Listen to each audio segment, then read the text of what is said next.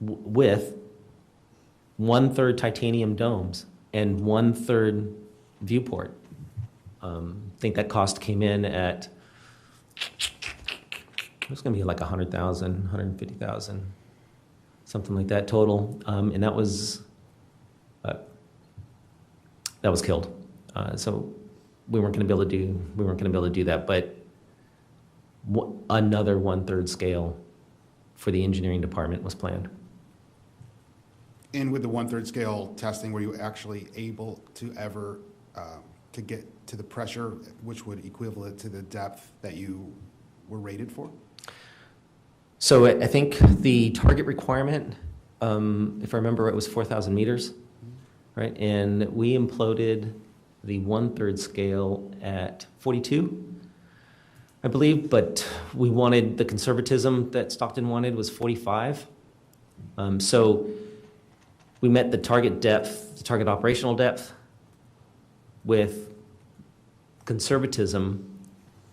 If Titanic was the target goal, not to put 3,300 meters on there, we made it 4,000, and then 4,000, another 500 on top of that, feeling like that was going to be the conservatism. Stockton was okay with that, and so we never met the 4,500, if I remember right.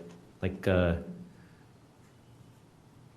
don't even know if I have that sheet. You guys might know. We can talk about that. So that 1/3 scale model that you said, or sort of stated, that made it to a 4,200. I think we imploded at 42, if I remember right. It could be wrong, but this is definitely discoverable. In your opinion, was that the exact 1/3 scale model of what the full hull was for the first time? It was, yeah. Surprisingly, he made it 1/3. Yeah. Right. Moving forward from the 1/3 scale models, I'd like to talk a little bit about the gluing procedures, sure. The titanium end gluing procedures. Right. Can you talk a little bit more about that? Yeah. What do you want to know? So one, there's a lot to it. There is a lot to it. If you could talk a little bit about the procedure that you used, the glue that you used, and if you had any, professional consultation on how this was done. Right. So the professional consultation was, Brian, I'm going to move this over here. The professional consultation was Brian Spencer. That's gluing carbon fiber structures is additionally his expertise. That's what he does.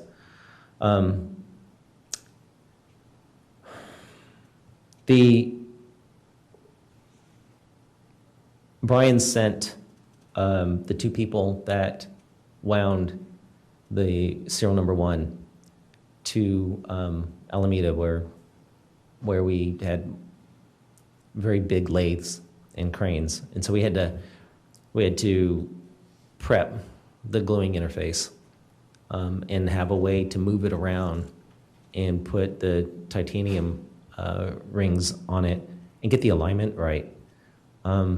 So I wasn't comfortable with doing that myself. So we got Brian Spencer to send 2 staff to go do the gluing procedure. And what I made sure was that we were on square, straight. And so when that was done, it was plumb and level. And that's what I cared about most. How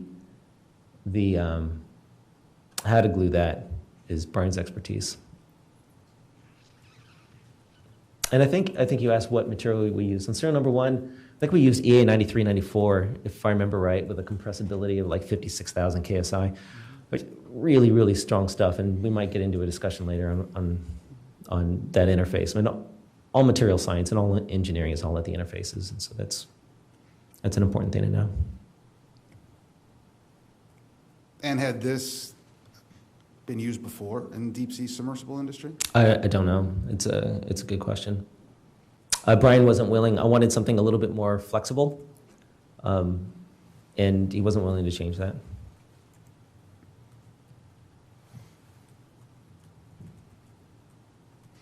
So you had mentioned Boeing. Mm-hmm. What involvement did Boeing have in the first Titan hull? Okay, so important to That's really, it's a good question. Important to break up OceanGate into 3 companies or 3 phases, really. There's OceanGate 0.0. That's pre-March of 2016. Then there's OceanGate 1.0. That's serial number 1, March of 2016 to June of 2019. That's my tenure. Then there's OceanGate 2.0, and that's Dan Scoville and Phil Brooks, June of 2019 on. Boeing was mostly involved with 0.0. And I don't know a lot about that. Mark Nagley, I think, is on your list to talk to. Mark did some analysis, I believe, for Stockton. I did go to Boeing to take parts to them to get acoustic data on, so some of the testing for the 1/3 scale. And I took the pieces of the cutoff pieces, if I could learn anything from it, from the full hull. And we met with some acoustic folks in Boeing, trying to understand like how could we go measure and verify void concentration in this. And from my tenure, that's about where it goes, and that's it. Did yourself or OceanGate ever make notice of the Titan or notify make notice of the Titan and its construction and purpose to the Coast Guard?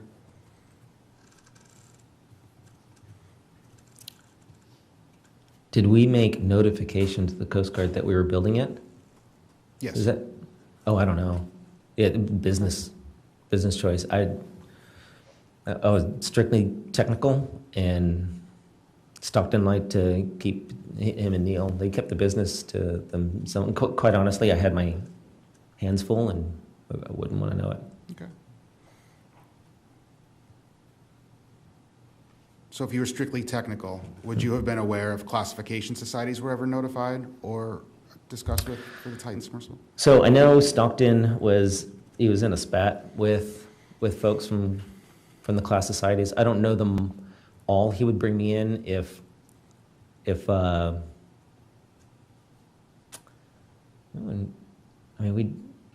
would talk about, he was annoyed. Another role, a director of engineering, you're the shoulder everybody cries on. And, I'd listen to him. And he was annoyed that they wrote letters to him, and it was too expensive to class, and they didn't want to be part of the project. Yeah, that's what I know about that. I wish, quite honestly, I wish they would have been part of the project. I mean, to do a collaborative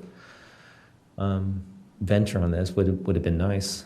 On a professional scale, it was annoying to me that we didn't share data, or they didn't want to be part of it. At what point did you know that the submersible is not going to be classed or adhere to structural standards of the class society? Right, that's a good question. I don't know when we took this divergence. So the divergences were, I don't remember there being a defined day that, hey, we're going to try to get it classed here, and then we're going to go off this way. It was starting in the summer of 2006.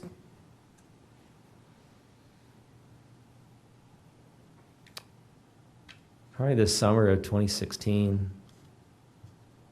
This is probably about the time we had to make the decision to go from grade 5 to grade 3 titanium,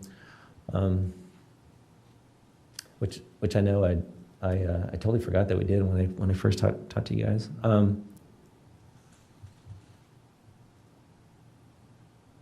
It was about that time where we were ramping up so much that there was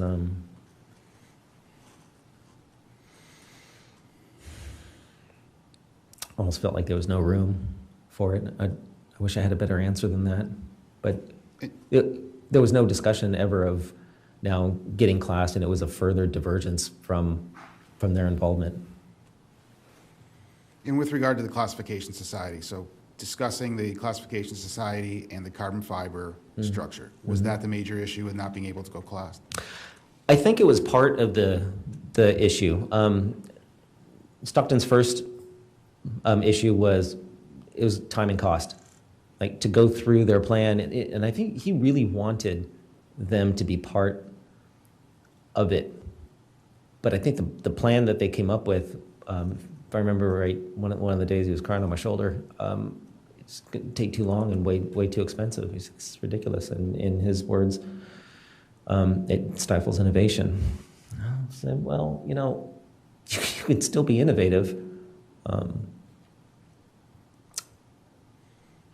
It might take a little bit longer, but there was a divorcing, so to speak, over the idea when he couldn't get traction on what he wanted. Was there any discussion regarding classification societies and the structural safety of the hull? What do you mean? So the classification society provides, as you stated earlier, will provide oversight, consistent testing, retesting, which would, in anybody's eyes, you're looking at extended safety, right? So if it's not being classed because it takes too much time, it's too expensive. So in your mind, are you saying that you're giving up a little bit on safety to take away from the cost?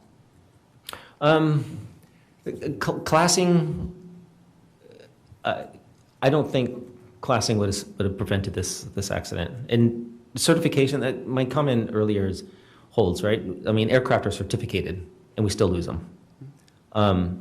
So that by itself, just by itself, I want to be careful in how I answer this, right? Because that is not going to prevent 100%. We absolutely could. We could 100%, engineering-wise, prevent all traffic accident deaths. 100%. We would all be giving up a lot of convenience to do that. Right? So the idea that we go through this certification and this classification, it gives us a path to get there with good confidence that we're going to be successful, but certainly it doesn't prevent things like that. But that's with let's say classing of vessels and whatnot. There's other guidance that we look at, like ASM. If we get to this here, which I hope we do, in the technical notes, that we followed the guidance that engineers would follow for solid development. And in fact, the analyst that I hired was a Boeing. I chose an aviation analyst to do the FEA models for that reason, so that we could follow like ASME guidance and put more of an aviation type discipline and standard into the development of what we're going to go build. At the time of the build for the first Titan hull, was carbon fiber an approved material to be used from a classification society? No, they didn't. I don't think so. I don't think they had a path for it, okay. Which was a little bit of probably the issue for Stockton. Was the hull certified and stamped by a professional engineer? I don't know if Brian Spencer is a professional engineer. He's the it's a good question. I don't know, like that cool. Did you or OceanGate register the hull with the Washington State Pressure Vessel Commission? I wouldn't know if whether the business did that. In your initial interview, Mr. Nissen, you mentioned that you were certified in conformity assessment tests and have worked extensively with regulatory agencies, including indicating a broad understanding of compliance requirements. Given your background, why was there no effort or attempt to ensure compliance with the classification standards or regulatory compliance during your tenure as a director of engineering? I wouldn't say that there was no effort. There was no desire by Stockton to go do it. Right. All my conversations with Stockton were not about avoiding class. Not at all.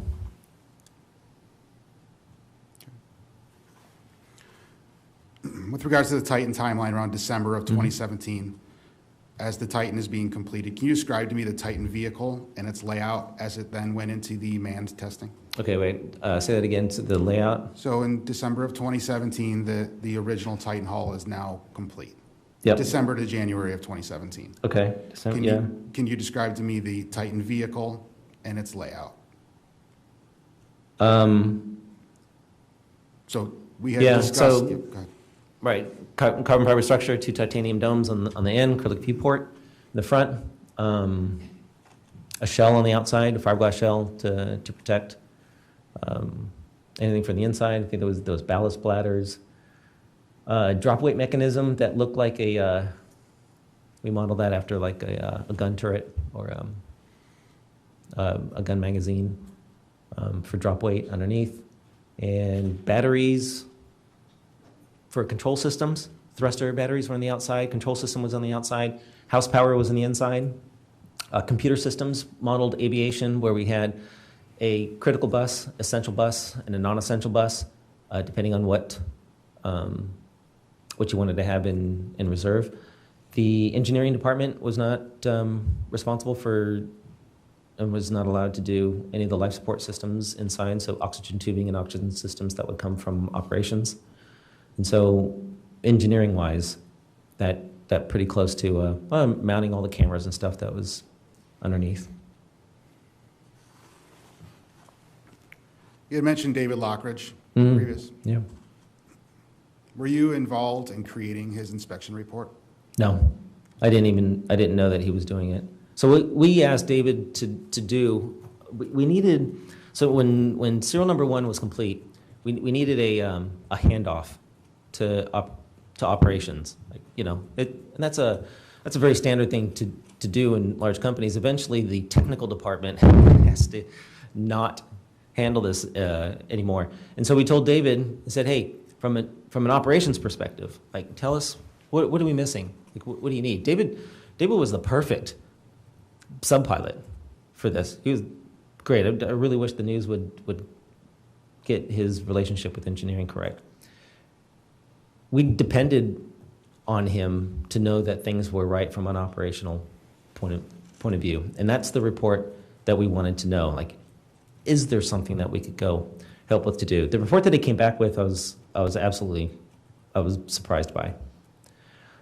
I'm not shocked in the sense that I understand why he wrote it, and I understand the difficulties that he had in communicating his wishes through Stockton, and I understand why.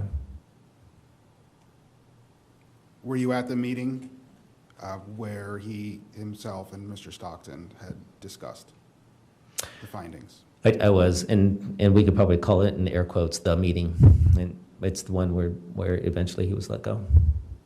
Right? Had you talked to Mr. Rush prior to the meeting About the inspection report and the future of Mr. Lockridge? I can't remember. I would think so. I don't know how I would show up at the meeting, to tell you the truth, if I hadn't seen it, or maybe I was surprised, and quite honestly, maybe I saw it first and I sent it to Stockton, like, how you've seen it. Maybe that's a long way to say I don't know. I can't remember if we discussed it before. Do you know if the board of directors was informed of Mr. Lockridge's inspection findings? No, no, and that's really both a personal and professional point of contention with me. I mean, I stopped the 2019 Titanic dive because the data, the instrumentation that I put on it wasn't good, and I was fired for it. And what I got from Stockton is the board said that you should have known this was happening. And I said, well, let me point you to exhibits A, B, C, and D that I've been telling you. Like, why aren't we telling the board? So I don't know that, I don't think Stockton communicated to the board with those things, but I mean, if I'm not sitting in the meeting, I wouldn't know. Okay. So in the spring of 2018, the Titan was then shipped or taken to the Bahamas to conduct testing. Yep. Were you there for any of the testing initially? Can I answer this with both yes and unfortunately? I was there. Care to expound?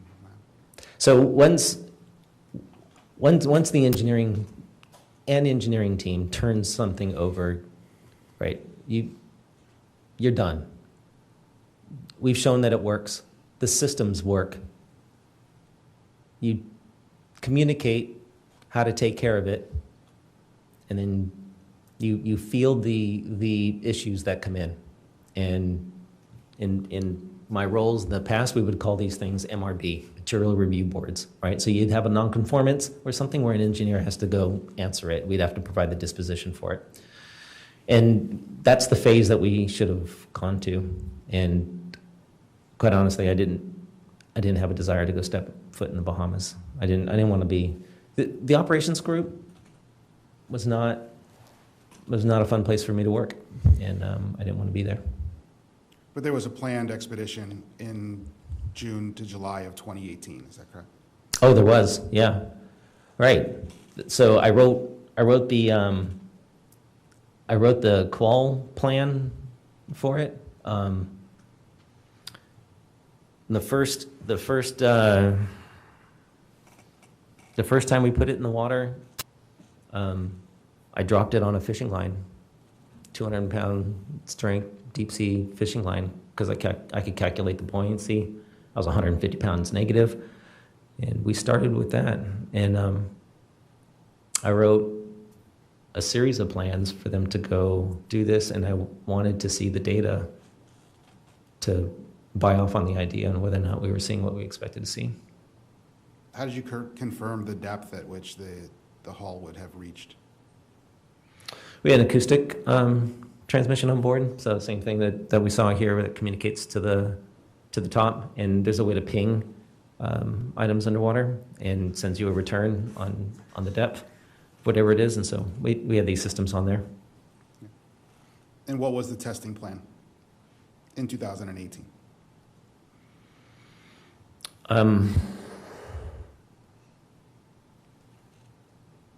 You want specifically, or kind of like a broad? Specific, if you.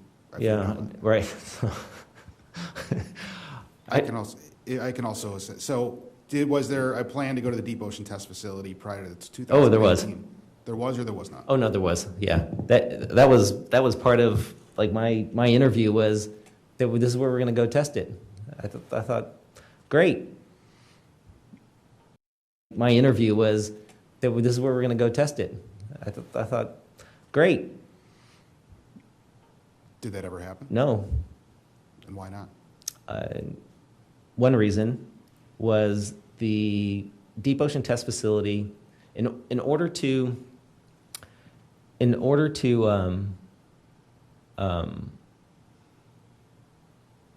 we wanted to hydrostatically test, so we wanted to fill it with fluid, but there was going to be computers inside because we had to measure data and needed to isolate that from the water. And the deep ocean test facility wasn't comfortable with us doing that. I submitted a plan, a request to be able to do this. They came back with, we don't know if we want to do that. This is one of those cases where Stockton got fed up and said, then we're not going. And it was going to push us like another year. Like I couldn't get it done fast enough at all. So they said we won't go.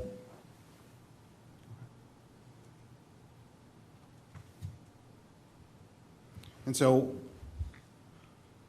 when the Titan was in the Bahamas in 2018, mm-hmm. was there, what happened to the hull? Well, okay, let me, if I could, let me back up. So your last question, in 2018, right, the plans, what we then moved to, we used, there was a guy by the name of Alan Green, who's an acoustic expert, that came to us and we showed him what we were going to do. He said, you're more than, I have his report with me too, we could take a look at it if you like. There's more than enough, your system's adequate, more than adequate to be able to detect what you're doing. And he gave us some suggestions on cycling and how to do this test. And so all those were scheduled to be executed live in the Bahamas, which is what we wanted to do. During testing, or when it was there in April of, what's that going to be, 2018? 2018. It got hit by lightning. I know your presentation says alleged. That is a difficult thing to prove, except I had to drag a lot of my engineering team down there to replace all the electronics in it, and I could find all the lightning traces. So it took high energy for sure. And interestingly, down there, there was a catamaran, brand new catamaran that was behind us.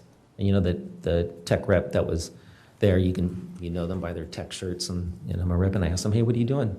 And they said, replacing all the electronics. And I thought, no, why are you doing that? And he said, because it just got hit by lightning. And then he showed me a picture of, on a catamaran, right, this twin screwed starboard side, just blew a hole right out the back of the propeller. That catamaran was sitting right next to Titan at the time. So the hull, what happened to the hull down there, answer back to your question, is I believe it got compromised by that event. That's very difficult to detect, that I could see later on the data. But it went through, I mean, it took a lightning strike and it went through all the testing. So at that point, did you cancel the 2018 Titanic expedition? It had to, yeah, because we gutted it, changed all the electronics in it. We weren't going to be able to do the deep diving that we needed in time. There's no path to get there. It would have had to leave. I think it had to leave the Bahamas to go to Newfoundland sometime in May, I think it was. Yeah, and then they couldn't get there. At that time, did you believe that the lightning strike affected the actual carbon fiber hull? Yeah, I told Stockton and said that there's probably a good chance that that hull's compromised, for sure. And what did he say? It'll be okay. So nothing was done to the hull itself from that point on. You didn't make a new hull. It wasn't created. No. So the strain data that we got back, the strain in the acoustic. So I mean, I wrote a couple of reports that I don't know if you guys have them or you want to look at them.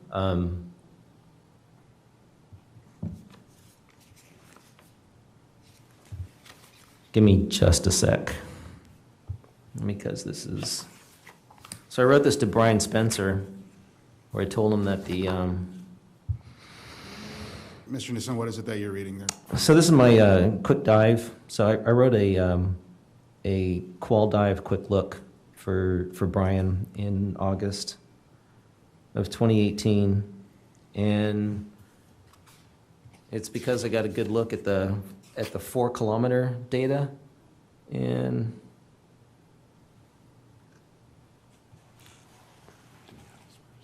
so I told Brian and Stockton. Mr. Nissen, hold on just 1 second. Yeah.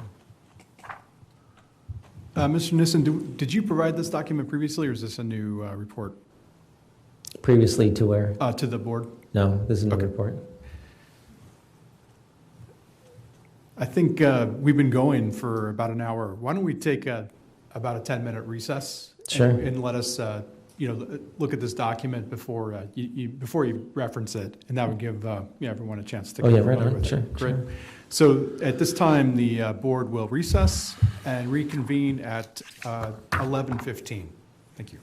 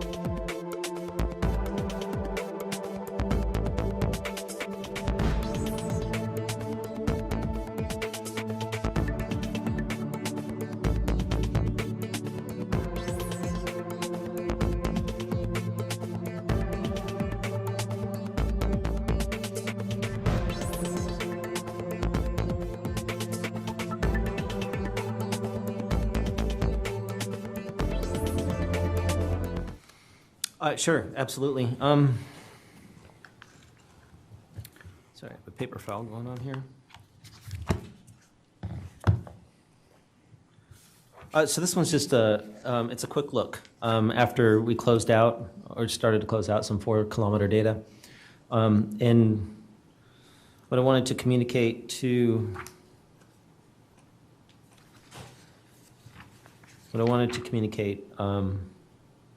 really to the team was that it's moving more than we thought.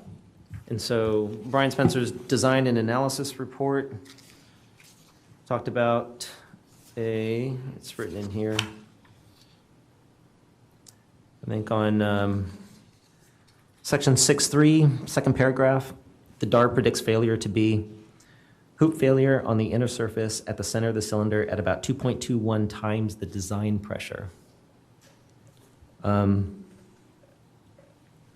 That turns out, actually, if we get to it, to be the basis for the FEA models that we produced. It's really that quote in there. And so I write comparing some measured strain and extrapolate 4-kilometer data. The DAR, which was 2.21 times the design pressure, was considered to be conservative, and we were deflecting about 37% higher than prediction, which is really important because the design basis for it was to constrain the movement at the center of the case. Like it couldn't move beyond a boundary. And I think in here, we talk about hull deflections in here where I think it's figure 11. We wanted to be at figure 11. Through membrane stress, a 19.8 KSI to ASME was a 1.84 factor. To yield, it was a 2.76. So even the domes, the titanium pieces, which I communicated to the group, it's a match set. So the modulus has to be the same, and that modulus was limited by Brian's design and analysis report at 2.21 times the operating pressure. Once he limited that and gave me the modulus for it, then all the rest of the design was based on that. And so it's significant for the April, to understand what happened in April. We hadn't really gone deep enough, long enough, and we were flexing 37% more. So it was the first warning. And when was this report drafted? I released it October 10th, 2018.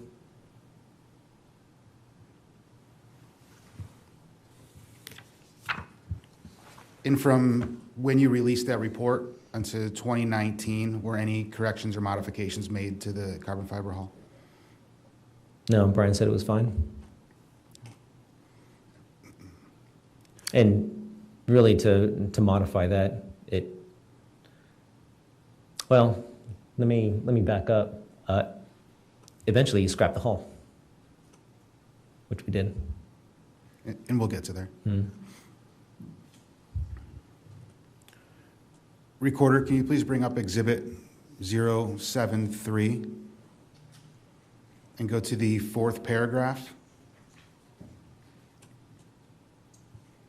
It's a history-making deep-sea dive to 3,760 meters with 4 crew members.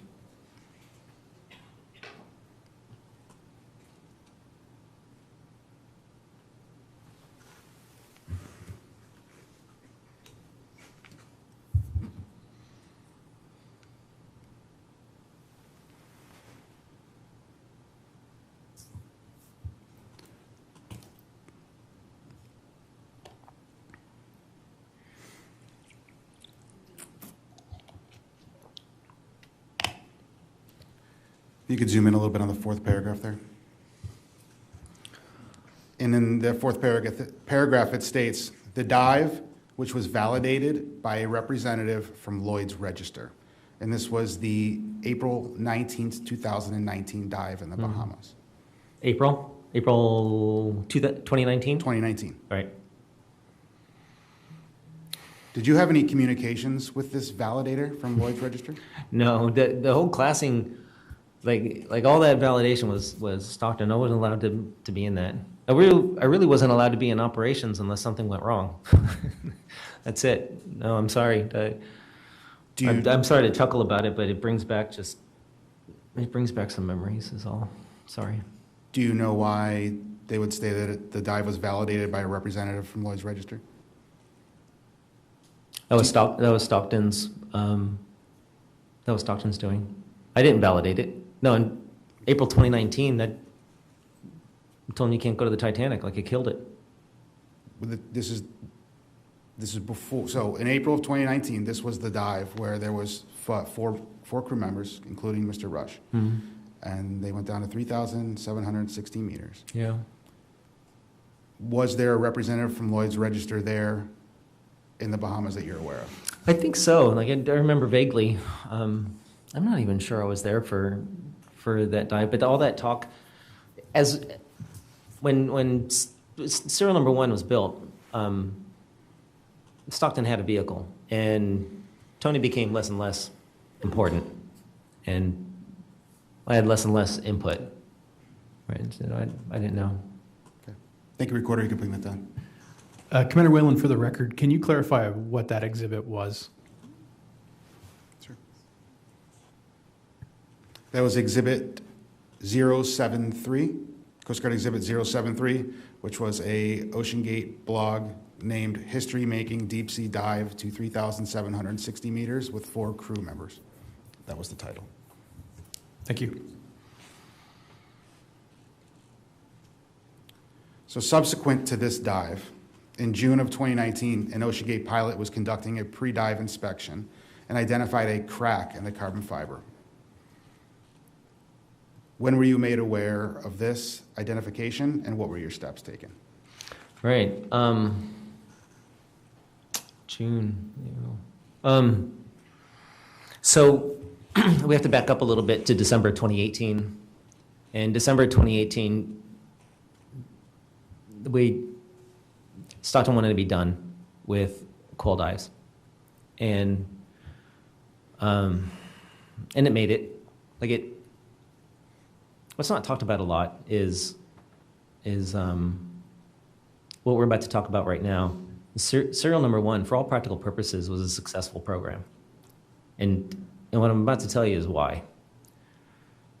In December 2018, when Qual wanted to be done, when we wanted to be done with Qual, and Stockton could then load it up and send it to, when I say it, send Titan to Newfoundland. Sure, it met all the operational objectives, but we still needed to look at the data a little bit, and part of the discipline that I would put in it is I would still look at the data and tell them whether or not we can continue on. So we had a meeting in the winter, spring of 2019. He wanted to go to the Titanic, and I came to him with the acoustic data and strain and set up a meeting and said it's not clean. Like, we still can't do it. There's something going on. And an extension of this report here, I showed him the pictures I have of the AE data that showed something's going on in the center of the case. Something's going on in the left side of the case. You need more dives, and I can't. It was the maddest I've seen Stockton, for sure. So they went and conducted another dive, and I wanted a few more clean, but that turned out not to be clean. So the data from that I don't remember that data had totally come back ready to go, but I got a picture. I said, I think the email was, "Hey, Tony, is this supposed to be there?" I said, "Nope, that's a crack. Like, the hull's done." So I left my desk and I went to Bob Schumann, and he was the CEO at the time. And I said, "Titan's got a crack in it." I said, "The hull's done." Then I spent a couple hours trying to convince people that, no, this is not salvageable. And I was on a plane, I think the next day, with a couple of other folks down to the Bahamas to go take a look at it. And we started carving it out and noticed that the crack was bigger than we thought, just by the picture. So it was subsurface. And so for the pilot to conduct the inspection, so just so we covered, the external portion of the carbon fiber hull was covered in a polyurethane coating, That's right. which is similar to a lining that is used in a truck bed. Like a soft rhino lining. So on the external portion of the hull, how much of the hull, of the carbon fiber hull is visible? If I'm looking at it from the outside. From the outside? Yeah. None. Okay. 0. So on the internals, there is an insert. There is. And what was the approximate gap between the insert and the inside of the carbon fiber hull?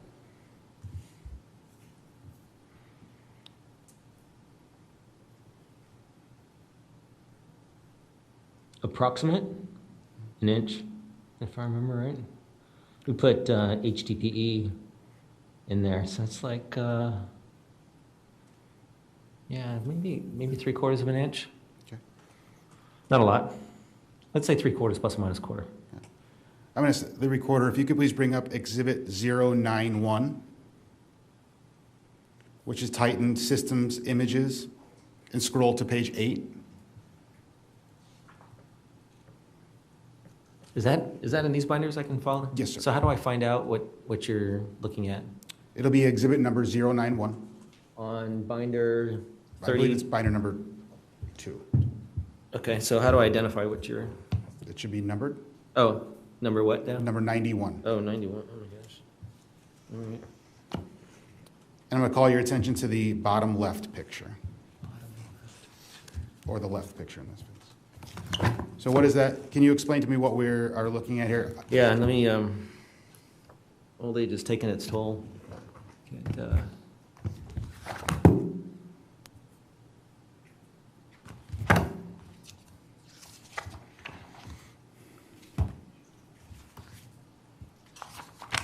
So 91, is it after the number? Oh, so here's some pictures. And that'll be, should be on page 8 of that exhibit. All right. Sorry to fumble this a little bit. It might be easier if I could see this. Recorder, can you scroll in a little bit closer to the left picture for me? Man, I don't see this one. Oh, here we go. Yeah, this is a little bit better. Okay. So can you explain to me what you see in that picture? The left one? Yes, sir. All right, so, so that's a view. If the front dome was open, it's just a view forward, looking aft. You see the back wall there with the monitor subfloor, and then you can kind of see a gap, a ring, and that would be the insert and the gap to the hull there. Okay. And so that gap is, so the outside of that gap is the inside diameter of the carbon fiber hull, correct? Yes. No. So the titanium takes up, for the most part, the titanium takes up a little bit, and there's a flare that goes in. So the actual, it widens a little bit as you get back there. So I want to be careful. Okay. Yeah. For all practical purposes, that is the ID, though. So how much of the hull is actually visible for inspection from a pilot as was identified? Just the front. So the point of the insert, the two points of the insert. One, you could take the insert out and you can put an insert in for researchers. You can take that one out and you can build one for sightseers. You could take that out and you can put it in, something else. You can build the insert for whatever person's going in there. And then the second thing is you pull the insert out and then you do the inspection on the inside. So to inspect the entire surface of that hull, the operations group needs to pull that out. So with the insert in the Titan hull, how much of the hull is actually available for visual inspection? Oh, it's just a few inches at the front. So a few inches of the entire carbon fiber hull is available? Going forward to aft? Yes. Yes. Any other area of the hull available for visual inspection? But not without a camera. So a pen camera is would be next appropriate to go in there. But no, if you get to the aft portion of it, I'm assuming, so we're talking serial 1 here. I'm assuming Yes. that serial 2 is close enough to go do that and close to the same that, I don't even know if they used an insert in it, but for ours, the aft lip, you can see it the same way. Okay. Thank you very much for presenting that. So once the crack was identified, Mm-hmm. and you had gone out to the Bahamas, Yeah. and you confirmed that there was a crack, Mm-hmm. what was your communications back with Mr. Rush? I told him the hole's done. That's it. And what were your next steps at that point? Put together a presentation for Brian Spencer. To help us understand this. Like, how did this happen? And yeah. So to the best of your knowledge, there was a Titanic expedition scheduled for July of 2019, Mm-hmm. correct? So at that point, as the director of engineering, was your recommendation to cancel the I killed it. expedition? I wouldn't sign off on it. That's why I got terminated. Recorder, I'm going to ask you to please bring up Exhibit 54.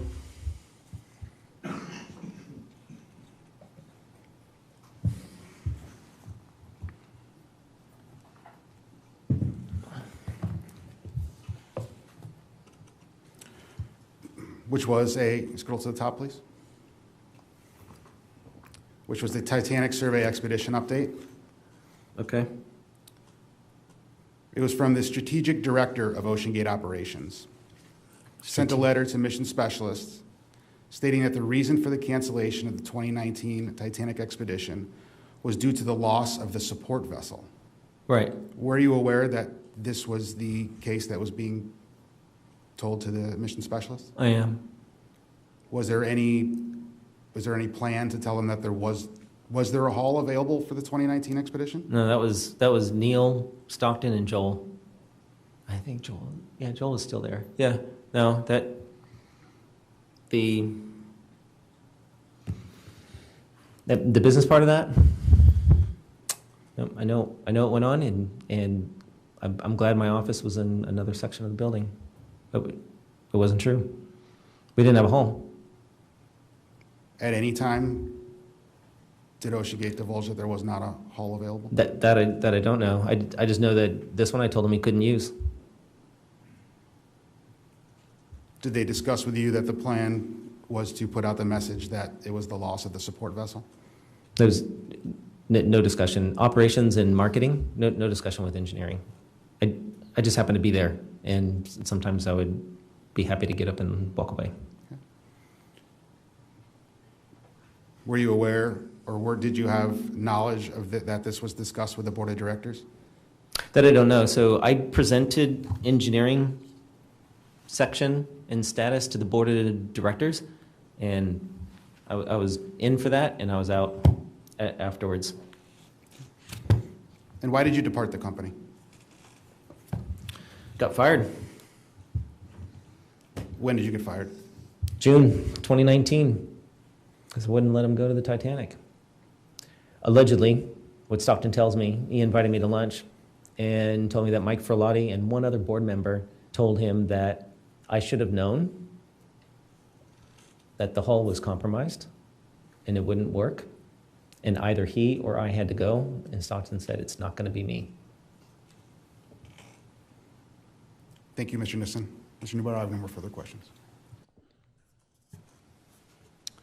Mr. Nissen, just to follow up on that point, when he said that you should have known, what can you give more context to that? Like, should have known that the vessel was damaged? Right. Like I told him it's not working like we thought it would. Like, this is, we couldn't go to the deep ocean test facility. We couldn't cycle it the way that we wanted to. We couldn't cycle it the way that Alan Green suggested that we did. We couldn't get confidence in the data, all the data that I looked at. So, like this one,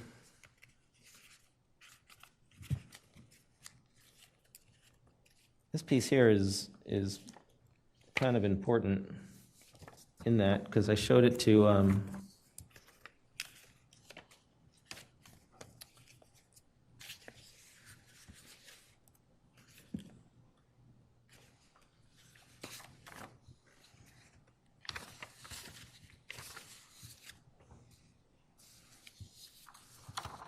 the 4-kilometer test data. Mr. Nissen, can you identify the document before you Yeah, reference? it's a plot of 1, 2, 3, 4, 5 instruments that I had installed, and in the center of the case, one of them in particular, if you have a nice rise, and the sister instrument is right next to it, should have pretty much the same rise, but you get a step function, like what we see here. And I told Stockton, I was like, something's going on in there. Told him the hull was flexing too much. Like everything that I could do to tell him, like, here are the alarms. Like, this is why we shouldn't go. We're there. And when we sat down to a meeting, I think Bob Schumann was there. He wanted me to buy off on the idea of going to the Titanic, and I told him no. You can't. Like, it's not clean. And I told him this exact phrase. I said, this submersible, what we're doing, has never been done before, right? We don't have classing direction on what good looks like. I said, nobody knows what good looks like or what it's supposed to look like. I said, but what I do know is it shouldn't look like that. And sir, to clarify, was that conversation before or after the crack was discovered in the hull? It's before. I told him before he couldn't go. It's the reason for another dive. More dives. Sir, during the dives of the prototype hull, are you aware of any dives where mission specialists were taken to depth? So, right. I know that a guy by the name of, I think, Carl Stanley went, right? He runs the sub out of Roatan. Joel Perry went in. And what they called the people that went is, whether they're quote unquote mission specialists, I don't know. It's really an operations thing, and that part I wasn't part of. Were those non-Ocean Gate employees? Carl wasn't. I don't think he was. Like, he wasn't doing any in an advisory nature or anything. I never saw him there for a day of work. Maybe down in the Bahamas or something. But Joel Perry was an employee. He was marketing. Thank you. At this time, I'd like to pass the questioning to Lieutenant Commander Williams. Thank you, sir. Mr. Nissen, earlier you stated that when you were hired, you were told that the Titan hull was almost completed and the engineering was already completed. Was that actually true? No. Can you expand? Yeah, I mean, I don't want to sound like too much of an alarmist, but there isn't much of my interview that was true. Nothing. I had already quit my job. What do you do after that? Right? No, it wasn't ready to go. When I did the FEAs on it, it wouldn't survive. Not at all. Like, Brian's design and analysis report showed really good margins. I mean, really good margins. Our working relationship with Dave Dyer at APL, like, I couldn't get a good FEA out of him. Brian Spencer wouldn't provide me with anything more than what he did to grade 5 titanium in the DAR that he produced. But that's why I hired my own analyst to go do this, because I didn't have anything that gave me that. It wasn't ready.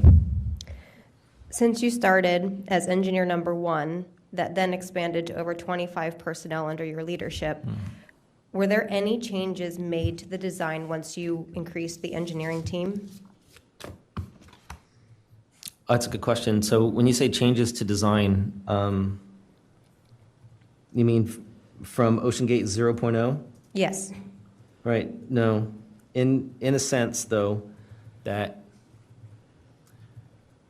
Brian's design and analysis report gave us the mechanism of failure. Center of the case, DLAM at the center of the case. To do the FEAs, the finite element analysis on them, we use a software called FEMAP. It's a Siemens engineering software. You have to constrain it by something. You can't have it sit in space. You have to be able to push on it theoretically from somewhere. So when we did that and we took a look at the models that we had, we didn't see how it would make it. And I have paperwork I could show you on how that fails as well. So the parts that changed was, how do we achieve the safety factor if we push it against what would be yield in ASME? And we chose ASME standards, which is yielding 2/3 of the way through the mean bulk material for that standard. And to achieve that by the FEA, that caused us to, I want to say, tweak the shape of especially the first ring segment to be able to get that. That gave us the modulus, and that's why the rings, really the titanium pieces, to the first hull, to serial number 1, those are a match set. You stated that conformance with regulations or standards does not prevent all casualties or accidents. However, is it your opinion that conformance with regulations and standards does not reduce the amount of casualties or accidents from happening? It significantly reduces them. Sure. Yeah, I mean, we need these. We need a, I couldn't imagine a world without them, tell you the truth. What would that look like? The Wild West. Significantly reduces them. Lieutenant Steele, could you please bring up Exhibit 037, page 20?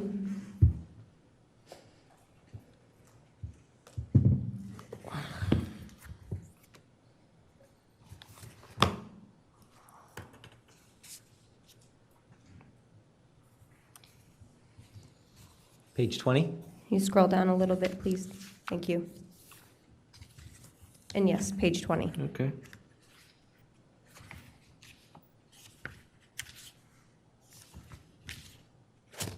This is the Boeing feasibility study of OceanGate's deep sea submersible hull.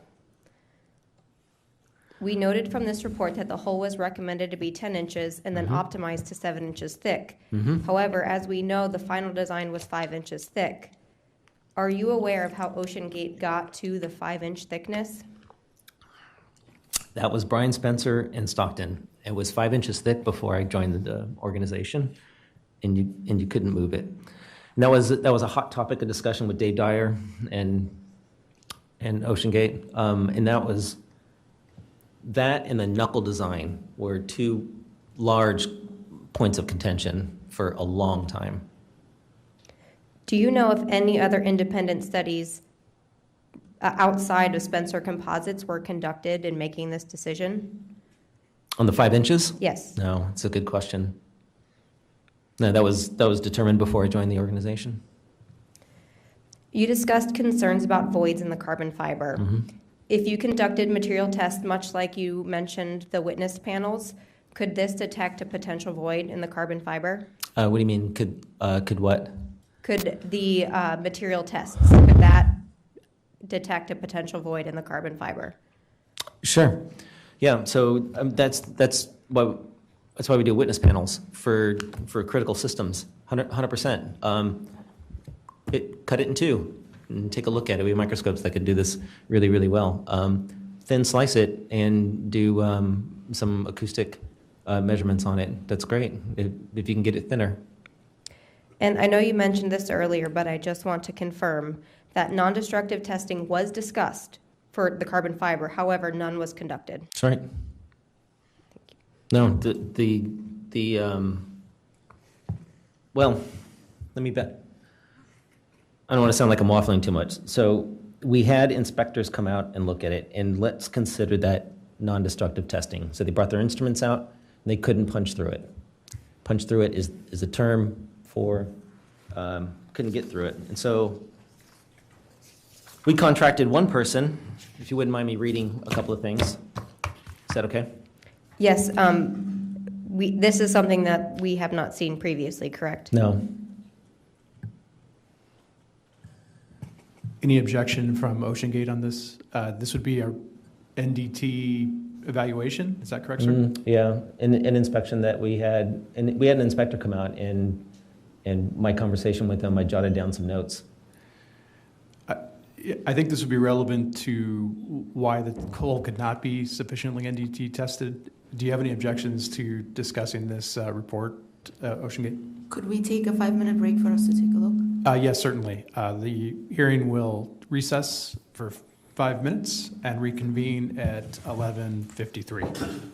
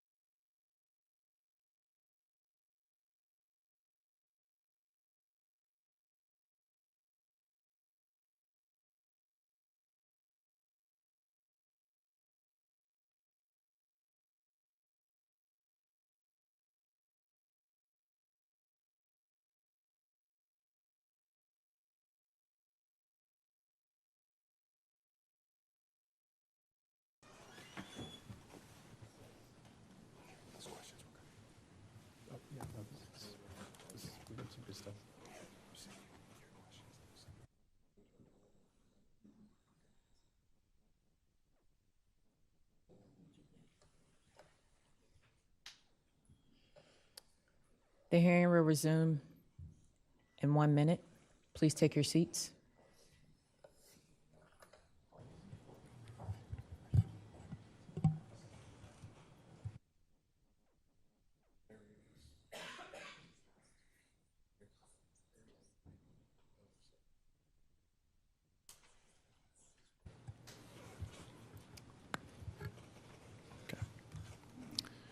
The hearing is now back in session.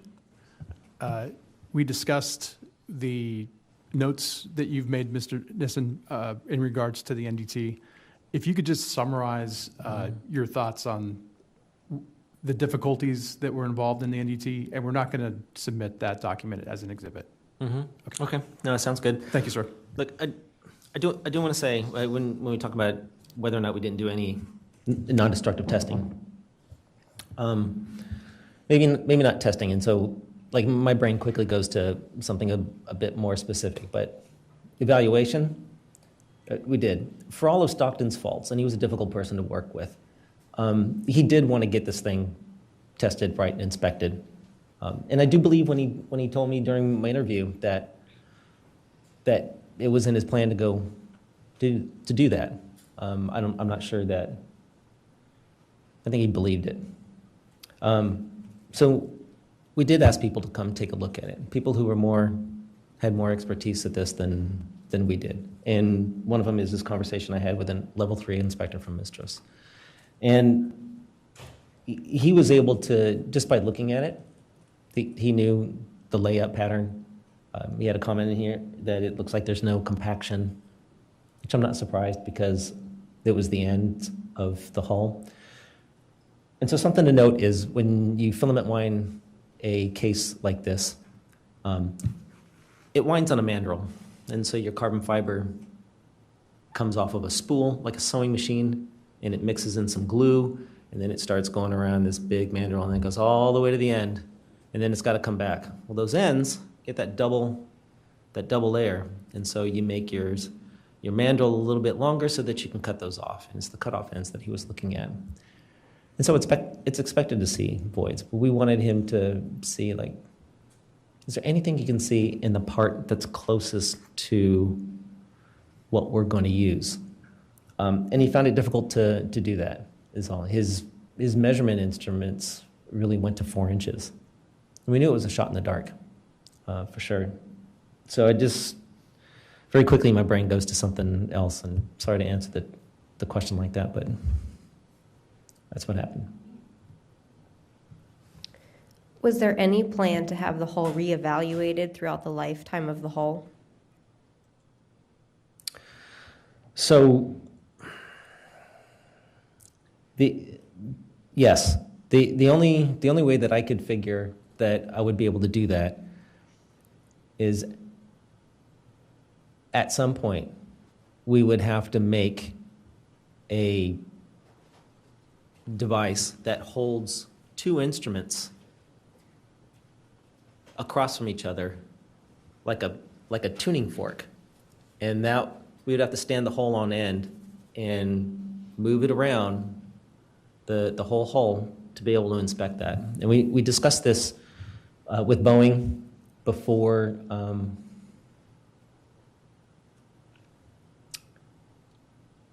we discussed it before we assembled the whole vehicle.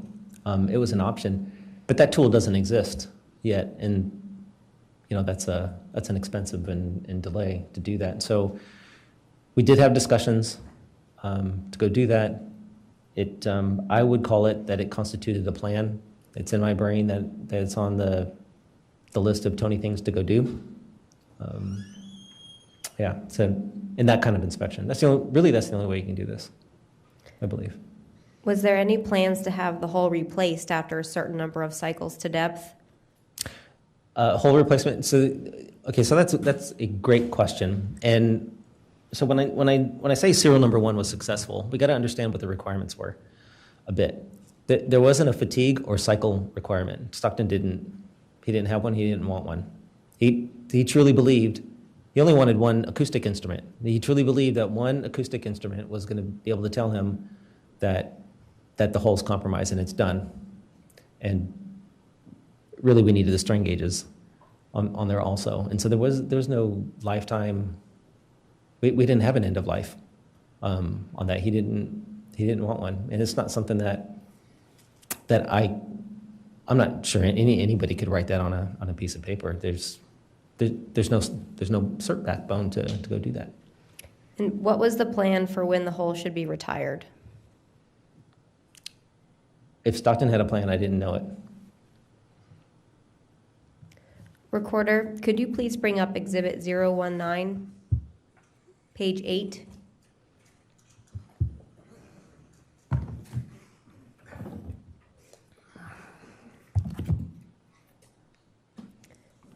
This is the Spencer Composites FEA analysis, which I do believe you mentioned earlier. Mm-hmm.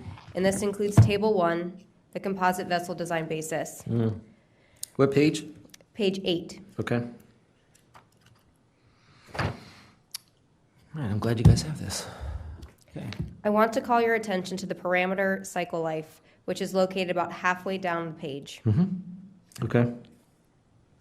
The optimum cycle life was 10,000 cycles to maximum rated depth, and the limit was 1,000 cycles to maximum rated depth of 6,000 meters. Right. Do you believe the Titan Hull 1, before testing began, would have been able to withstand 1,000 cycles to depth? No. Well, let me answer. So there's a little. We started to question whether or not Brian was building a hull that was going to meet this requirement. And so what Stockton decided, and part of me turning over Serial 1 to the operations group, is we knew that we were going to have to go get another hull made by somebody not Brian, and Stockton wanted to sever that relationship. We had questions. A lot of it had to do with we missed the 2.21 safety factor on the inward radial deflection at the inside of the case. We missed it by, my report says, a lot. And so we put everything into question. So I'm answering that from the perspective that we had decided that we wouldn't go to, that this almost started to not matter anymore. And we wondered, well, is it really going to do that? So monitoring became extremely important, except that got terminated, of course, in 2018, 2019, when the data just wasn't clean enough. So to answer, it's a very long period of time to start to separate ourselves from whether or not this was going to be achievable. As you're aware, the Titan Hull 1 did not complete even 3 cycles to a shallower depth than 6,000 meters without having a crack in it. Where do you believe the gaps between the analysis and the real-time testing occurred? Got struck by lightning. That one's big. Like even if there's a DLAM in it, someplace, you would have thought that it would do better performance than that when you have a safety factor, like you just mentioned. That margin is huge. To miss it by that much, really, that's a significant blow to the structure somehow. There's very few things that can do that. Lightning is one of them.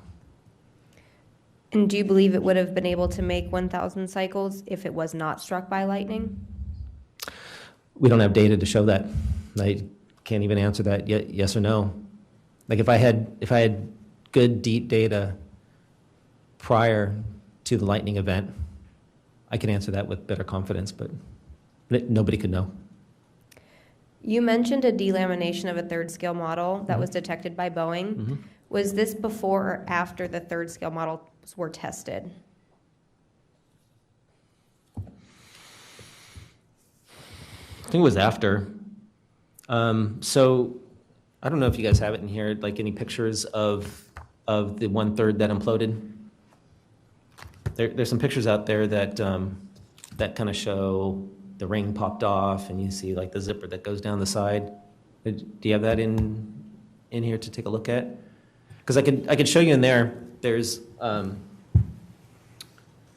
I did that post-test analysis, you could see clearly on the aluminum ring that mimicked the Clevis and Tang design. On that surface, you could see where there was a miss of adhesion. It looked like a miss of adhesion, and it looked more like the interface slipped, and there was a peeling of the inside of the Clevis, and that slip, that mark, correlated nicely all the way around it and down through the body of it.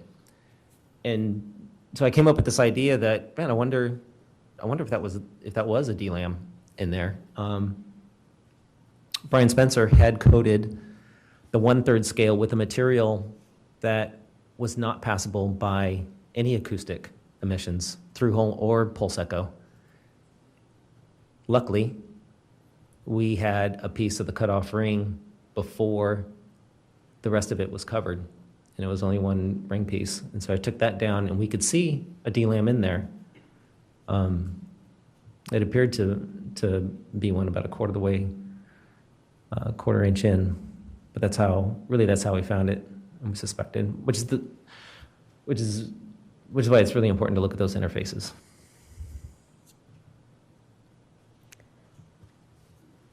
As the Director of Engineering, were you responsible for procuring the acrylic window for the submersible?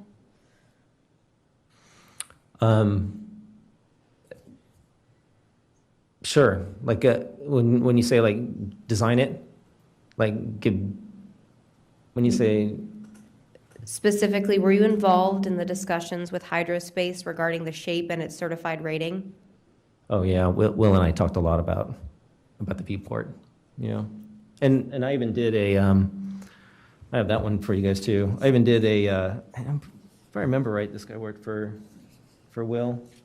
We did a great presentation, a collaboration on the performance of the viewport, because it was a non-standard viewport, right? If that helps. I have that somewhere. Anyway, yes. Can you please explain those discussions and the outcome of those discussions? I can.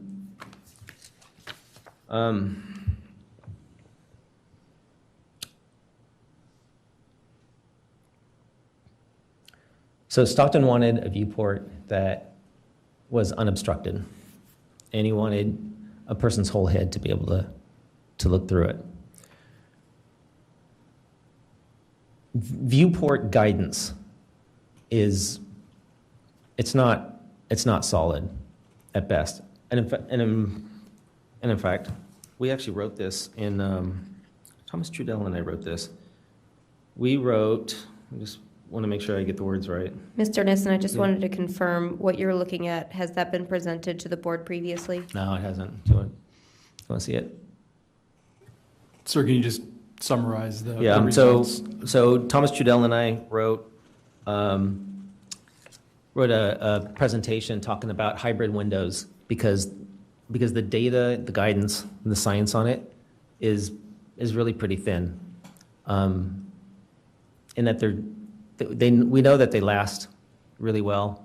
Not a lot of people do them. Viewports are typically done spherical, but with uniform thickness. They're typically done flat.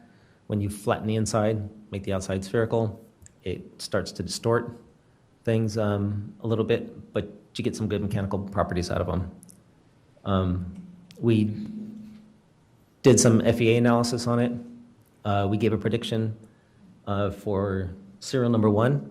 I have a picture in here of the test setup that we did to measure its displacement, which was important. And we were going to report, I can't remember what society we were going to go report this to. God, we really wish I could remember that. But the performance of the viewport actually was about on mark for what we did. And so we generated a white paper to give it to the community to say, look what we did, and it worked. I'm sure you're aware that Hydrospace gave it a reduced depth rating, which was not to the depth of the Titanic. Did you have any concerns about that reduced depth rating? Yeah, I was talking to Will on the phone when we did this, and Will Conan, I think he's going to be on with you guys too, right? Will wanted us to go make a testing program for it, and I said, great, let's convince Stockton to go do that. And Stockton didn't want to do it. It was going to take some time. It was going to take some money to go do that. Will said, well, I won't certify it. And now when I'm telling you this, I'm of course the go-between. Stockton said, I don't care. And he said, make me the window. And so I took out the Statchel papers, which there's a lot of good data in that. I think folks who comment on acrylic viewports for subsea really do need to read the Statchel papers. And you become a lot more of an expert, not just a little bit more, but a lot more. So we took the Statchel papers and we developed some dimensions and a prediction. And Will said, I'll make it for you, but I'm only going to cert it to, I think it was 1,300 meters, right? 13 or 1,800. I think it was 1,300 meters. Stockton said, fine. Oh, okay. And did this cause you any concern? It did, which is why we instrumented it to measure its performance. Neat thing about acrylic viewports is they do a very good job of telling you when they're failing. And so you get a crazing in cracks form. They're very good predictors of that, but you have to inspect them. You have to take them out, you got to clean them, you got to have a good inspection, resurface them every so often, and that sealing interface, it needs to be straight on. What's most important for those viewports is when you go that deep and you're cold, they start to cold flow, and so they get really, really soft. And this was a sliding interface. And so some viewports are put together in a clamping kind of scenario, and this one was actually designed and intended to move. And what was most important is that it did not move. The inside surface of the viewport did not move past the inside lip of the sliding interface. If that happens and cold flow is a result, the edges come around and kind of flow, they get soft, and when you try to come back up, that viewport is now constrained, and you could have a failure. You'll get a crack, more than likely for sure. But the concern, but I told Stockton, like, we need to test that viewport. So the first deep, we had no data on that. So the first deep test we did when I hung it on a fishing line, we instrumented it. I'm pretty sure we did that one to measure its displacement. That was really, really important. And the displacement came back dead nuts on for everything that we're looking at, and inspections turned out to be nothing. So I think with time and Stockton diving in it, gained more confidence that the viewport was going to be okay. In your previous testimony, you mentioned matching moduli. Can you explain the importance of matching moduli between the different materials used in a design? Yes, and this is why acoustic alone won't prevent an issue like this, and you have to have strain. Okay, things usually break at interfaces typically because they don't move together, and so one wants to go that way and the other wants to go that way, or one wants to go this way that much and this other part wants to go that much, and so you have a high energy interface. with that. If everything moved together, you kind of rule that out. That, though, has nothing to do with whether or not something is elastic enough or not. But what I do want to say on that is matching the moduli, just in theory, needs to be done, but also proved itself on our FEA models. And so the titanium and the hull all had to be moving together. Once we developed models where these didn't move together, it absolutely failed, for sure. And that's also why we modeled the forward dome, the viewport interface. We modeled that one without the viewport in it, because we knew it was a sliding surface. And that was not supposed to move with the titanium in the same way because it's not constrained. The only way that you get away from whether or not the moduli match is something has to give, and so you have sliding interfaces. As we understand it, the titanium dome was originally designed to be grade 5. However, with the final design, it was grade 3. Is there any significance to this? You reduce margins. Were you involved in the decision to move from grade 5 to grade 3? It was all Stockton. Do you know why he made that decision? Oh, grade 5 would have taken, it was twice as expensive, and it would have taken, I think, 6 more months to get it. Because we had to get it overseas. If I remember right, it was really hard to get grade 5. This next question is in relation to the lifting eyes and the stress at the clevis.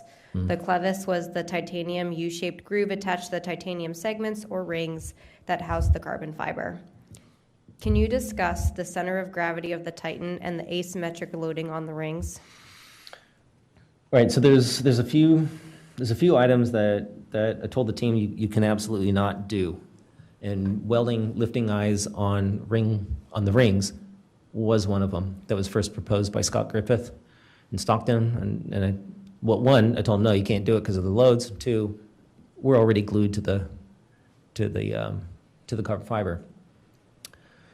The CG, center of gravity, of serial number 1 was not the center of the case itself, the carbon fiber structure, or with the domes. The center gravity of the entire vehicle, when assembled, was actually aft a bit. And it was enough where the vehicle, if hung by lifting eyes, would sit cantered a bit, so you get a little bit of a lift on it. The reason why I told him he can't have the lifting eyes welded to ring 1 was the clevis, the dimensions of the clevis, being the C part, for maybe those who don't know, it's a clevis and tang design. And I'm assuming serial number 2 went with this, but serial number 1, the tang being the carbon fiber on the inside, that dimension of the top there, it's a small dimension. The domes, the rings in the domes were never designed to take excessive load in a shear direction. And so that would be a sliding interface, or if I give it fixity looking like this, shear would be something pushing down on it. And so if you could think of the weight of the hull on the clevis, shear would be pushing on this little lip here. And it's a small dimension. The point of those was just to keep it glued in place, because subsea structures, a beautiful thing about them is it's uniform loading all the way around. It's not statically loading like your automobile or your house, where everything's just pointed down. So the rings, when you lift it and it canters like this, that's now a peeling at the top of the forward, right at the lip, and it is a peeling on the aft part of that lip on the back. Now there's there is rigidity in the system, but if you took it at the macro scale, it doesn't look like it moves at all. But really, we're worried about the micro scale. Like a little bit of movement, is it enough to peel that glued interface away from the carbon fiber part? We don't know that, so I told him you can't have it. Serial number 1 was designed to lift every other place but the domes or the rings. It was not designed to do that. And in fact, in order to give it uniform loading all the way around the rings, the landing gear was designed to give it fixity in 3 places. If you could think of 90 degrees, 180 degrees, and 270. So with three places in fixity in space, then that maintains curvature across the top. And I wouldn't buy into the idea of changing that whatsoever. And the problem with that is water intrusion, really, more than anything, because the ring's not going to fall off. I guess the dome fell off. I was surprised to hear that. I'm sorry, that just escaped me. But it's water intrusion, really would be the problem. For the first hole, did any of the carbon fiber need to be trimmed to fit in the clevis? So Brian gave instructions. The design of the clevis for the tang was a collaborative effort with Brian.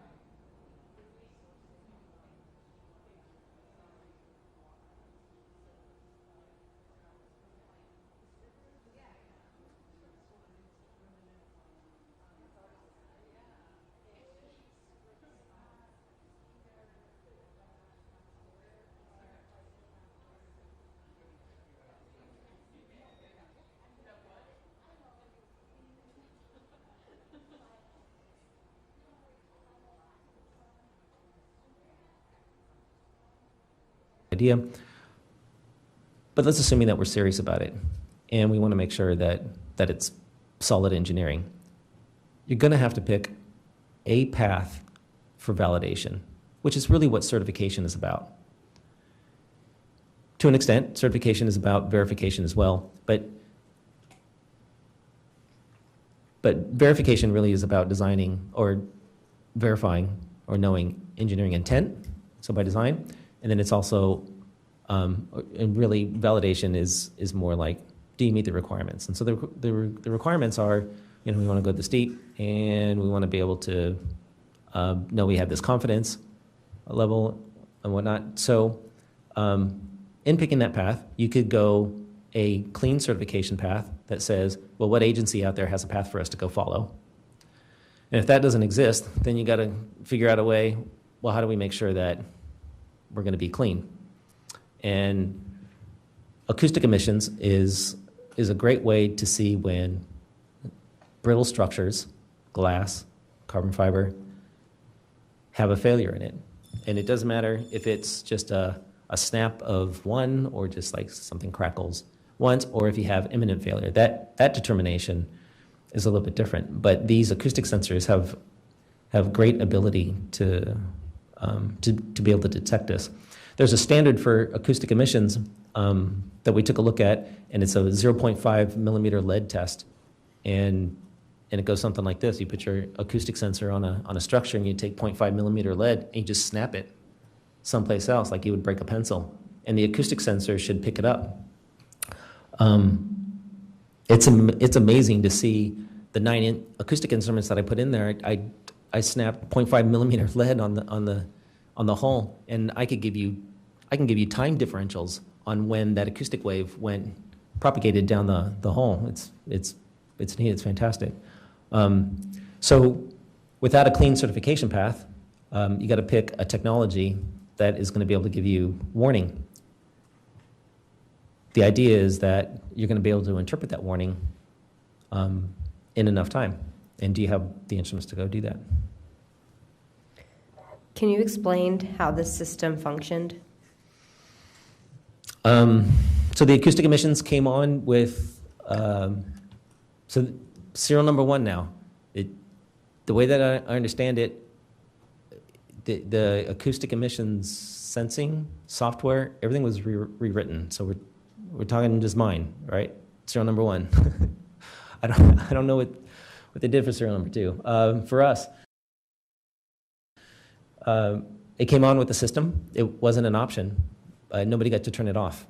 It was considered the most critical systems. And it automatically started logging data. And then we just take the data off and look at it. But what it was logging, the data that was logging were noise events. There's an amplitude to a sound, to an acoustic sound, and it just recorded it. And you could look at it on a spreadsheet. They're really, really large spreadsheets. But that's it. They're actually quite elegant and simple. Recorder, could you please bring up Exhibit 075, the acoustic emission technology and consulting letter from Mr. Alan Green?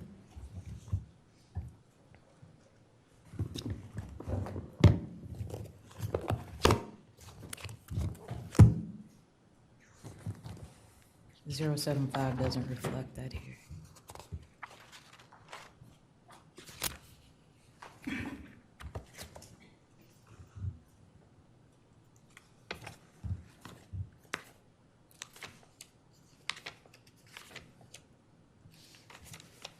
As a summation, this was a letter of affirmation from Mr. Alan Green regarding utilizing acoustic emissions to help with averting an impending failure on the Titan submersible. Sorry, I'm missing 7.5.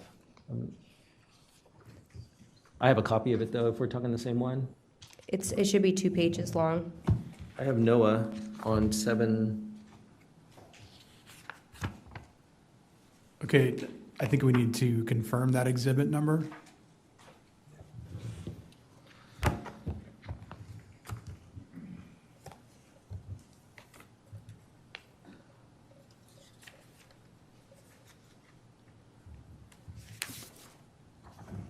Are you talking about Alan Green on June 5th, 2018? Yes. I have my copy of it. Yeah, we just need to stand by to make sure Yeah. which exhibit we have.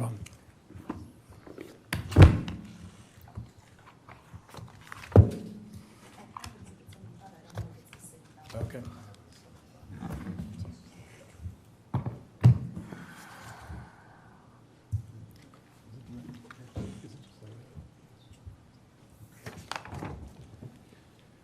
Is this the same letter that you have? That's the one I have. Yes. It is. Okay. Looks like it. Can you please describe who Mr. Alan Green was and his relationship with OceanGate and the acoustic emission system for Titan? All right, so recognizing that we are, that there's other people out there with much more expertise and specialists, right? Alan Green is one of those in the acoustic emissions field. He's been not just doing it forever, but in talking with him, what he's been able to accomplish with it. We hired him to take a look at what we were doing and give us an assessment, like, are we crazy? Like, is this, are we going okay? And this was the letter that he wrote to us after his visit. And as far as I know, I don't know that he was used afterwards. We have reason to believe that there were communications between Mr. Green and OceanGate following Stockton Rush's assertions that the RTM system could detect the sound of micro-buckling in the sub's hull way before it fails. Are you aware of any such communications? I don't, specifically with Alan, I don't think so. I don't think Alan would, I guess it's my opinion, I don't know that he would buy into that micro-buckling. I'm not sure I would buy into micro-buckling, but maybe I'd eat my words. OceanGate? No, Mr. Newberry, is there an exhibit that Lieutenant Commander Williams is referring to? There was a statement about communications. I don't believe that's in the record. Yeah, Lieutenant Commander Williams, do you know where that assertion originated from?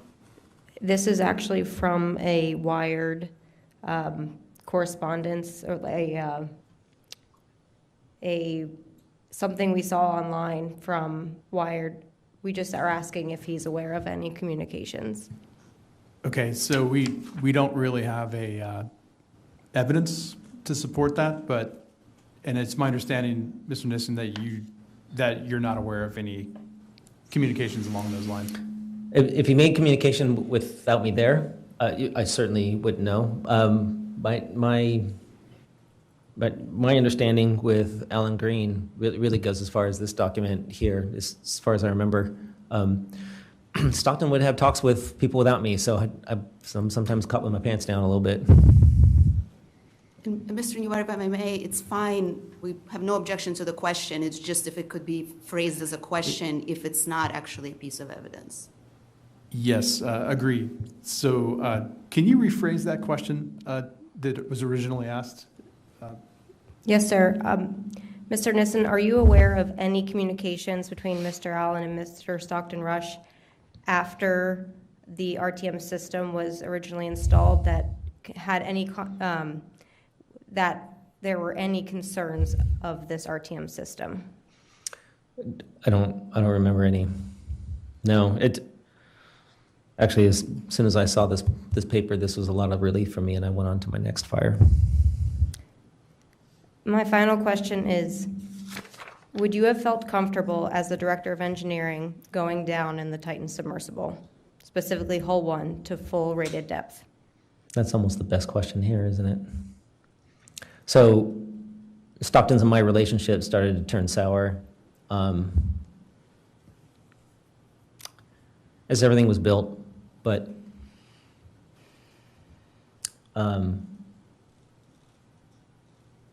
he asked me, he wanted me to be the pilot that runs the Titanic missions. And I told him I'm not getting in it. And he asked me why. And I said, because the operations crew, I don't trust them. That certainly was the death of me.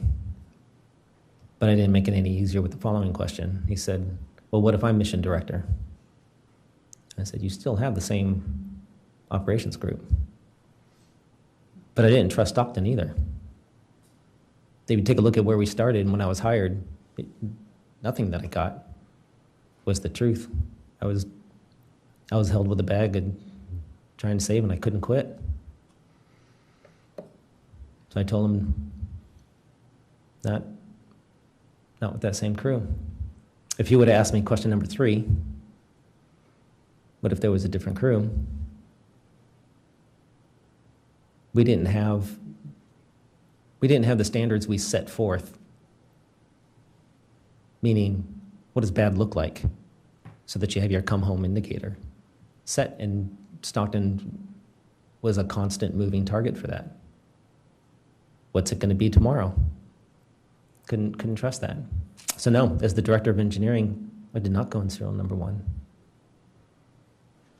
Thank you. I have no further questions.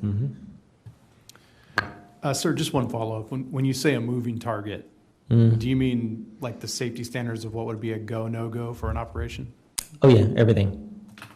Yeah, everything was a moving target. I mean, the cert path was a moving target. How are we going to call it was a moving target. Like if we couldn't get there, then we just kind of reduced it and went on. I mean, from my perspective, personally, it's very stressful and death by 1,000 cuts. And if he wanted somebody to go in it, and he was truthful with it, it's why the word experimental is in the waiver. Like I made him put that in there. We argued for a long time over that word, for sure. But so you cannot do that without letting people know that it's experimental. We do not have this qualled. It's not certed. So to the extent that somebody knew the risks before they get in it, and we called qual, and they weren't going to run a full-fledged business out of it, that was in my mind's eye a negotiation that he had to make, and I had to keep technical. But once they asked me to sign off on the idea that they're going to put passengers and go to the Titanic, and told them no.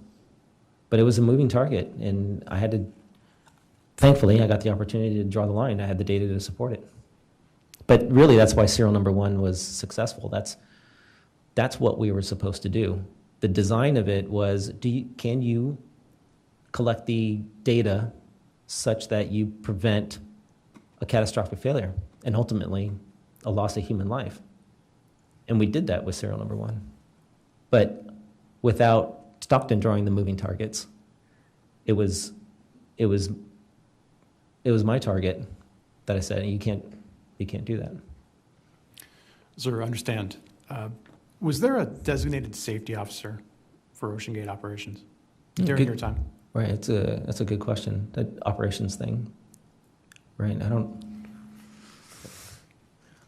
know. I don't think so. Thank you. Mm-hmm. At this time, I'd like to go to the NTSB for any questions. Thank you, sir. I just have a few, and thank you, Mr. Nissen, for being here. Can you elaborate a little bit on the coding that was applied to the outside of serial 1 versus what was applied to the third scale model? Right. Yeah. Okay. Great question, because I can't remember who asked it about it. Was there a plan to take a look at this thing later on? And yeah, we got a coding put on serial number 1 that would not block acoustic emissions. I did pulse echo or through transmission just so that we could not have to try to remove it and do an inspection later on. But the coding on serial number 1 was specifically put on there for protection of the hull against some sort of abrasion, or like if the sub came apart or something, but then also allow us to do an inspection later. Were both those coatings some sort of polyurethane? Is that right? I'm going to say yes without remembering exactly. I don't know. We asked Brian, like, what should we put on there? So if I remember right, polyurethane is pretty hard. It's usually a weather coat for painting. Was there any cracks? Like, could you see if there's cracks if the hull was flexing? Right. So no, that's good. That's a good comment. No, this was more rubberized. We could peel the edges back, so it wasn't brittle like a poly gets, okay. And especially hardening in the sun. So the exact material of that We put on a material that was common to put on fiberglass boats. I wish I could remember what that was. Okay. I understand OceanGate originally went to Spencer Composites because of its history with Steve Fox's submersible. Later, it was called the Deep Flight Challenger, I believe. Yeah, it's part of it, yeah. Did you get to see that hull? No, Did anybody at OceanGate see? not to get my see that? knowledge. How about the drawings or the specifications? No. Was there any lessons learned shared from Spencer Composites from that hull? Yeah, so what I do know, and I'm going to call this secondhand, so I haven't seen the hardware or the report, is that Fawcett's sub issue was a flatness issue on the ring. So it turns out, actually, I hate to flip back and forth here. It turns out it helped me convince Stockton that the sealing surfaces of ring 1 to the dome had to be dead nuts flat. So the flatness requirement on both those interfaces had to be spot on. And then I believe it was the conversation about faucets. If I'm understanding, that was the issue, right? But that is the conversation that we had from that, and wasn't anything else about what he did. That sub was designed for a much deeper depth than Titan was. Do you know what the thickness was of the hull? I actually don't know. No. Okay, that's all I have, Captain. Thanks. Thank you, sir. At this time, we're going to take a short break, Mr. Nissen, and then reconvene at 12:43 for some final questions, sir. Okay, sounds good. Yeah, right on. Thank you.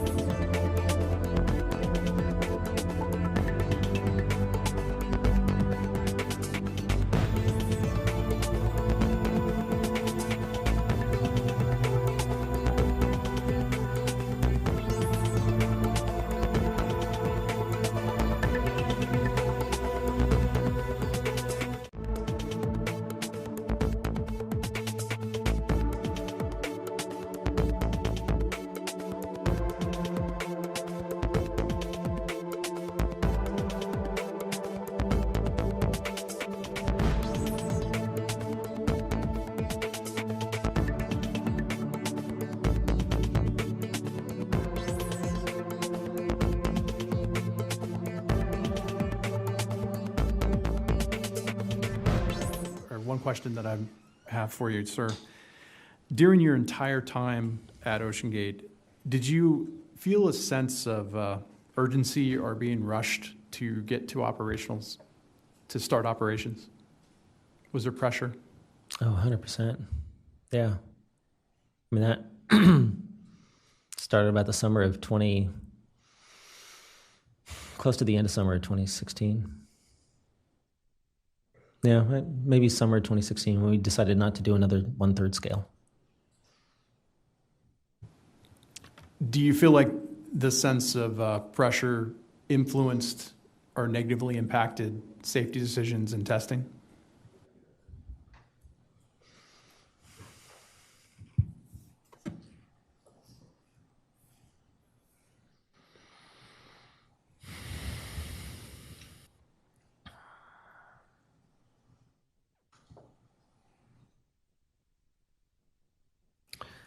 No. And that's a difficult question to answer because given infinite time and infinite budget, you could do infinite testing, right? For the time that we had and within the constraints, we did all the consulting, all the analysis. We built it like an aircraft. We did the engineering like aviation does engineering. We did all the testing that we could on the components that we could.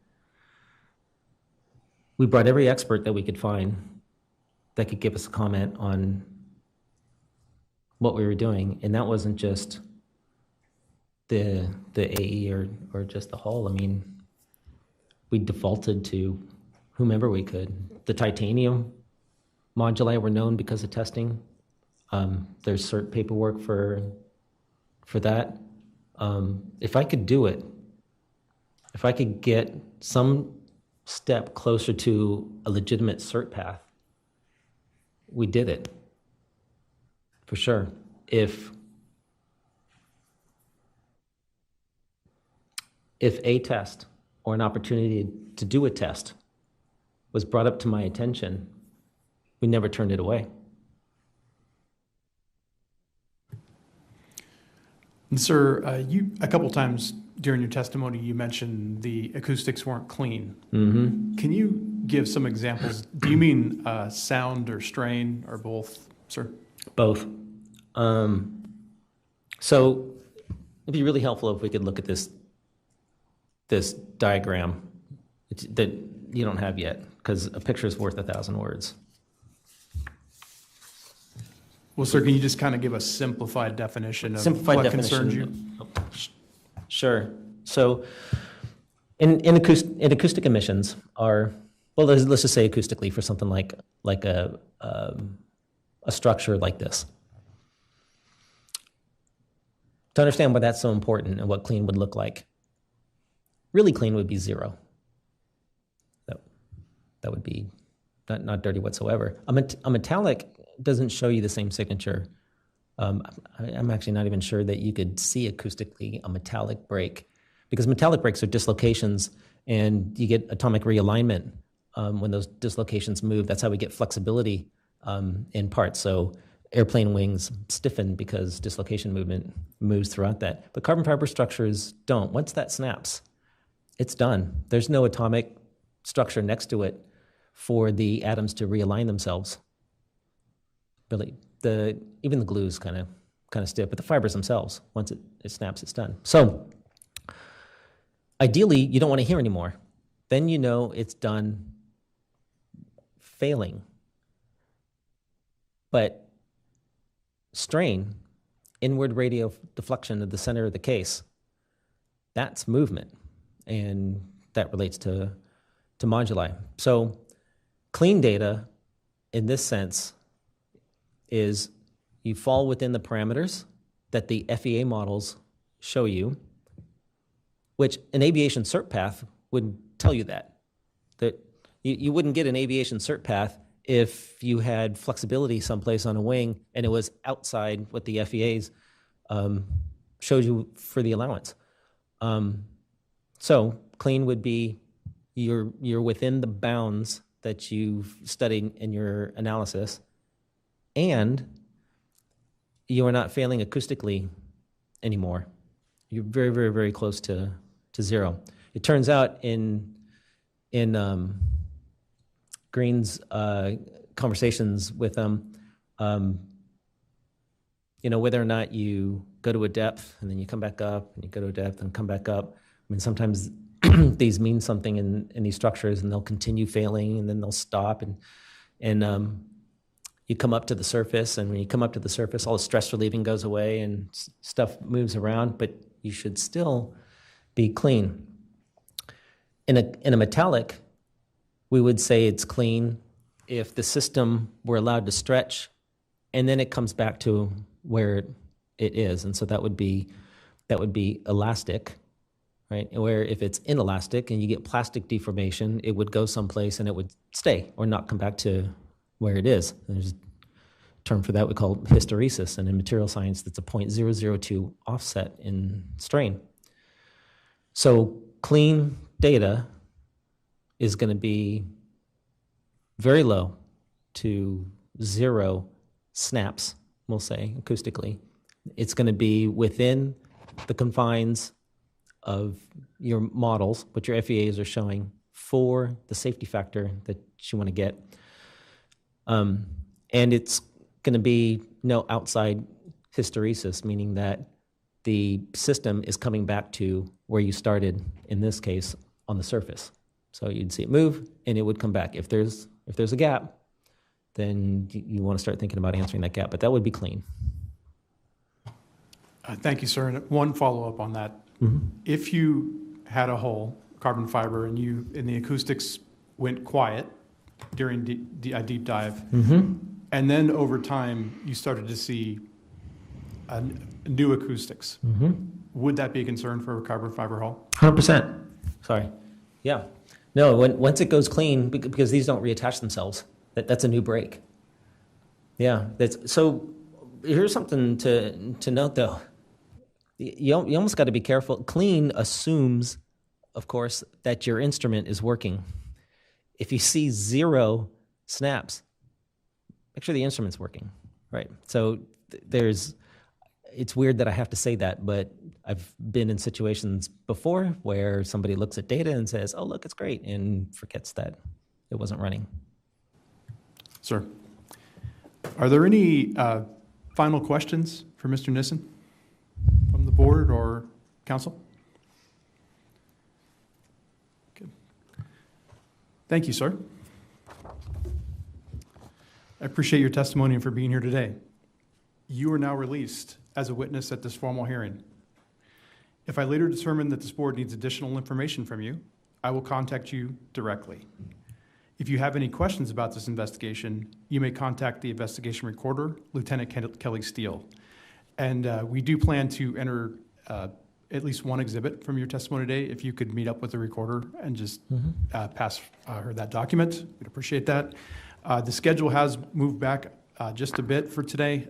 We will reconvene after lunch at 1:55 p.m., and that will be virtual testimony with Ms. Bonnie Carl. Thank you. The hearing is now in recess.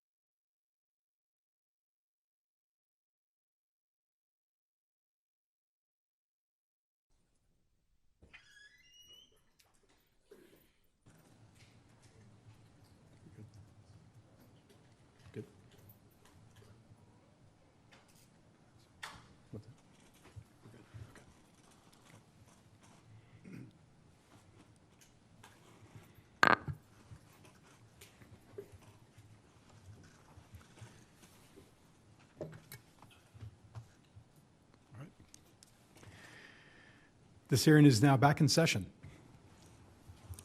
We will now hear virtual testimony from Ms. Bonnie Carl, former Human Resources for OceanGate.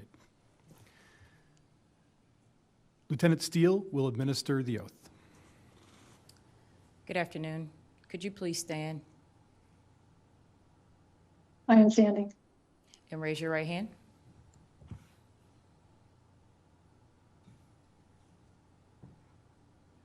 A false statement given to an agency of the United States by fine and/or imprisonment under 18 U.S.C. 1001. Knowing this, do you solemnly swear that the testimony you are about to give will be the truth, the whole truth, and nothing but the truth? So help you God. I do. Thank you. You may be seated.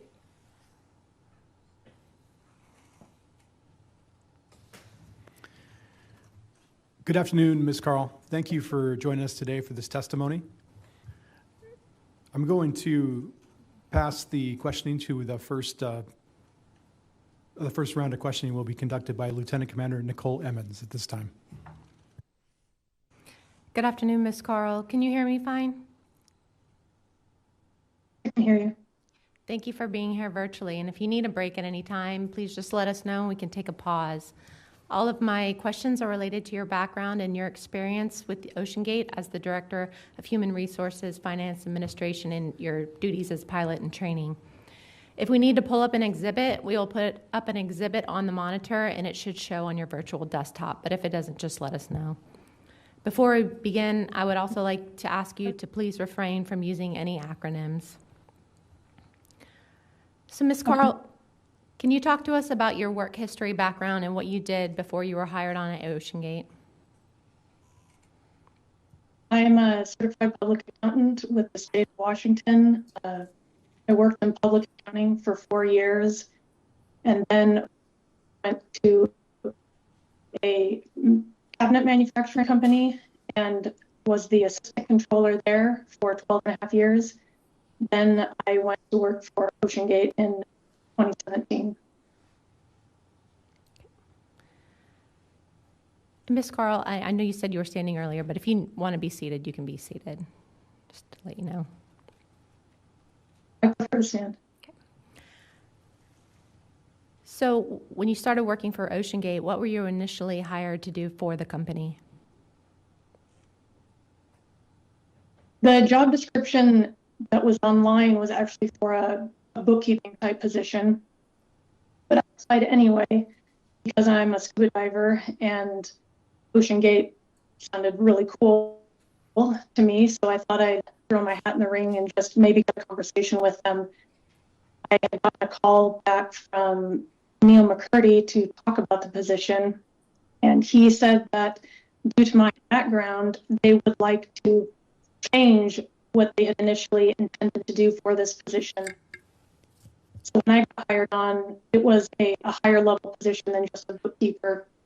I came in and was doing accounts payable, accounts receivable, payroll, human resources, and other high level accounting, with the assumption that later on I would help with safety diving and potentially become a pilot in training. Thank you. Finance Director and Human Resources.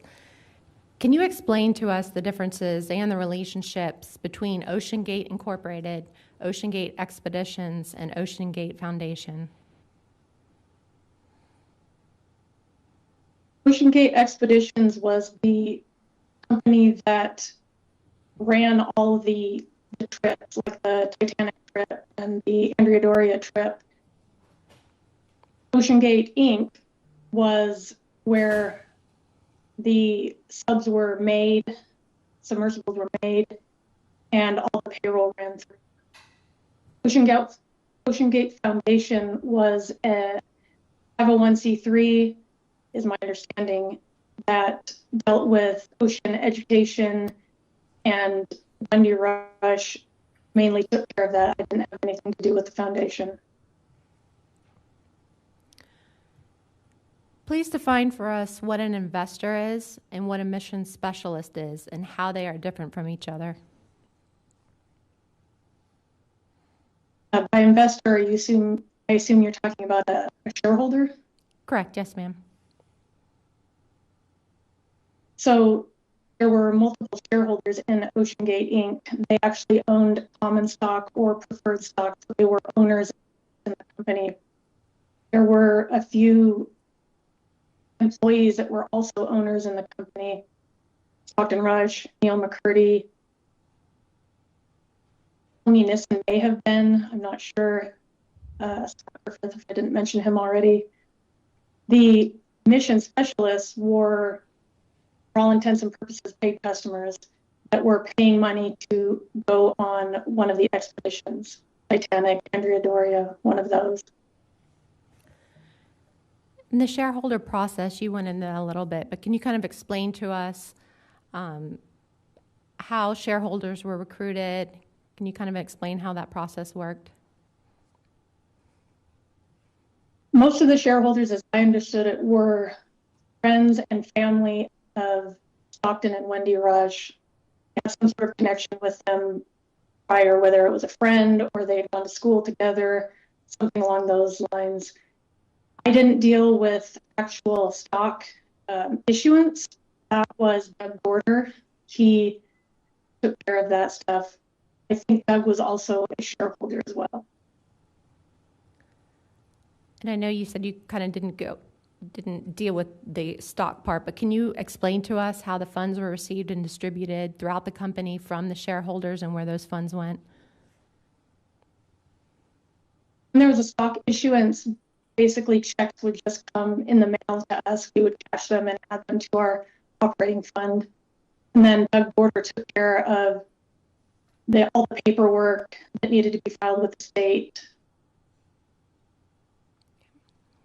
And when you joined the company, how was a mission specialist described to you? A mission specialist was somebody who was going to pay to be on one of the missions, and they would somehow or another help, whether they were taking care of photography or they were a history expert or something along those lines, where they would help out in some nature or another with the expedition itself. And whose idea was it to designate people as mission specialists? I don't know. How were mission specialists specifically recruited for the company?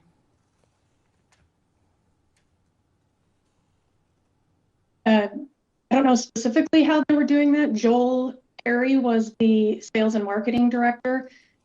I know that his people were calling high wealth individuals, trying to get people on board, but the specifics, how they found those high wealth individuals, I don't know. When you received a payment from a mission specialist, what were they specifically paying for? It was a deposit on a future expedition. And if they were paying for a future expedition, as you stated, where did the funds go? For example, did the funds get set aside in like an escrow account until the client was on board? Or did their payments fund operations and projects at the company? Can you kind of explain that process? The funds went into our regular checking account. They were not separated out or put into a separate trust fund. The funds that came in were immediately went out to pay operations expenses. Did you ever collect any funds from mission specialists for excursions on the Antipodes or the Cyclops 1 that were conducting excursions in domestic U.S. waters? I did not. Did you collect any funds from mission specialists for excursions on the Titan and international waters?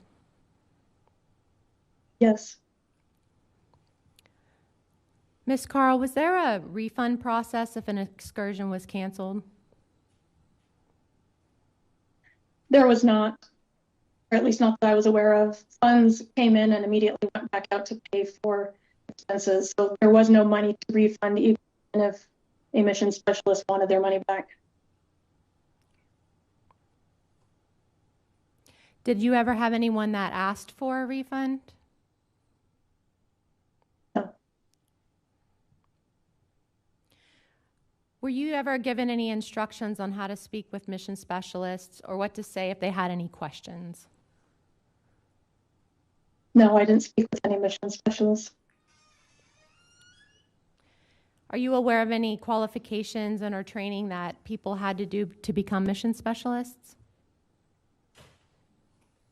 I know that there was some helicopter egress training. Beyond that, I'm not sure. Were there any physical limitations or factors that excluded them from becoming a mission specialist, or could anyone become a mission specialist? I think if you paid the money, aside from if you were just too big of a person to fit into the submersible, I think that was all the qualification that was necessary, was the money. Lieutenant Steele, could you please pull up Coast Guard Exhibit 009? This is the mission specialist job description for work performed in exclusively in international waters. Miss Carl, just let us know if you can see this. I don't see anything yet.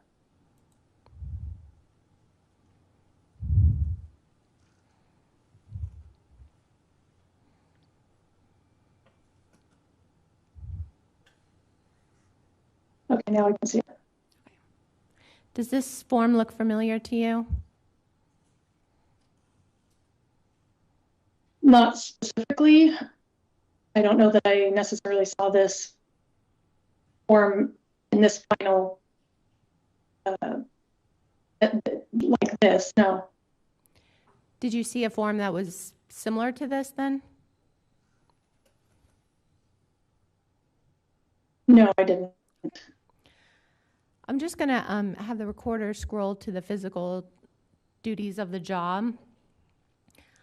It talks about color vision, hearing, and being able to perform emergency duties. Were these physical limitations ever discussed with the mission specialist, or do you know if they were? I don't know if they were or not. Thank you, Lieutenant Steele. You can take it down.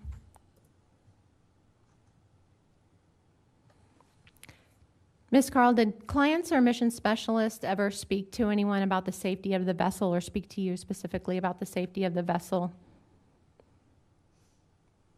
Not that I'm aware of. Were you aware of any conversations between mission specialists and anyone else in the company about safety issues? Yes, I believe David Lockridge spoke to Renato Rojas about his issues with Titan. And do you know what those conversations were?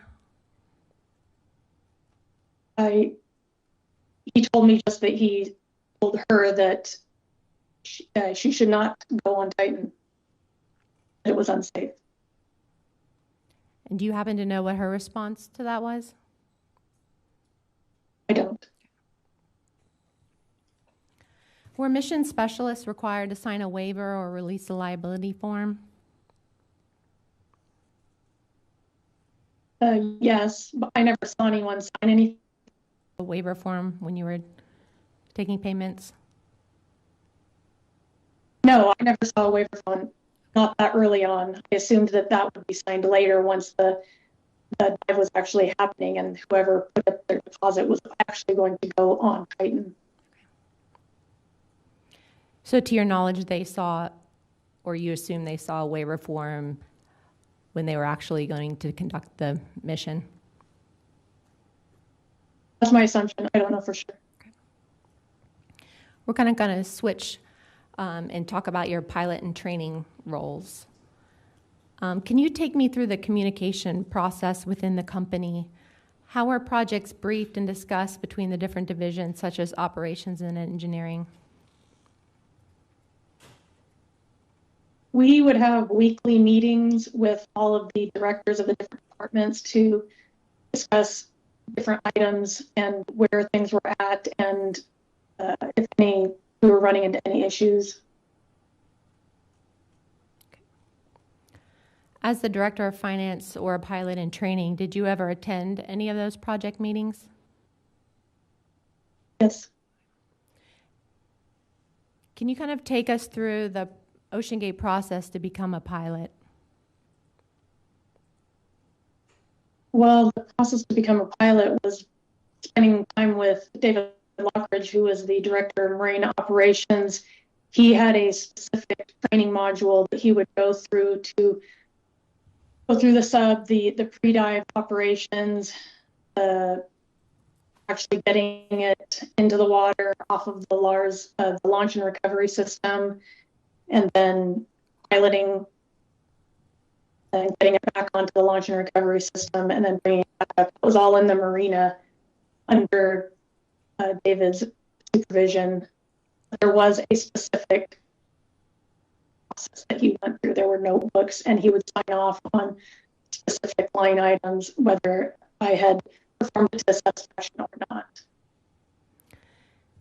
And do you know who developed that training program? Was it David Lockridge that developed that program? I believe it was David, yes. And how many dives did you conduct as a pilot in training? A dozen. And were they all domestic dives?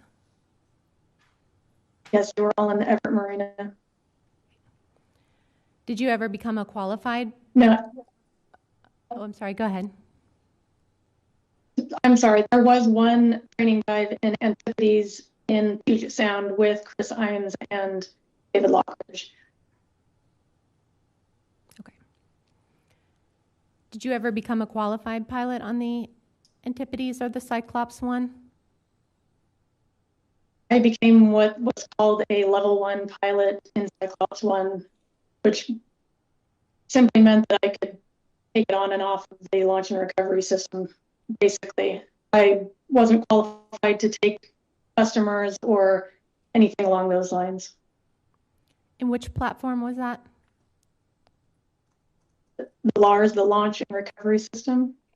But for the Antipodes or the Cyclops one? I'm sorry, for Cyclops 1.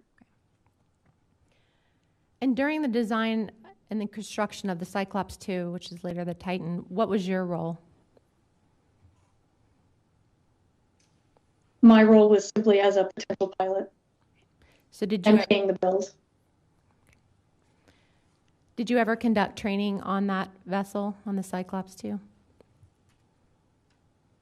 Informal training, there were a few times that we would actually get and sit inside of the hull and play around with the computers, or there was one time we had actually, David, myself, and Stockton got bolted inside to test one of the CO2 scrubbers. Were customers taken on dives in Washington? Not that I'm aware of. Can you describe your There interaction? were people that were taken on, Please go ahead. I'm sorry, there were people that were taken on dives that weren't paying customers. We would have reporters come, and Stockton would come and take them and do a short dive just in the marina, just so they could see the system and see Cyclops 1. And did those dives with those same kind of people, reporters and things of that nature, did that take place anywhere else to your knowledge? Not while I was at Ocean Gate, no. Can you describe for us your interactions with the board of directors? My interaction with the board of directors was simply that I went to one board of directors meeting during 2017. And how often did the board meet each year? Once, maybe twice, I'm not certain. How were the board of directors meeting ran? Like who led the meetings and how were they conducted? The one that you attended?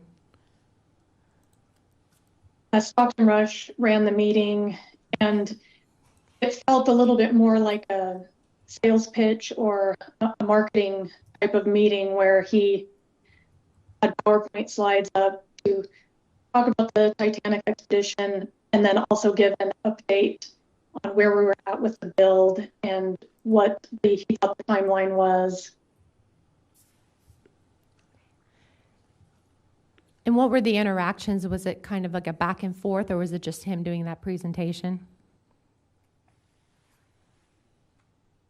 If I remember correctly, there wasn't a lot of interaction. It was more him just telling the board of directors, here's what's going on. And what was your role in that board meeting you attended? I was an observer, and I presented the financial statement. And what was that? You said a financial statement. Can you kind of go into that? It was just a basic balance sheet and income statement for whatever the time period was. I don't recall now. There wasn't much to Ocean Gate Inc. or Ocean Gate Expeditions because there weren't really any expeditions happening, so there wasn't a whole lot to present. It was more, we don't have a lot of cash, and therefore we're going to be going out with more stock to get more capital coming into the company. Did you ever hear in that meeting ideas of how they were going to go about doing that and getting more funds? Yes, they spoke about issuing more common stock, issuing more preferred stock, or potentially going out and trying to find somebody like a private equity firm or somebody who could help them raise capital. Were the board meetings open to anyone in the company? Like, could anyone attend, or did you have to be invited? How did that work?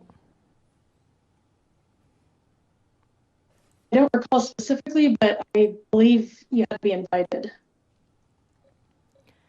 And in that meeting that you specifically attended, was there anyone else that weren't either the CEO or board of directors in attendance? I don't recall. You kind of went into this a little bit with this specific meeting that you attended, but can you kind of give us more detail on the relationship between the company and the board as far as decisions and operational planning? Who made the Ocean Gate decisions in those meetings, the board or the CEO? It was definitely Stockton making decisions. He would present things and there might be discussion, but in the end, inside or outside of that meeting, all decisions were made by Stockton.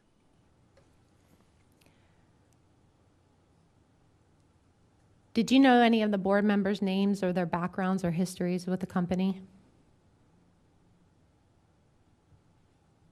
I know a couple, John Lockwood, the Coast Guard, he was on the board of directors. My understanding was he was supposed to be sort of an oversight for the company and to give Ocean Gate to show that, we're talking to the Coast Guard to give that view to people. Mike Ferlotti, I believe, is another one. I'm not sure if he was a friend of the family or if he went to school with Stockton's kids or something. I'm not sure. He was also on the board. He was also a stockholder. Those are the names I can remember off the top of my head. Did you ever have any conversations with any of the board members at Ocean Gate? Not beyond, hi, my name is Bonnie, nice to meet you. Did any of the board of directors ever come down to the physical building of Ocean Gate? Did you ever see them there? Yes, the board of directors meeting was actually at our main office in Everett, which is across the hall in a meeting room. So before the meeting, there would be board of directors, milling around our office prior to the meeting. Were there ever any board members there that at another time other than the meeting that would be held for the board members? I can't say for sure, but I do believe that they were there at other times, a couple of them. And Guillermo also was there, or called that. Did you ever have any safety concerns while you were employed at Ocean Gate? And if so, what were those concerns? I did. As a pilot in training, there were a couple of things that gave me pause. There was the acrylic dome, which David and I had been asking Tony Nissen to, we had heard that there was paperwork on it, and we wanted to see that paperwork, and Tony wouldn't let us see it. So that was my first red flag. The other was the O-ring groove on the titanium. As a scuba diver and knowing how important O-rings are and how even with my underwater camera, if I have a cat here and there, I can flood my camera. So to see the O-ring groove that just to my diver's eye looked odd, I had questions about it that I didn't get satisfactorily answered, Tony. Those were the big ones. When you were talking about the acrylic dome and you had asked Mr. Nissen to see the specs on the paperwork, did he give you a reason for why he wouldn't let you see them? Not at first. He just said no, he wouldn't give them to us. We found out later in the safety meeting or the quality meeting that happened on January 19th, where David Lockridge was fired. We found out at that meeting that the paperwork that Tony had actually showed that the dome was rated to 1,300 meters, and that was why he didn't want us to see it. You had mentioned that the O-ring groove looked odd. Can you kind of expound on that and explain what that means? The O-ring groove was what they call a double dovetail. So the actual groove itself was shaped like a triangle where it was wider at the bottom. And then on the ceiling surfaces in the groove, there were plunge holes. So round holes basically that were wider than the actual O-ring groove. I'd never seen an O-ring groove like that. So for me, it just raised questions. I needed some explanation because I didn't understand it. And this was on the first prototype hull for the Cyclops 2, correct? This was on the titanium end rings, not the carbon fiber hull. Got it. Did you ever bring those concerns up with your supervisors or your peers? And can you kind of describe those conversations?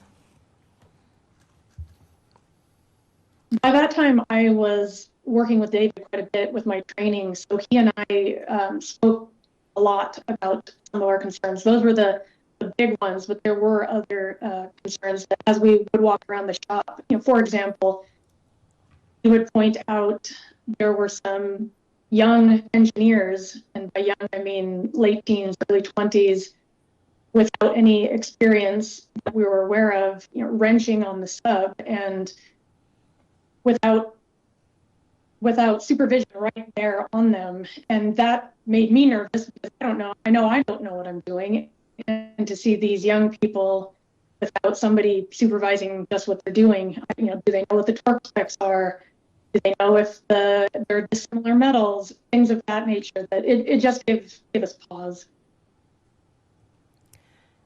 And when you brought those concerns up, what were the replies of your supervisors about those concerns? When I brought them up to Neil McCurdy, my boss, he said he understood and that he too had issues. But David, at that point, he was the director of marine operations. I looked to him for. I'm not an expert at any of this stuff. I'm an accountant. I'm a diver. So I had to trust in David that if he was okay with it, then I could be okay with it. But if he wasn't okay with it, then I also wasn't okay with it. So most of my concerns I brought to David, that he and I would discuss them. And he was significantly more concerned even than I was, and he's the expert, so I took his word that I should also be concerned. And you had mentioned a second ago the January 19th meeting. Can you kind of go into that in detail, what that meeting was and who was in attendance in that meeting? Prior to January 19th, David put together a quality report. I don't know if Stockton asked him to do it or if he did it on his own. Regardless, he put together a multi-point report that showed different concerns that he had about Titan. He emailed that out a couple days prior to January 19th and to the entire director group, which included myself, Tony Nissen, Neil McCurdy, Joel Perry, Scott Griffith, and Stockton. And after that email came out, Stockton set up this meeting to go through the report. And at the meeting was myself, David Lockridge, Tony Nissen, Stockton Rush, and Scott Griffith. And we basically went through the report line by line to talk through the issues and discuss what could be done to rectify the problems.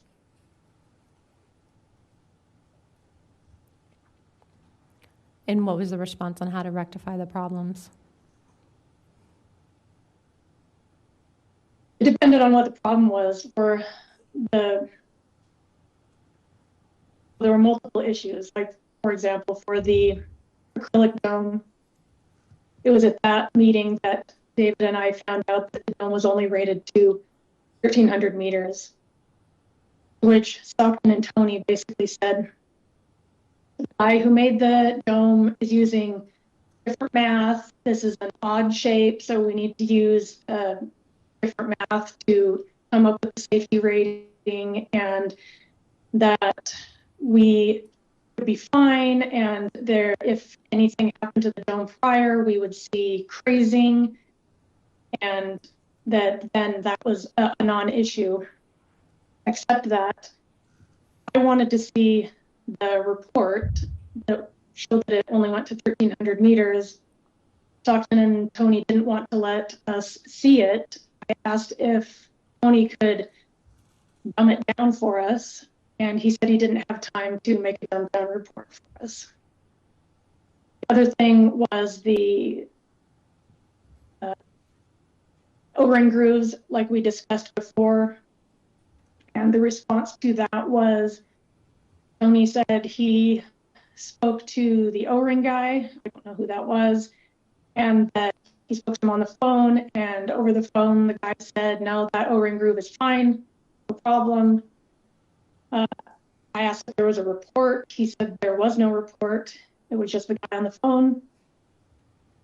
That didn't exactly give me comfort.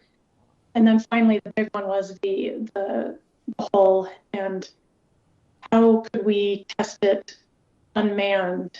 And there was a lot of back and forth on whether it could even be done, was it cost effective? And in the end, Stockton said he would test the hull himself. He would only put himself in danger. David was not comfortable with that. He wanted unmanned testing first, and basically there was an impasse at the end, and Stockton said, well, then we're going to have to part ways. That's the short version. Miss Carl, when did you leave Ocean Gate? My last day was February 23rd, 2018. And just my last question for you until I pass it to my colleagues. Can you kind of explain to us why you decided to leave Ocean Gate in February of that year? After that meeting, it became abundantly clear to me that Ocean Gate was not the place I wanted to work. if that was their attitude towards safety, then I didn't want to work for that company. I had full trust in David Lockridge, and if he wasn't there, then I could not be a pilot there. And after that meeting, I went home and updated my resume and started looking for another job. Thank you, Ms. Carl. Mr. Neubauer, that's all my questions. Thank you, Commander Emmons. Mr. Fawcett has the next questions. Thank you, Ms. Carl. I am Keith Fawcett with the United States Coast Guard. Thank you for being here. I just wanted to ask you a couple of clarification questions on the information you've provided thus far. Okay. So did you regularly attend management meetings at Ocean Gate in your role as Human Relations and Director of Administration? I did. It was Director of Finance and Administration, and I took care of human resources. And did you regularly attend meetings, management meetings? Yes, I did. So you mentioned the January 19th meeting, which was regarding the quality report. In that meeting, what was your role? Was it as a pilot or was it as a management member? Both.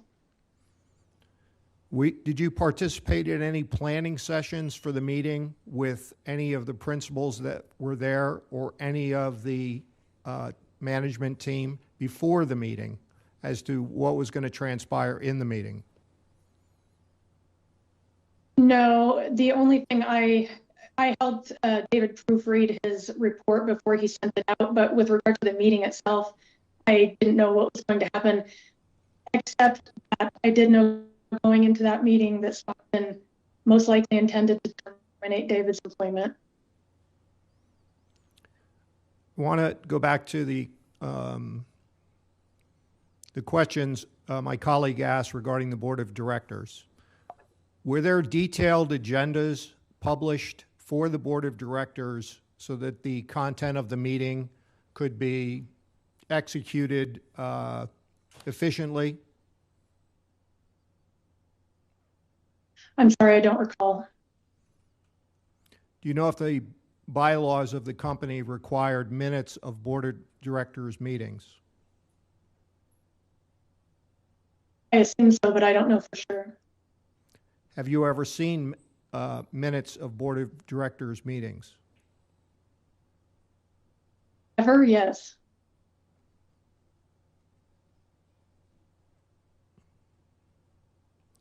And were those documents, did they appear to be minutes that were thorough and complete, representing what took place at a meeting? Yes. Sir, do you mind if I interject? Yes, Ocean Gate. Yes, just to clarify the question, is this regarding the one meeting that Ms. Carl was in? Because otherwise, it's unclear how she would know if they were accurate or not. Yeah, what meeting were you referring to, Mr. Fawcett? Yes. So did you see minutes of Board of Directors meetings? Have you ever seen them? Ever in my career or ever at Ocean Gate? At Ocean Gate. At Ocean Gate, no. Thank you. One of the terms in the Ocean Gate, pardon me, Ocean Gate April 2016 update newsletter, they mentioned Argus Expeditions. Do you know what Argus Expeditions is? I heard of it, but I don't recall. Do you know if it was a part of Ocean Gate's operations physically? In other words, is it an entity that's associated with Ocean Gate? It was definitely associated with Ocean Gate, but I don't recall what the relationship was. Did you ever see a contract between Ocean Gate and Argus Expeditions? No. Nothing more.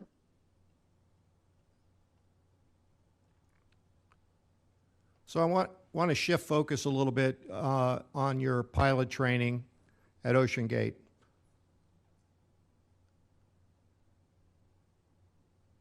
Would it be a fair statement that the safety of the submersible and its crew are the responsibility of the submersible pilot when that vessel is conducting dive operations? Yes.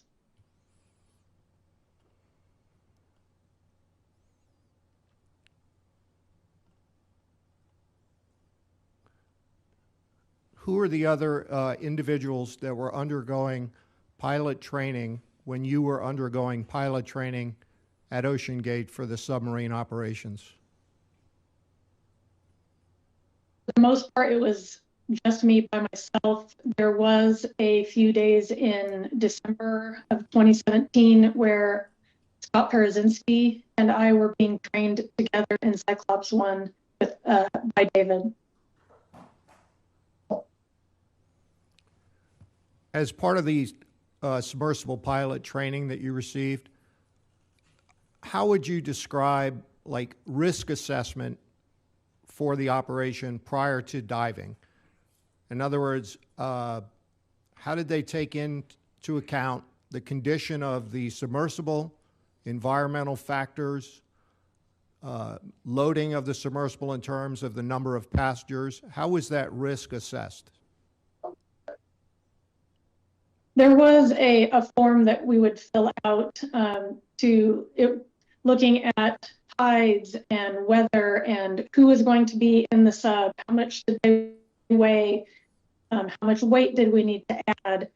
On the actual, before the actual dive, there was a physical walk around of the sub itself, checking external things, and then we would get inside the sub and check internal stuff. And so it was a pretty thorough review prior to actually going out to the dock to the submersible itself. There was a pretty thorough review prior to actually going out to the dock to the submersible itself. There was a meeting amongst all the people topside and the actual people who would be diving the sub to discuss all of those conditions. Was there some type of measurement of risk, like it had a numerical value? For example, there was a number that meant it was safe to dive versus a number that meant it wasn't safe to dive? That sounds familiar, but I'm sorry, I can't recall for sure. And for the dives you participated in, was there a safety officer topside? Always. Could you restate that? You were cut off. There was always a safety officer topside. And who would that have been? I mean, which position? Depended on the. So it wasn't necessarily specifically they were called the safety officer, at least not that I heard, but typically it was Scott Griffith or Ryan Stockfleet was often there. If a contract pilot was there, sometimes it would be them, Tim Counterson or Chris Iams. It just changed depending on who was there. And you mentioned level 2. Just to be clear, in the pilot training, and by the way, we have Coast Guard Exhibit 081, which is the pilot training book, and the sign-off sheet for the training tasks, which is an exhibit for this investigation. Could we bring that up, Lieutenant Steele? And just turn to page 58 and 59. And just, I'll ask you, when it comes up on your screen, we'll give you a minute. Is that the training checkoff sheet for you for both theory and then the practical tasks for level 1? Yes. And it is redacted for the record. So level 2 was actually moving the submersible, in this case the Cyclops 1, off the Lars platform and actually conducting a dive. Is that correct? I'm not certain. I never got to level 2 training. So for the benefit of the public, the Coast Guard does not issue a credential, which sometimes is thought of as a license to operate submersibles. The individuals that operate passenger-carrying submarines or submersibles that operate in the various Coast Guard officer-in-charge marine inspection zones throughout the United States, for example, in Hawaii and in Guam, require a Coast Guard credentialed individual to serve as master because they are what we call passenger-carrying commercial vessels, subchapter T. So my following questions are about that. In your role as either a pilot or your role as a management person, do you know if drug testing, chemical testing, was conducted for people that were fulfilling the role as a pilot for a submersible working at Ocean Gate? No, there was no drug testing. And for the record, they weren't required to have a credential. But do you know if Correct. do you know if those individuals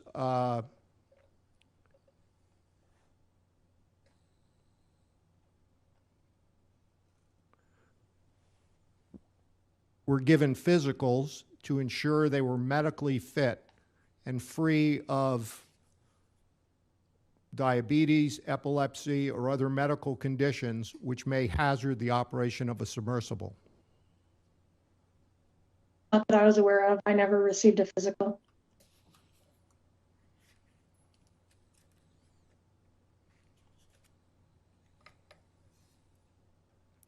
Was there a company policy that required submersible pilots to manage fatigue in such a way that fatigue didn't impair their performance when they were operating the submersibles on dives? I don't recall anything specific like that, no. Thank you very much. That's my final questions, Captain. Thank you, Mr. Fawcett. I'd like to go to the NTSB. Mr. Muse. Thank you, Ms. Collar, for being with us. I just have a couple of follow-ups from Mr. Fawcett. The board of directors those meetings, was there safety ever an agenda item in any of those meetings? I'm sorry, I don't recall. Was there some sort of log, like an OSHA 300 log, where you kept track of incidents or injuries at the company? Not that I was aware of. Okay, that's all I have. Thanks, Kevin. Ms. Carl, I just have a couple follow-up questions. In your role as in finance, do you remember if board members were paid? I don't believe so, no. I never cut a check to any of the board members for remuneration, no. Did you pay other employees at Ocean Gate? Yes, payroll. Do you recall if Ocean Gate received any government grant money for scientific operations?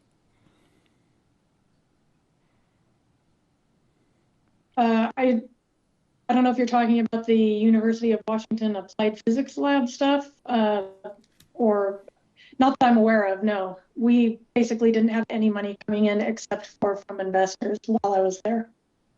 And then some deposits for the Titanic expeditions.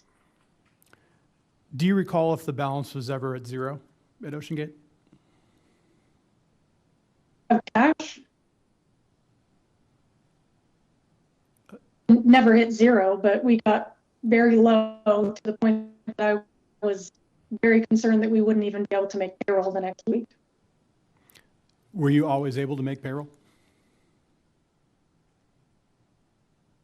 We were, because typically what would happen in one of those situations was Hawken would write a check and then we would pay it back, or he would convert it into some sort of common stock or preferred stock, or convert it into a note. So just to clarify, Mr. Rush would provide a temporary loan to the company? Is that accurate to say? Yes, correct. Thank you, Ms. Carl. I'd like to shift the questioning to Ocean Gate Council. Sure, thank you very much. Thank you, Ms. Carl. Just a couple of questions from our end. You mentioned that you left Ocean Gate on February 23rd, 2019. When did you begin working at Ocean Gate? I left in 2018. I began working on March 10th, 2017. Thank you. Oh, sorry, yes, and you left on February 23rd, 2018. My apologies. And you mentioned being in the marina or Puget Sound or other on-water operations. Is it correct that all those on-water operations that you participated in were on the Antipodes or Cyclops 1 submersibles? That's correct. Thank you very much.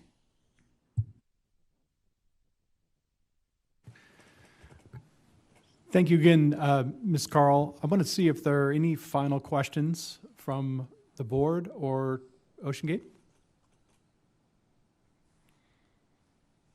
Okay, I don't see any.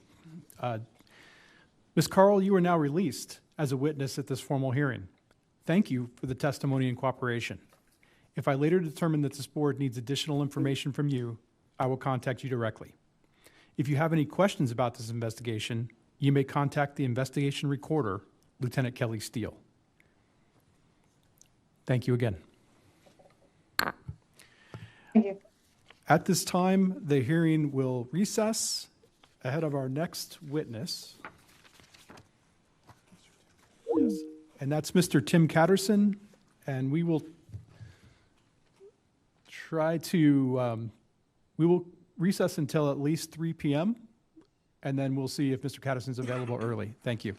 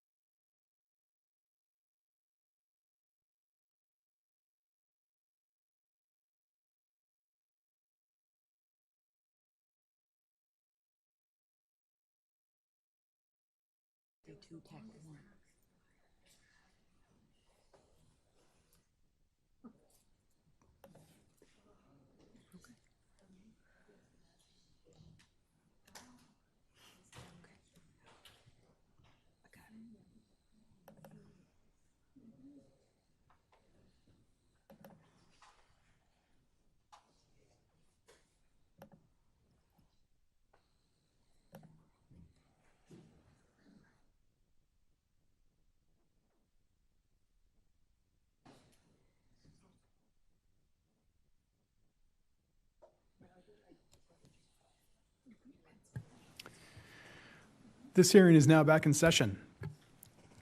We will now hear testimony from Mr. Tim Catterson, a former Ocean Gate contractor. Lieutenant Steele, please administer the oath. Good afternoon, sir. Could you please stand and raise your right hand?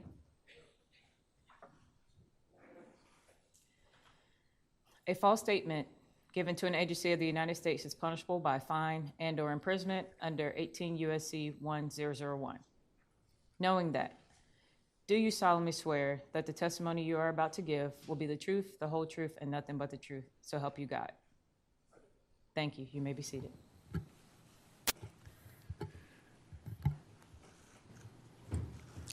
Good afternoon, Mr. Catterson.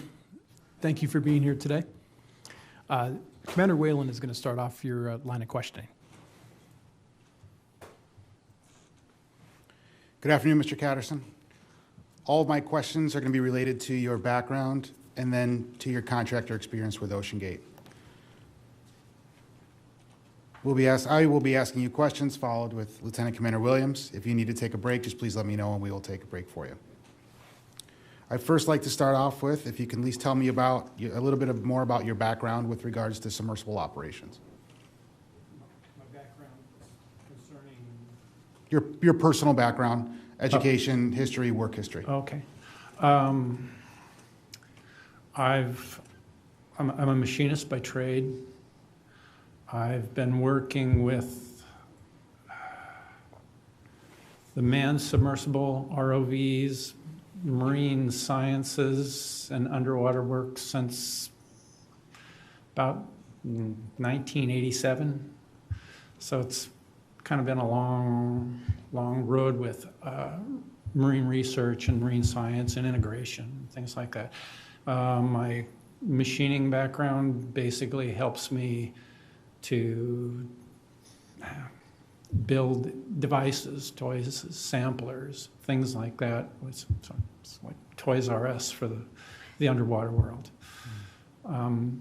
I've also, my background doesn't, I don't have a paper trail by way of being an engineer, but I've had to do enough problems and sort out enough things that I do understand engineering.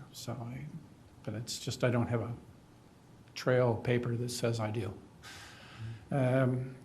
Currently, have my own business, which I supply gear, sampling equipment, things like that to various different companies. I also go out and do operations on ROVs. So I'm a technician for working on ROVs for the propulsion, some electronic. And then I also do manned submersibles. I've been working with manned submersibles since the 80s, so it's just kind of stayed with me. I've worked for companies like Triton, Ocean Gate, the Hawaii Undersea Research Lab. I've worked in New Zealand with a submersible that I actually had pretty much built, and that went there. That particular sub is the one that came back and was then owned by Ocean Gate, which is how I actually was introduced to Ocean Gate. It's because they were seeking information on the operation and how to use the sub. So, and up till now, now I have a company that I work out of Tucson. And have you ever received any formal manned pilot training Recently? Or, well, through your career? through all of them. I mean, when I worked with the Hawaii Industry Research Lab, I had training going for the operation on the Pisces boats. When I worked with Triton, I had, basically they knew I was a pilot, but every company that has a submersible, they require you to have training with their submersible. So it's every company I've gone to, if I'm going to be piloting for them, they have something that they want me to learn from them. And when did you begin working with OceanGate?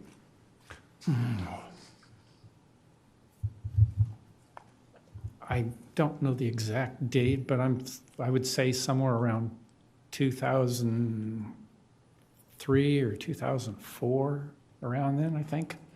And what was your role in 2003, 2004 with OceanGate? Well, the first time I was called by both Stockton and Guillermo. They had just purchased a sub. It's called the Antipodes. It's an old Perry boat, PC 1503. It's been modified significantly. Carries 5 passengers, a pilot and 4 passengers, and they had acquired it. This is the sub.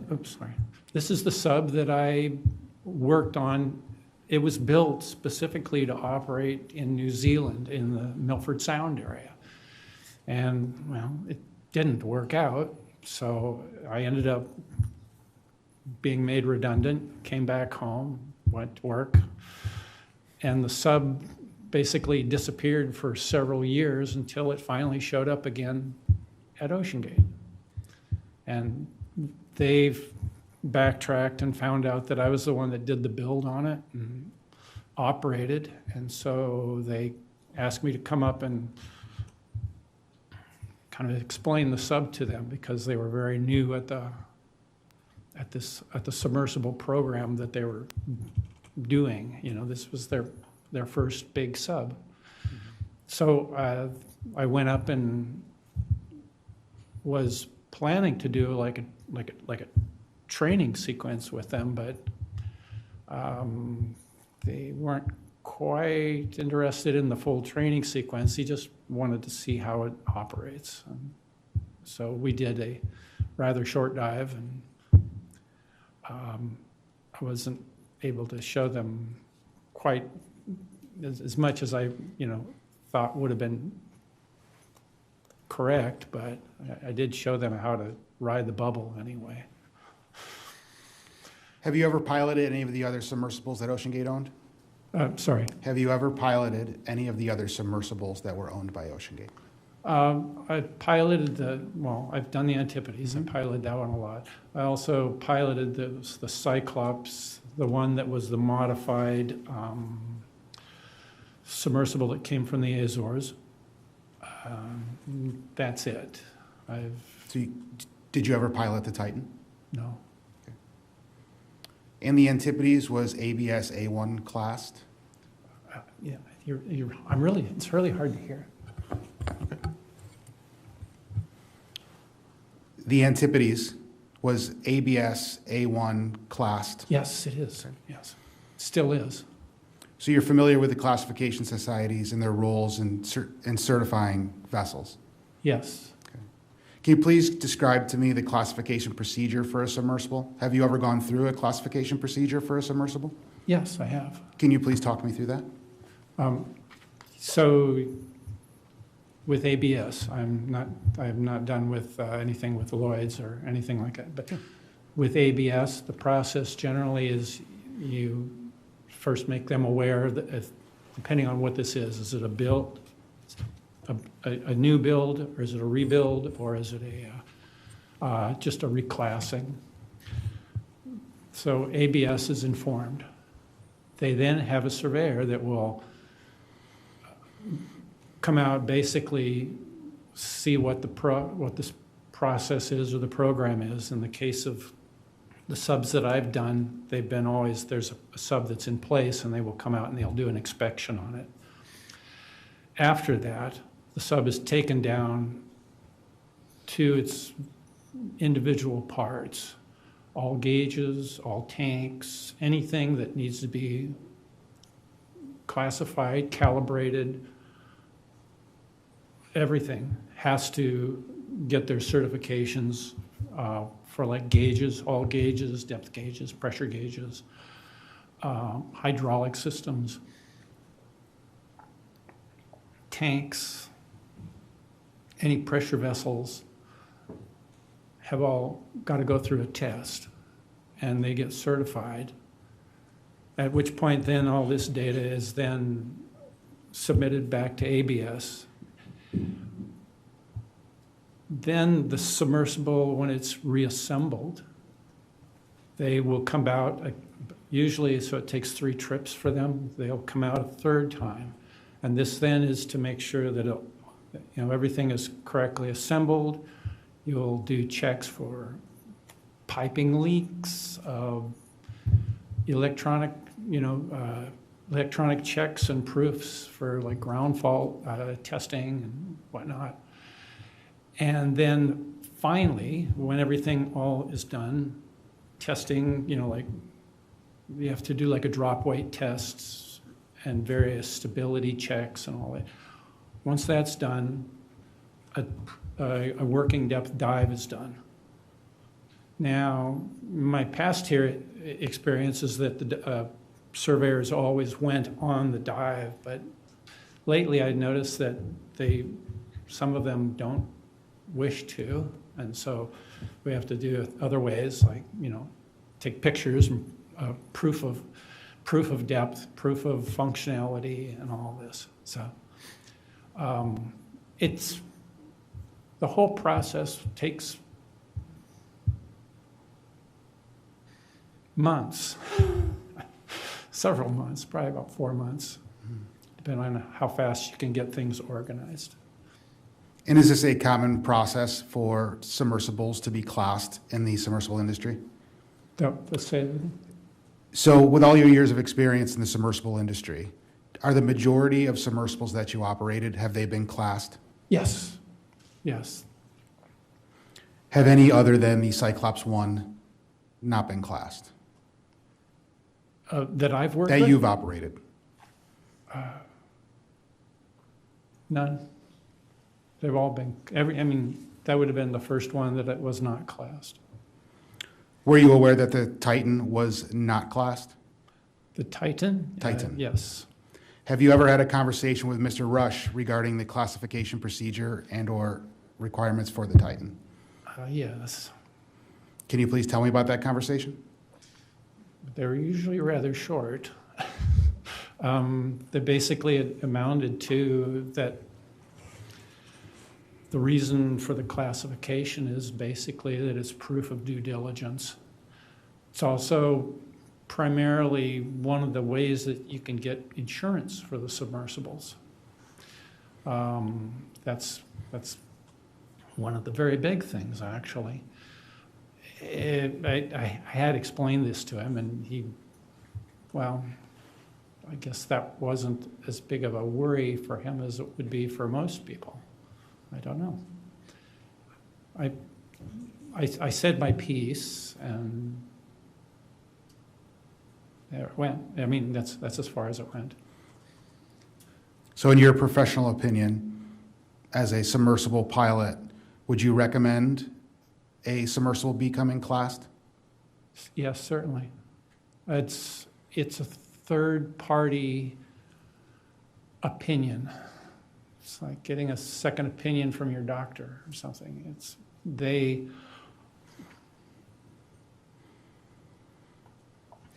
ABS is not supremely versed with manned submersibles, but that's not the point. What they do is have all these criteria and standardized checks and balances that you need to maintain. So they may not know how the sub works specifically, but they know that if your breaker panel, you have to have X amount of protections for either, fusing or power overloads, or the hydraulic system. You need to prove that, in fact, that you can deliver the system pressure or the volumes that you need. Or in your pneumatic systems, you need to prove that you have life support to the degree that they have. Well, ABS has not come up with these standards. PVHO does this. PVHO is the pressure vessel for human occupancy. They've set standards for standard man, the requirements for life support that's needed. And pretty much verbatim, every testing or classing organization out there follows that, literally, to the word. So it's well known what you need to have. And so ABS is basically that third party that proves, because they check, they say, yes, this is what we have, this is what you need to do. And so it goes to the very end. So it's your due diligence is checked all along the way by a third party.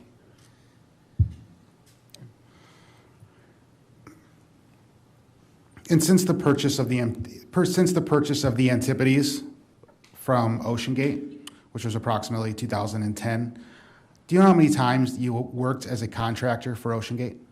How many times? Roughly. In the very beginning, I was called up several times a year. I would go up for maybe 2 weeks.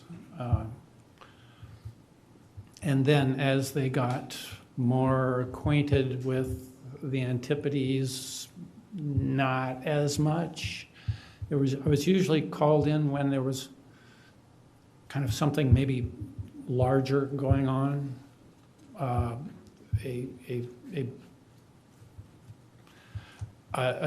dive that required more than just going down and looking, I suppose you could say. If we were going to go to do a survey, or to do it was anything that was a little bit more than their usual thing, diving in outside of Everett. And in your time as a contractor with OceanGate, how would you describe their workplace environment that you observed? The workplace environment was actually quite good. They always made sure that, there was a space, that the places were cleaned up. I mean, like operation for a warehouse or things like that, because that's usually where you work on the subs. In the warehouse and in places like that, they would make sure that if you were doing lifting procedures, you would get help.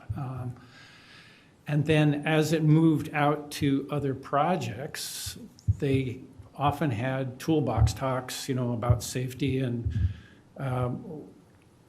wearing your, protective, devices and things like that, helmets, steel-toed shoes. So they were quite aware about, maintaining a safe working environment for the people there. Oftentimes, when I was in the warehouse, sometimes I probably wasn't wearing my steel-toed shoes, but it was, they did have a protocol, albeit sometimes loose, but they did have a process of trying to keep people from getting hurt. That's quite true, they did. Yeah. Does that? Perfect. While at OceanGate, did you ever work with Mr. David Lockridge? Oh, yes, David, yes. How long have you known Mr. Lockridge?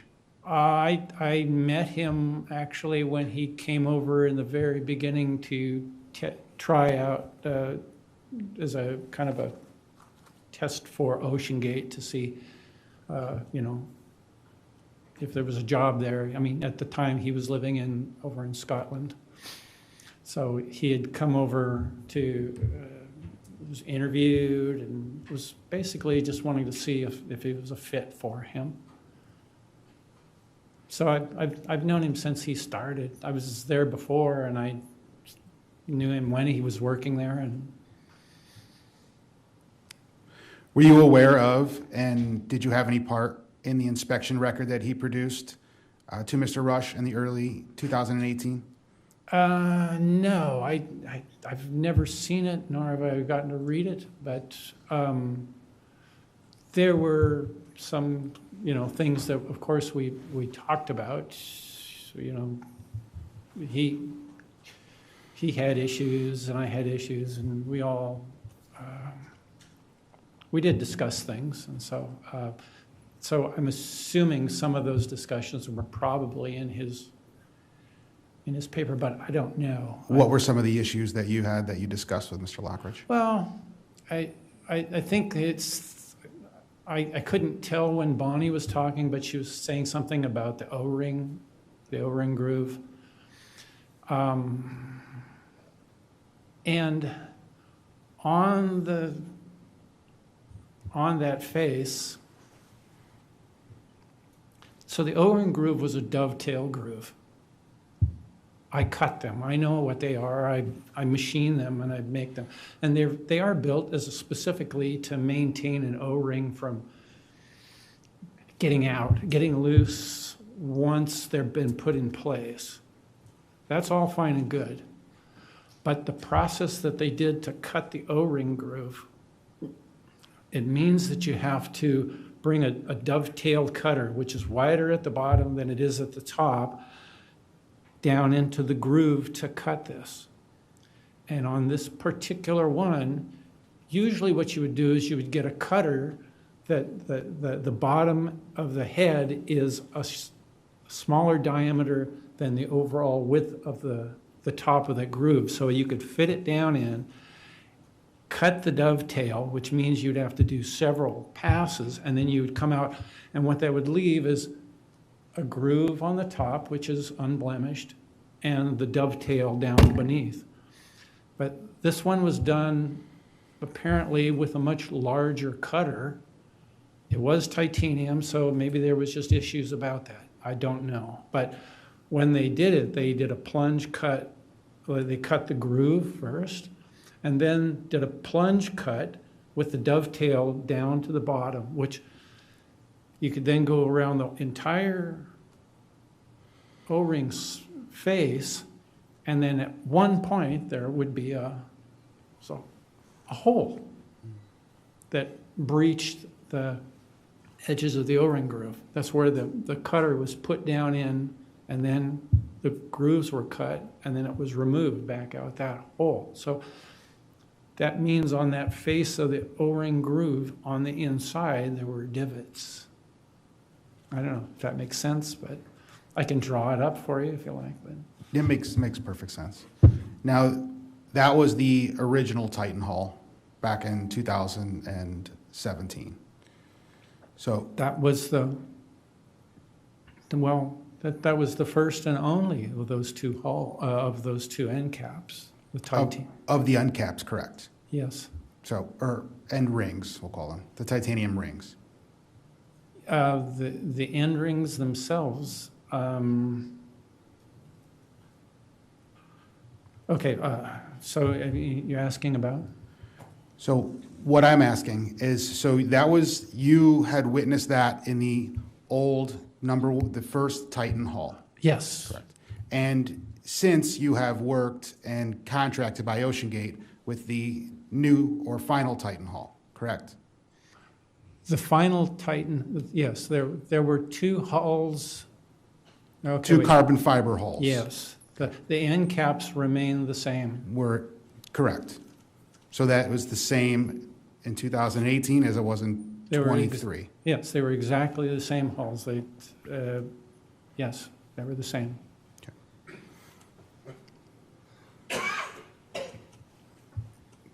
Throughout your years with OceanGate, were you involved in any domestic missions with OceanGate, so operating as a pilot domestically within the United States You mean for the Titan? for Cyclops 1 or Antipodes?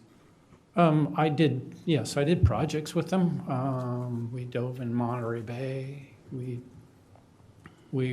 did dives. Well, I didn't do any dives on that one, but we went out to the, what is that one? It's the one just offshore, over by, in Massachusetts. Is that the The Andrea Andrea Doria? Doria. Okay. Yeah, Can you sorry. tell me more about the Andrea Doria mission? I was doing surface communications on that one, so I didn't do the dive, but I was out on that operation. So, And did that Andrea Doria mission have any mission specialists aboard? yeah. Well, let's see. It was there was Dave, there was Stockton, there was Renata, and I don't know. I think there probably were. I think there were 5 people, but I only kind of remember the 3. And do you remember anything in particular with that dive? Was that a successful dive? Was it characterized as a Well, successful dive? The first dive, they did 2 tries on it. The first dive that they went, there's a current out there. The Andrea Doria is known to be a scuba diver graveyard. There are currents out there, and they did a dive, and basically I think they underestimated the current, and they got pulled off and couldn't reach the ship, couldn't get to it. So then they were brought back up, recovered, and brought in closer, and then they dropped down. It's only like 200 some odd feet.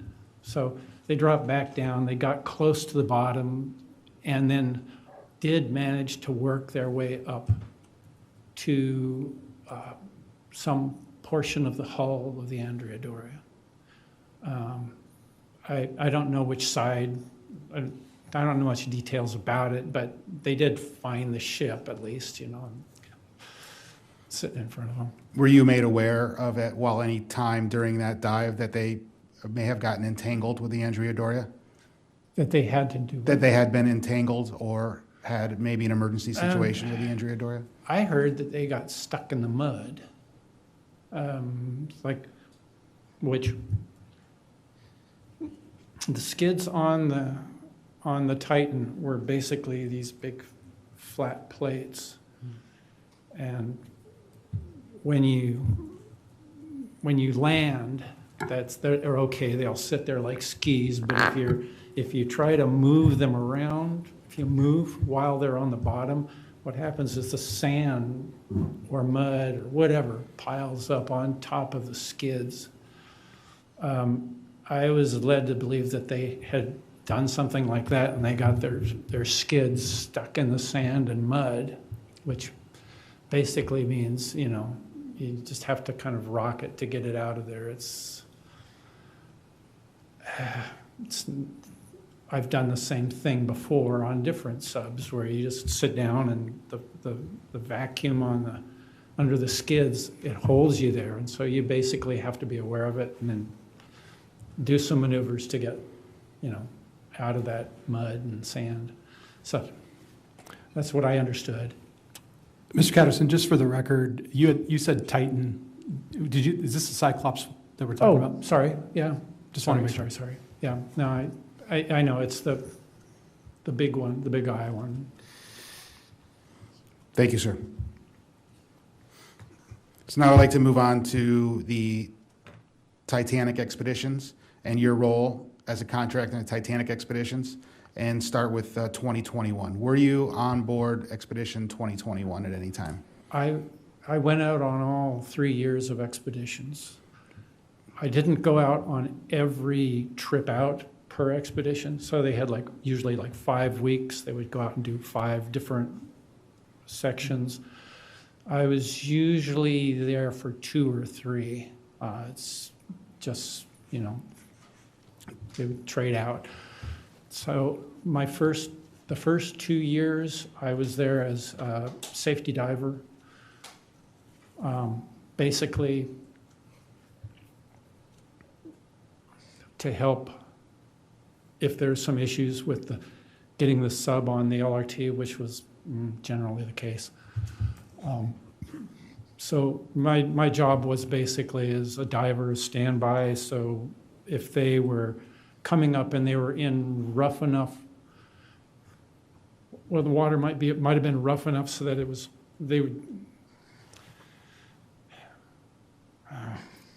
so the LRT, to make it work, to be functionally well working, the LRT should be low enough in the water so that the water's not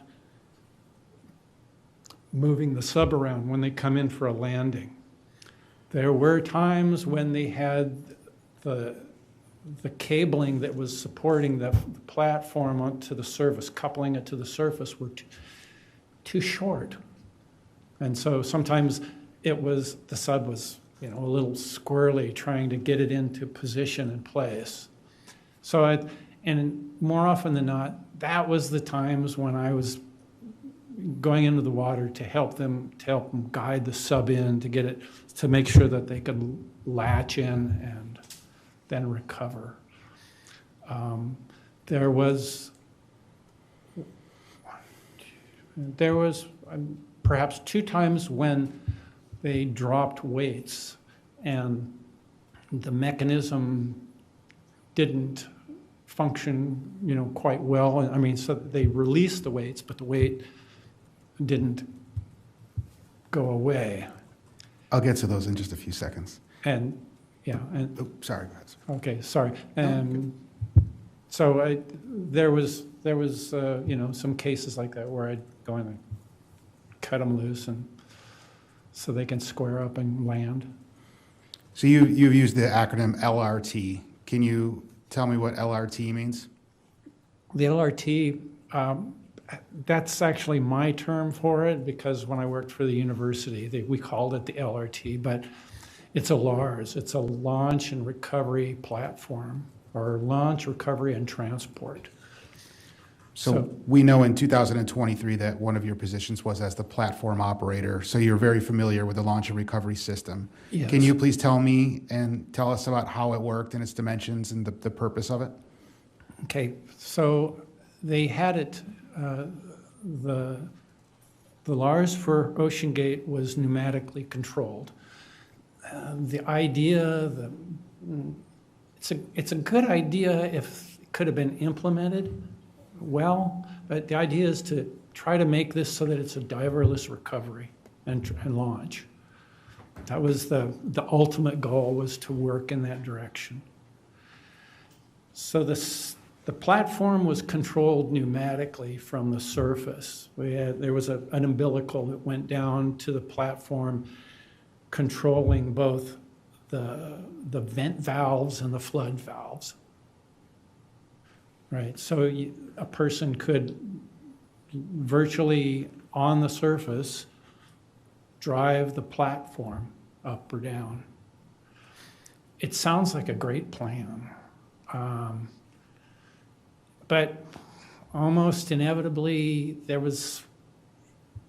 it's hard to replace a person that is down there that actually can see what's going on exactly, compared to being on the surface and doing certain steps. And for the most part, I think hoping that every time that it comes up exactly as it's supposed to.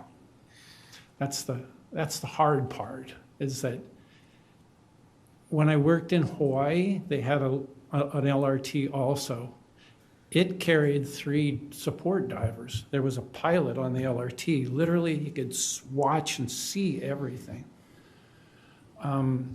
This particular one was doing the same thing, but you're on the surface and you cannot actually tell exactly what's going on down there.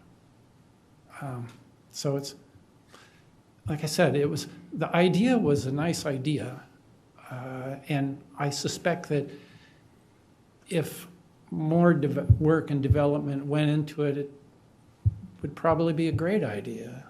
But at the time, you're still trying to look through water and to see what's going on. You don't actually know.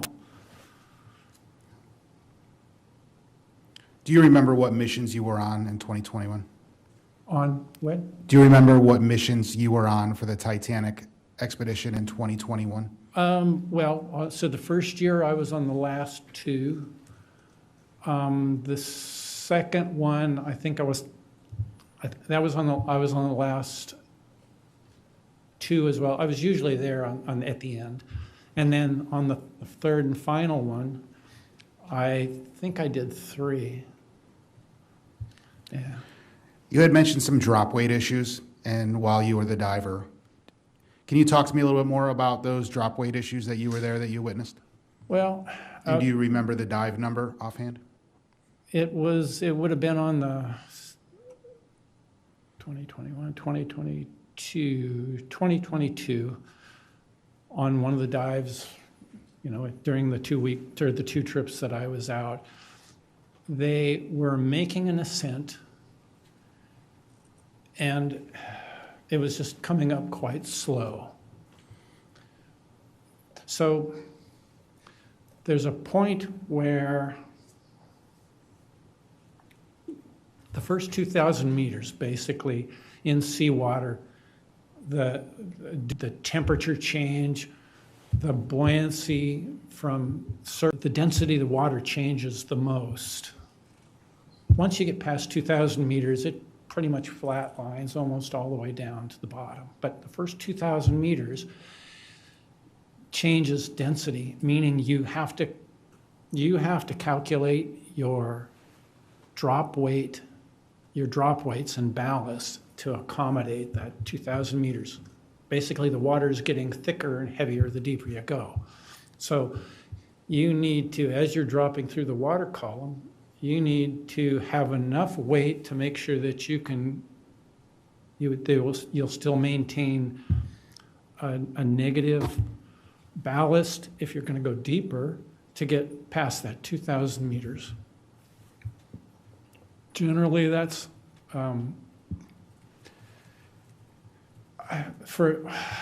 as an example, a 10-ton sub or a 15-ton sub.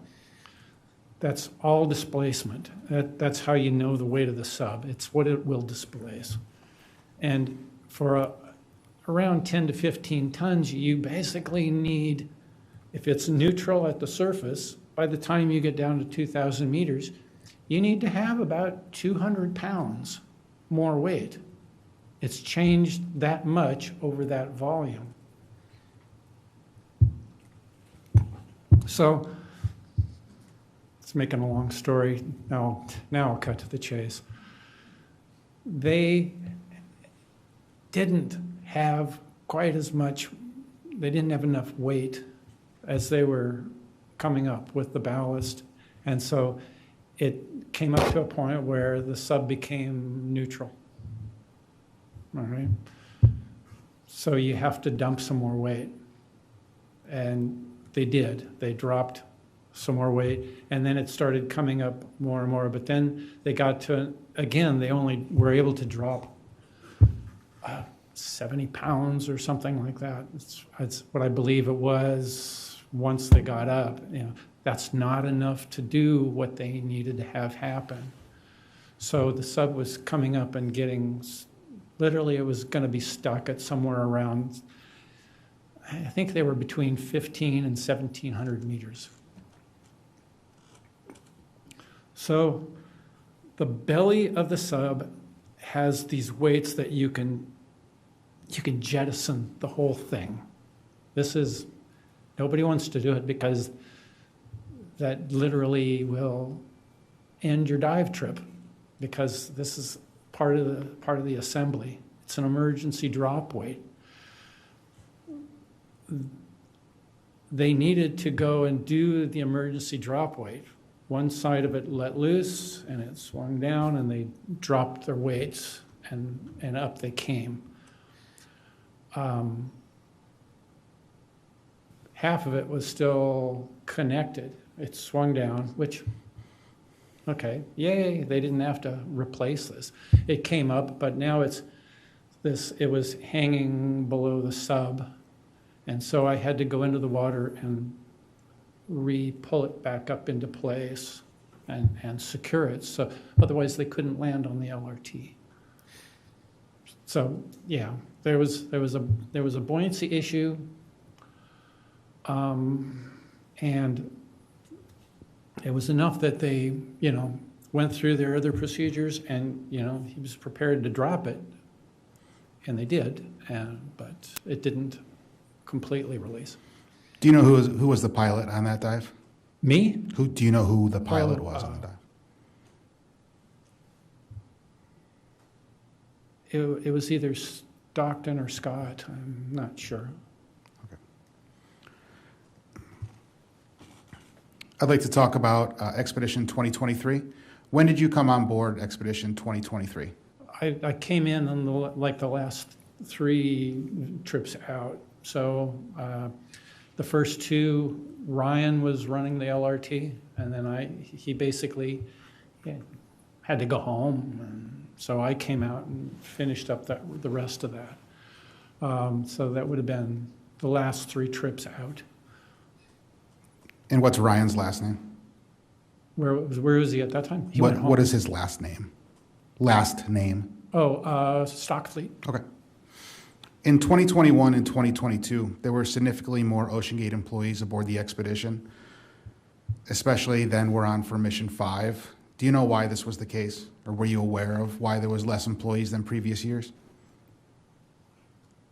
I don't really. My connection with OceanGate was a couple of times, a couple of weeks each year, so I didn't really. Were you paid for your services in 2021 and 2022 on the expeditions? Was I paid? Yes. Yes. Were you paid on Expedition 2023? Yes.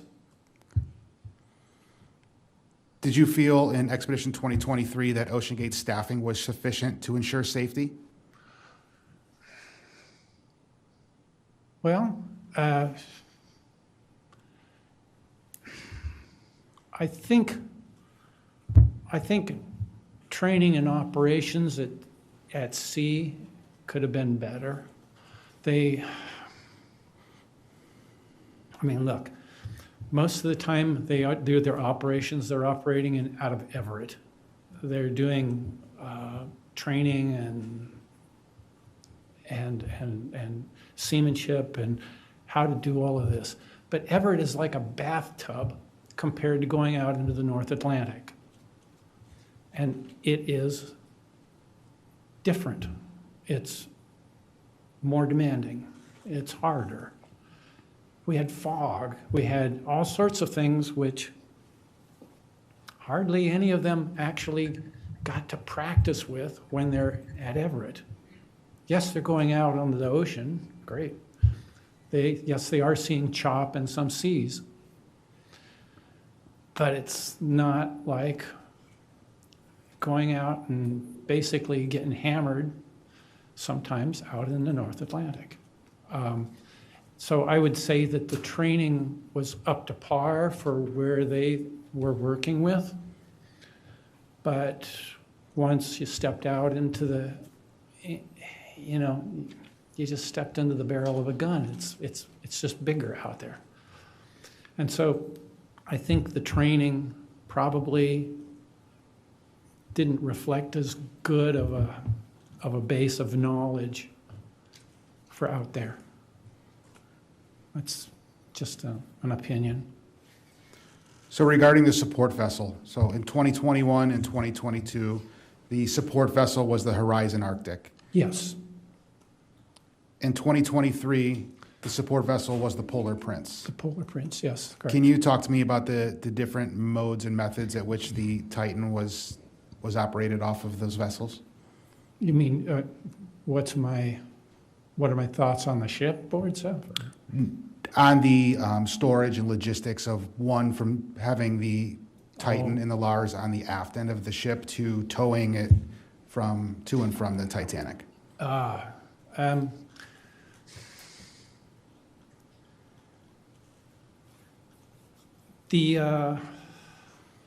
that's a hard call. Again, just my opinion, but on the Arctic, they had a ramp off the stern and with tuggers, and they would literally pull the LRT up this ramp and bring it up onto the back deck of the ship. Frankly, I think it probably took a bigger beating coming up that ramp, getting it positioned, getting it on the ramp, and pulling it up and sitting it up on the back deck than what it saw riding around, splashing around on the LRT, truthfully. When you're on the LRT out in the water, you're doing this, but it's not this. You're just getting tossed all around. But when we were pulling it up that ramp, there were definitely some hits. It's, steel against steel. And when it was brought up, it's now bum, bum, bum, bum, bum. I think it probably took more hits on the Arctic than the Polar Prince, to be honest with you. Obviously, it's a longer tow, and so you're getting at cyclic fatigue. I don't know. It's the order of magnitude, whether you have a lot of small hits or a couple of big hits. I'm not quite sure how they balance out, but again, just my opinion. I think it was a rougher ride there. While you were on board Expedition 2023, how would you describe the weather conditions? Well,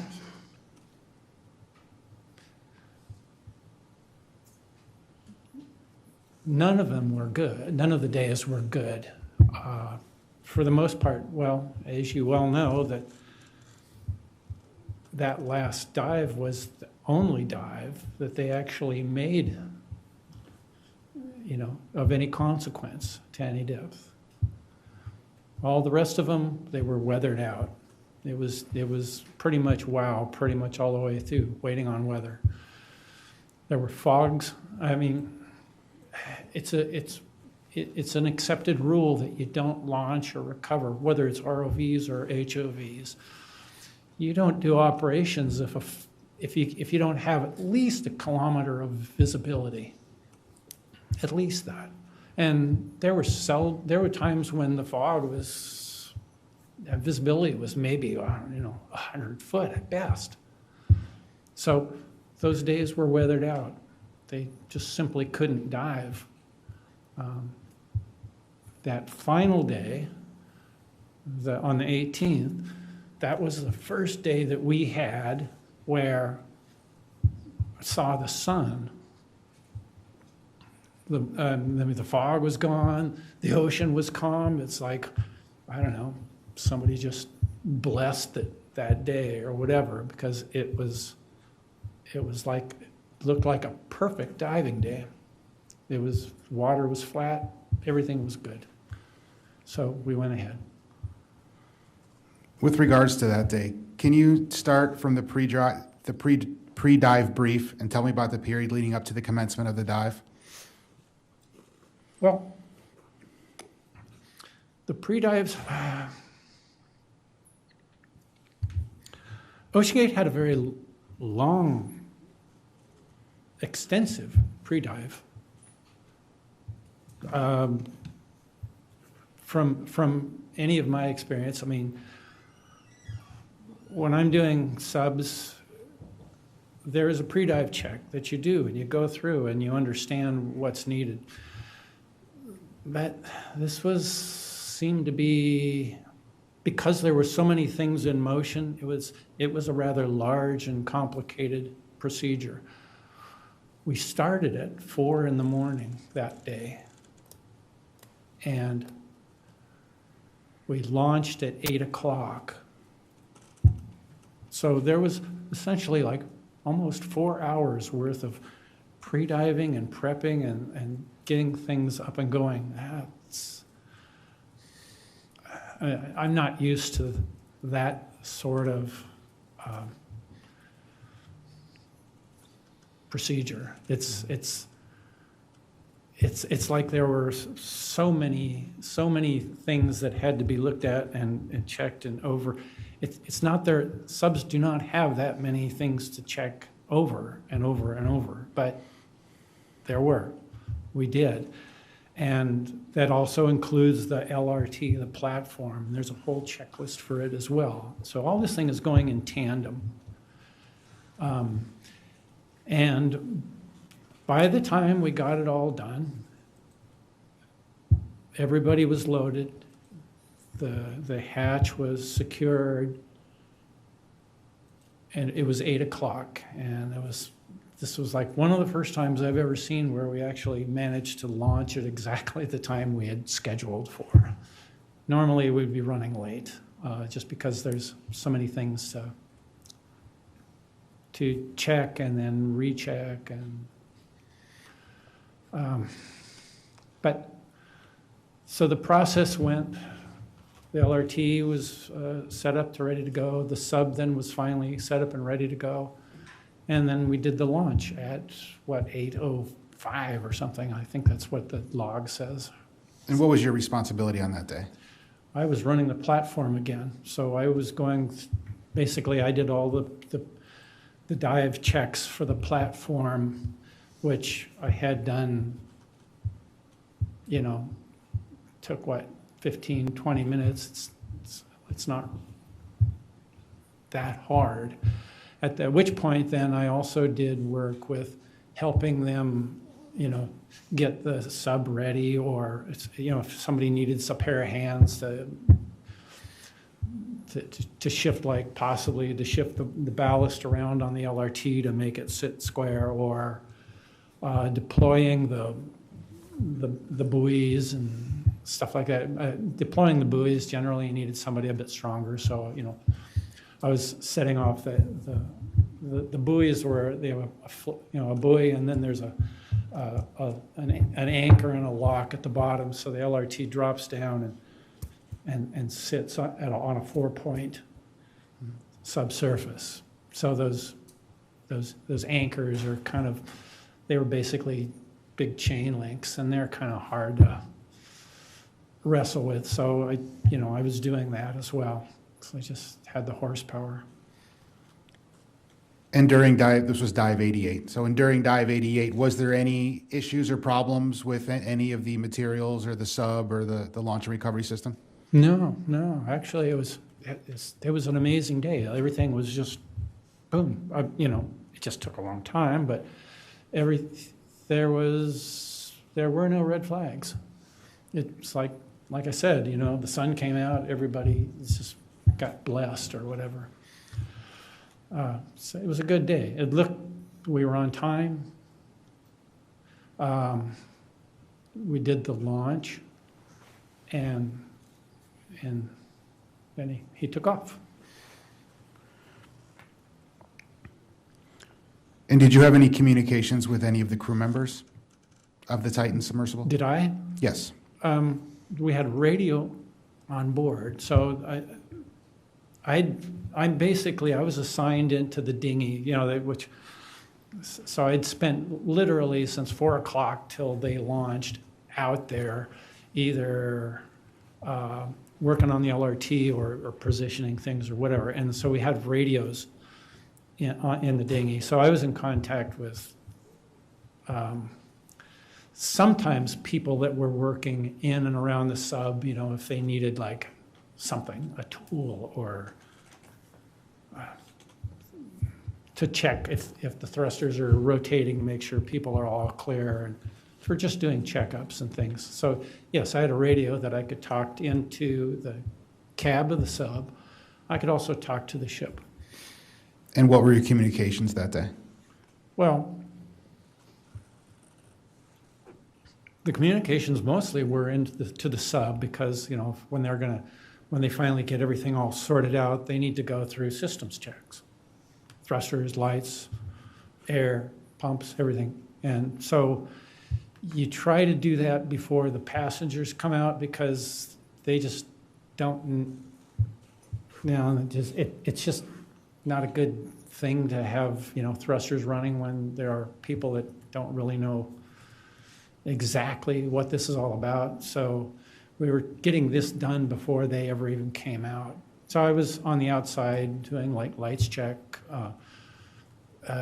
checking with the acoustic, you give it a little scratch and see if they can hear you on the inside.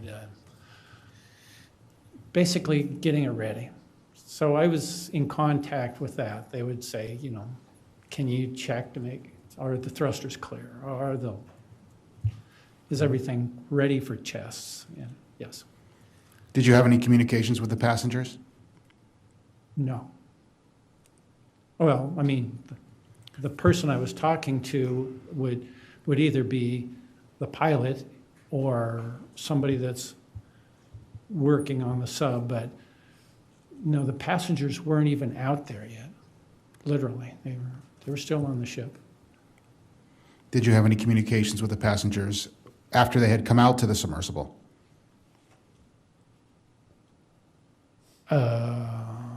They didn't. I mean, you're talking about other times, I suspect, right? No. So on Dive 88, as you're in the rigid hull inflatable acting as the platform operator, and the passengers get brought out with the other rigid hull inflatable vessel. Yeah, they come out on another dinghy, and they get out, and then I helped even get them, to safely get around the dome because the back aft end of the LRT is slanted, and so I wasn't crazy about that. Anyways, I helped them get around, and then they got into the sub. At that point, then the sub is secured, and I just meant communication as they were approaching. Like you just said, you just stated, you were assisting them to get around. No, other than throw me the tagline or something like that, but no, it's just. Okay. They were coming in on a different boat. I was basically at the end of the LRT with several other people. They're going to come up, throw a bow line to me, and we'll pull them in and secure it, and so then people can start crawling out of the boat. That's pretty much the sum total of that communication. Okay. And then what was the next step? So after the passengers get into the submersible, then what happens? The dome is secured, which, is a process, but it's secured and then it's bolted closed. And then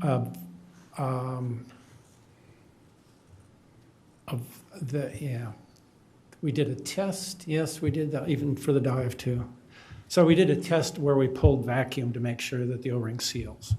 And then, in fact, we did pull the vacuum on the hull a little bit, just so they could test to make sure that the O-ring is seating.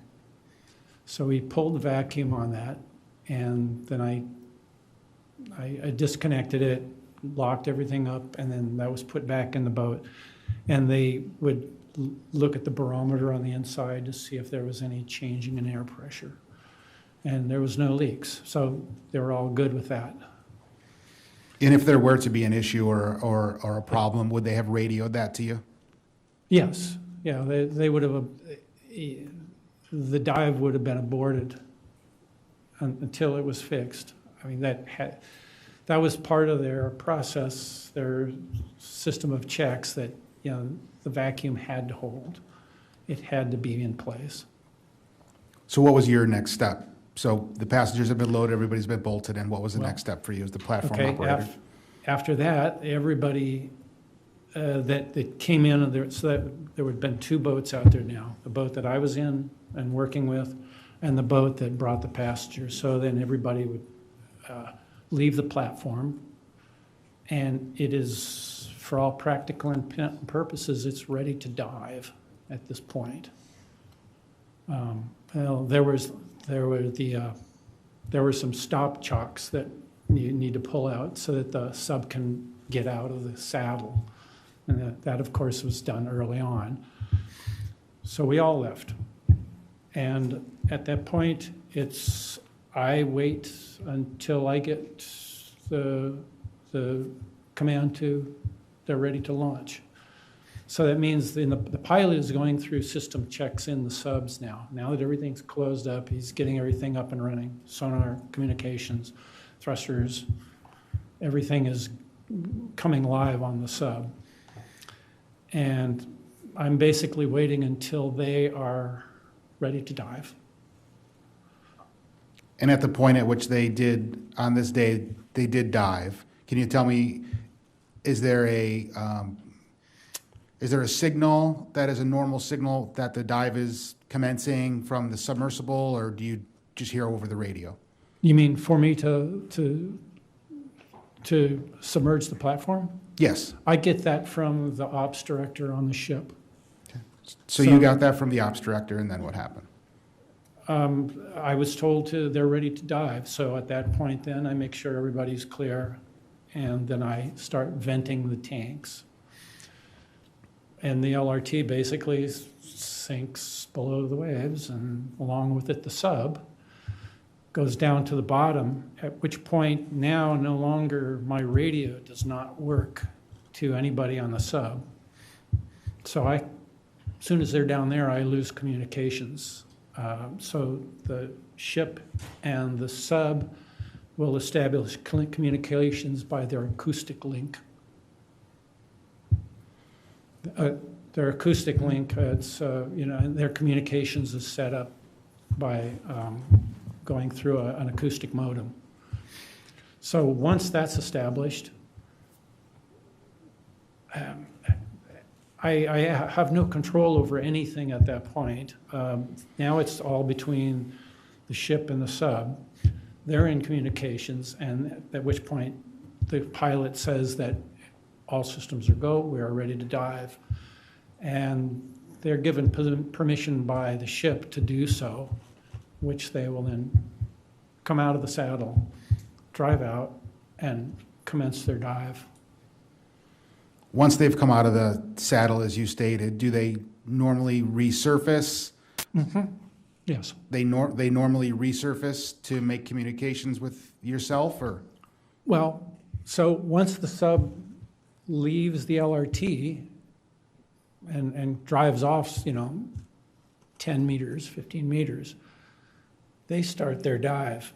The LRT platform is empty, at which point I'm told from the ship that the submersible is now, they've started their dive. I'm clear to recover the LRT. So at that point, then I bring it back up to the surface, where we will wait there until the submersible passes 1,000 meters.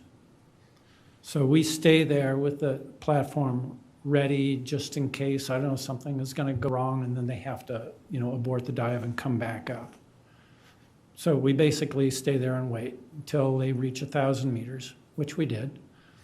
And after that, they told us that they've passed 1,000 meters. It's time you can come in now. So that's basically at that point, I secure the LRT, and we head back in, and I have breakfast. So on June 18th, 2023, at what time did you approximately arrive back at the Polar Prince? Back to the boat. Back to the vessel after the Titan had departed. They launched at 8. It was probably, I think we were out there. I may have been able to get back to the ship maybe about 8:45, maybe a little bit later, but it was about right around there. It was at least a half hour before, they get to their 1,000 meters. It's usually the case. And they called in. Since I was, kind of diving and wrestling with things, I wasn't wearing a watch. So I don't know exactly. But it was, the time it takes them to get to 1,000 meters. So 20 minutes to 30 minutes, at which point then I go back to the ship. Also at which time I'm off duty. So I just basically went and got something to eat. And I'd spent out there on the water since 4 that day, so everything, I was cold and ready to get warmed up and have some breakfast. So that's what I did. I went and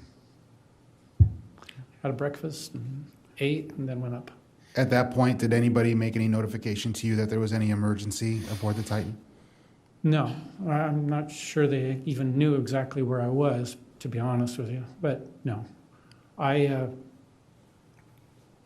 Like I said, I went and had breakfast, I took a shower, got warmed up, and then I went up to the bridge.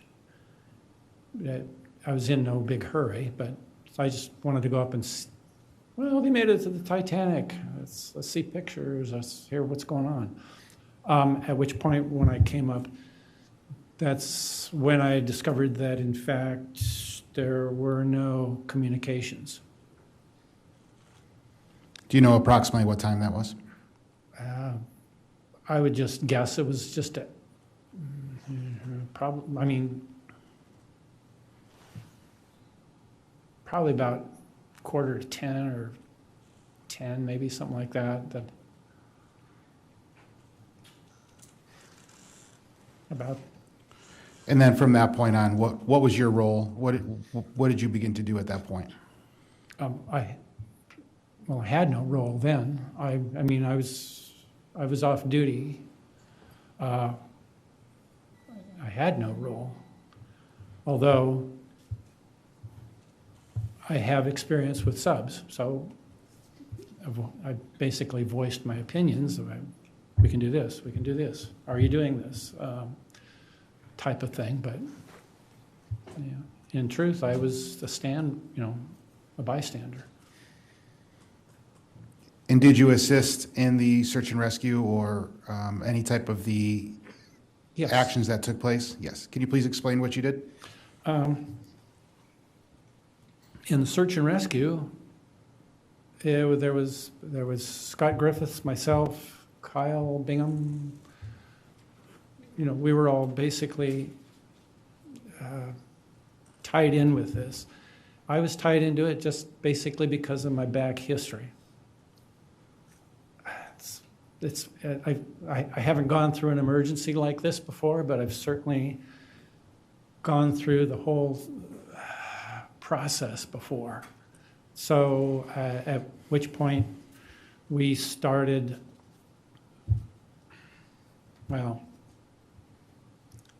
we did everything that we could when it's basically, I started asking questions about when did it happen, or what's the interrogation rate of the tracker, or things like that. Can you track it? And that's when I learned that both the tracking and the communications stopped. Okay. They both stopped because OceanGate was using the acoustic modem that is built onto the transducer to use that as also a communications link. It works fine. But I don't think that was ever the intent of the company that makes those beacons to be used like that. Its primary function was to improve your tracking ability because, there's an acoustic modem built on there, which is tied in with a depth sensor. So when the beacon is at a particular depth, the depth sensor on the tracking beacon will also send this data up to the short baseline that's on the ship. This allows the computer, the computation stuff to be much simpler because it only has to really figure out a range and bearing rather than extrapolate the depth from the angles. So you get range and bearing from the head, and then the added data coming up from that transponder is giving you the depth. So that's what it was made for, to improve the tracking in the 3D picture. They can also be used to send AUVs command signals like do a certain search pattern, grid pattern, or whatever. I mean, it's very useful. It's just that it also worked as to be able to type up messages and sending them up through the acoustic modem as well. Normally, there would have been 2 devices there. You know, your communications, which is completely separate from your tracking. This is the first case I've ever seen where it was all done on the same thing, which basically means that when one failed, so did the other. So both tracking and communications were down, at which point then we tried to find out, well, what was their last known depth? What was their position? You know, all of these things. To at least we needed to get like a last known fix. And since both things went out at the same time, we assumed that it was something had failed on the transponder itself. Now that's the first conclusion one comes to. It's like, yeah, it's not working. So did you remain on the Polar Prince? I stayed on, yes, yeah, I was on the Polar Prince for the process of, you know, of the looking for it, all that. I was there, you know,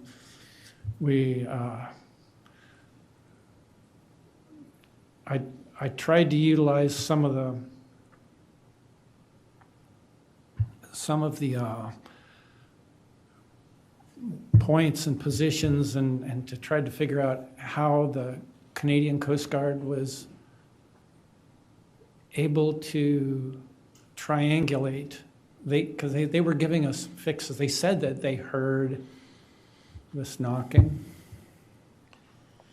And unless all of their sonobuoys were picking this up, you wouldn't be able to triangulate. Yeah, and you know what I mean? I mean, if they had one buoy out, 2 buoys out, 2 buoys, maybe you might get something, but 3 or 4 would be much better. And they would all have to hear it, and they would also have to have a timestamp on when the signal came in for each one of these things, at which point then, yes, they were giving triangulated positions for where they think this is coming from now, this noise is coming from.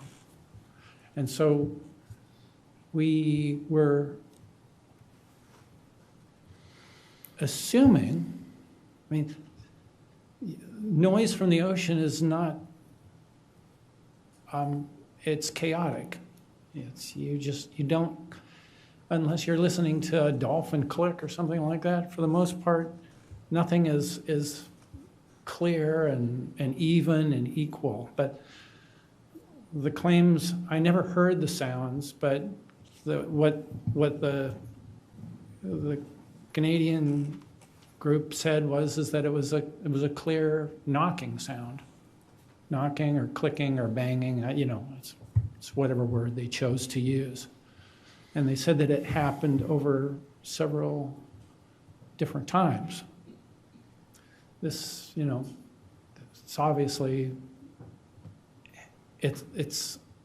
If it happens more than once and if it happens consistently, it's something that's humans are doing. It's not arbitrarily happening. So with that in mind, we're now assuming that, oh crap, they're drifting, because the first triangulation they gave us was basically about 100 meters. It was about 100 meters to the southeast of their last known fix. So we went to this position and they focused on putting more buoys out there. But it was very sporadic with this knocking. And then, of course, they finish at the end of the day, and then they go home because they're running out of fuel. They got to get more buoys and, all this thing. So logistically, they weren't sending these sonobuoys out 24/7. They were through the daylight hours. Mm-hmm. So the next morning, they would be back, and more sonobuoys would go out. And another time, there would be another triangulation spot that it's in a different place, farther. What I did notice is that it was always farther to the southeast. It never went north of the fix. It never went, full east or west. It was always on this swath, kind of heading down to the southeast. So we assumed that it was drifting, possibly mid-water. Maybe they're dragging over the bottom. Don't know. I have no idea. This was all theories that were just flying around between people who are totally without sleep and very anxious, and just it's the worst thing that could be happening. Did the Polar Prince have an ROV on board? Or a remotely operated vehicle that could get to the depth for rescues? The Deep Energy was one of the first ships that responded and showed up. Now, Deep Energy is a large behemoth pipe-laying ship, and it carries 2 ROVs with it. Now, these ROVs are basically designed for, they do work all over the world, but these are work-class ROVs, and their usual operating depth for most the industrial ROVs is 3,000 meters. Not enough. When they came onto the scene, Scott, myself, and Jairus transferred over to the Deep Energy. And Jairus was the doctor on board. Scott Griffiths was the ops director, and I was me. We went over there. I spent most of my time with the ROV guys in the shed. I was kind of working between them. I got the information for how deep it was. Can you dive? What would it take? And logistically, if they can get down there and find something, what would they need on, what we'd need on the surface to do the recovery sort of thing. So I was talking with, I don't know his last name. His first name was John. He was the ROV, chief ROV operator on the Deep Energy. And he basically said that we have enough string to reach that, but the ROV is not built for it. That said, it would be criminal for us not to try. So they did. They sent their ROV down. Again, I was with them. We ran it all the way down to the very end of their main cable. And then this ROV runs off with a TMS. It basically spooled out the 1,000 meters that it had on its tether and made it down to the bottom. At the site, we were diving at the last fix. Unfortunately, we managed to get to the bottom and just about touched down, and the cameras were working, and then we lost telemetry. Right immediately after that, cameras went out, everything. Then the vehicle went dead. So now they've got all the cable stretched out. They've got a dead vehicle down there, which we have to do. I say we. I didn't have anything to do with that, but they had to do a dead vehicle recovery, and then bring up the ROV, and where they found out that they had kind of pretty much gutted the ROV. Their bottles had collapsed. they essentially destroyed the ROV, you know, trying to help. So we continued using the other ROV, but not going as deep, but to try to use it as to use the sonar on the ROV to scan and see if we could go, you know, nobody knew. Nobody knew what the depth was.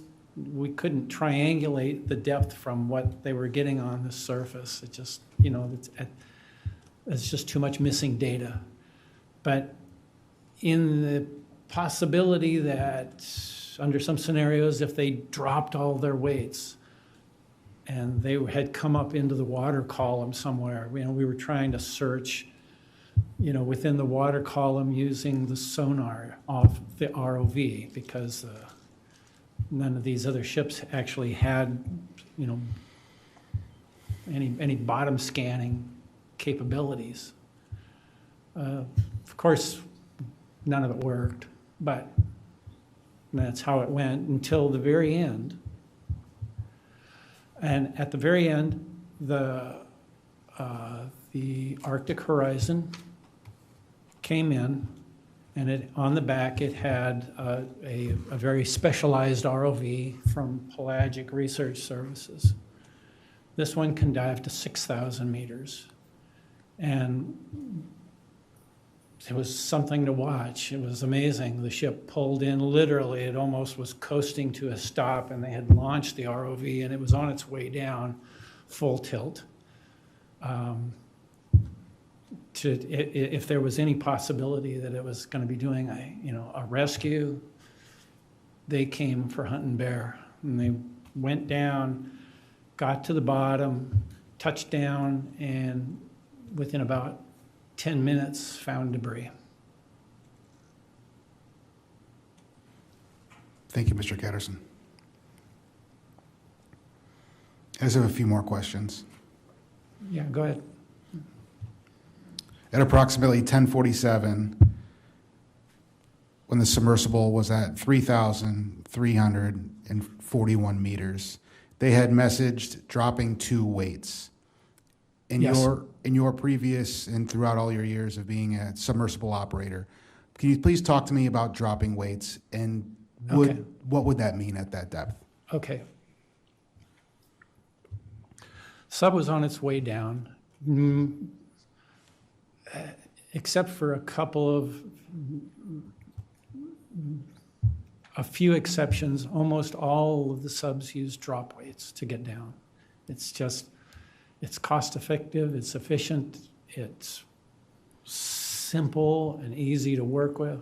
You know, it's like a balloon. So when they drop down, usually before you have the bottom in sight, you will shed some of your weight. So you want to understand how much control you have over the sub, because from the surface till you starting to try to slow down is a free fall, essentially. You're trying to get the sub down there literally as quick as you can, because the longer you stay in the water column, the farther you get washed offshore, washed off target, so, sorry.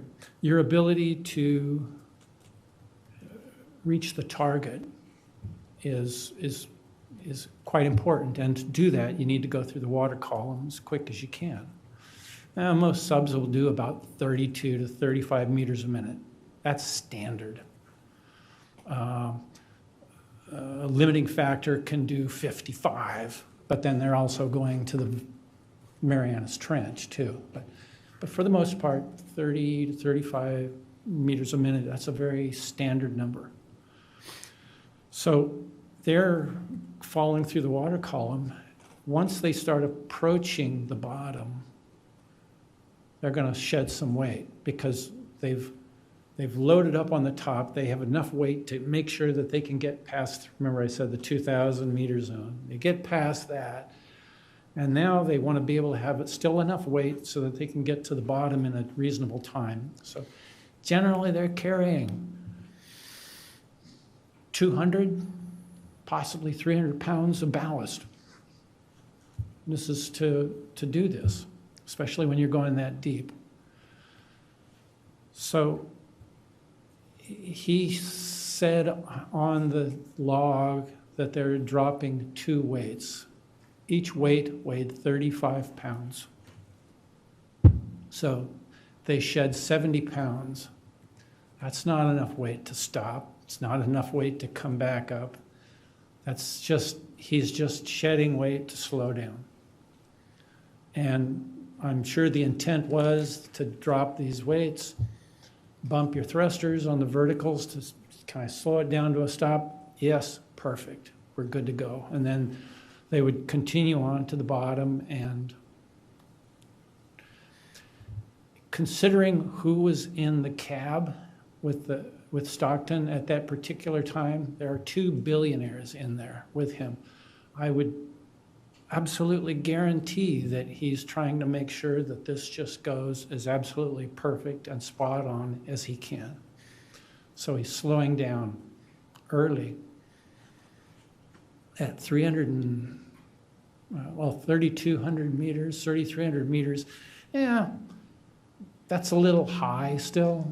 Normally I would, if I'm dumping weight at 100 meters. It's okay. I mean, I think he's just, going to try to make everything perfect. It doesn't mean any emergency was in there. It just means that, the only emergency was probably what was going on in his head is like, we're not going to touch the bottom with a bump or anything like that. We are going to make this just smooth and as great as possible. So, yeah, he dumped essentially 70 pounds, which is only slowing you down. Thank you, Mr. Catterson. That's all the questions I have. Mr. Catterson, we've been going for over an hour. Would you like to take a break at this time? I'm fine. Okay, we'll continue on. Thank you, sir. If you have more. Just a few more. I'd like to go to Lieutenant Commander Williams. Oh, I'm sorry. The board would like to take a quick break, sir. Okay. If you don't, we will recess and return at 4:45, sir. Okay. 4:45.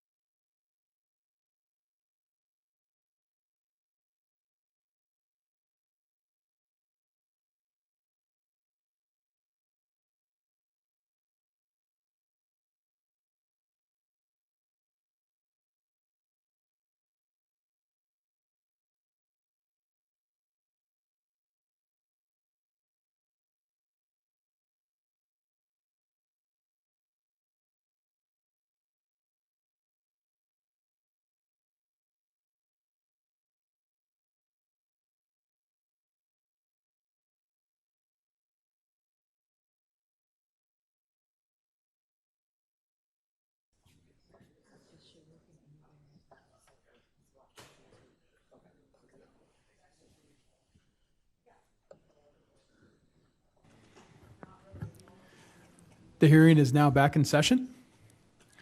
At this time, I'd like to pass the questioning to Lieutenant Commander Williams. Thank you, sir. Mr. Catterson, did you have any experience with carbon fiber? Can you speak into the mic? I'm sorry.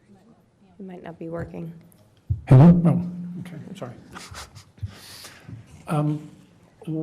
A little bit, yes. One of the companies that I've worked for in the past was, it's called ACM, Advanced Ceramic Manufacturing.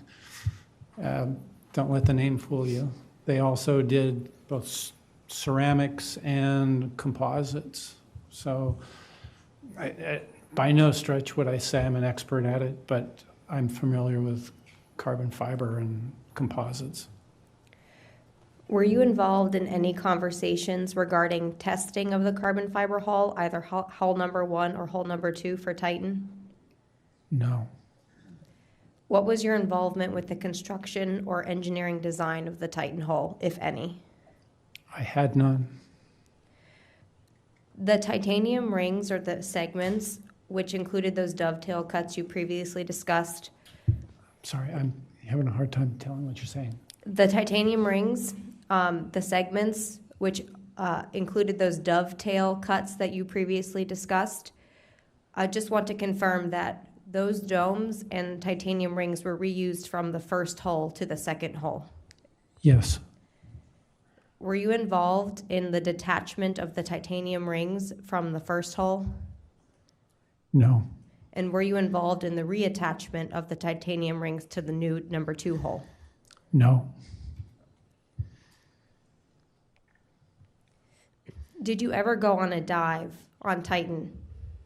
No. Were you ever asked to pilot for Titan? Not Titan, but the Cyclops. Would you have felt comfortable going on the Titan to depth? No.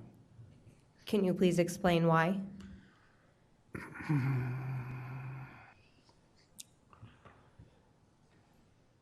I don't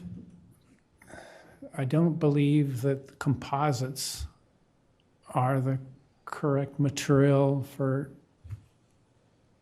a pressure vessel that's experiencing external compression. So I had my doubts. I had my opinions, of course. When I tried to figure out the strength of the hull, I couldn't make it work well enough, meaning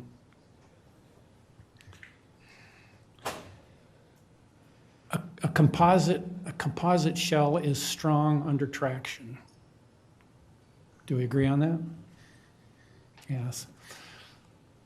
Having said that, when you put it under compression, the carbon fiber is not taking the load.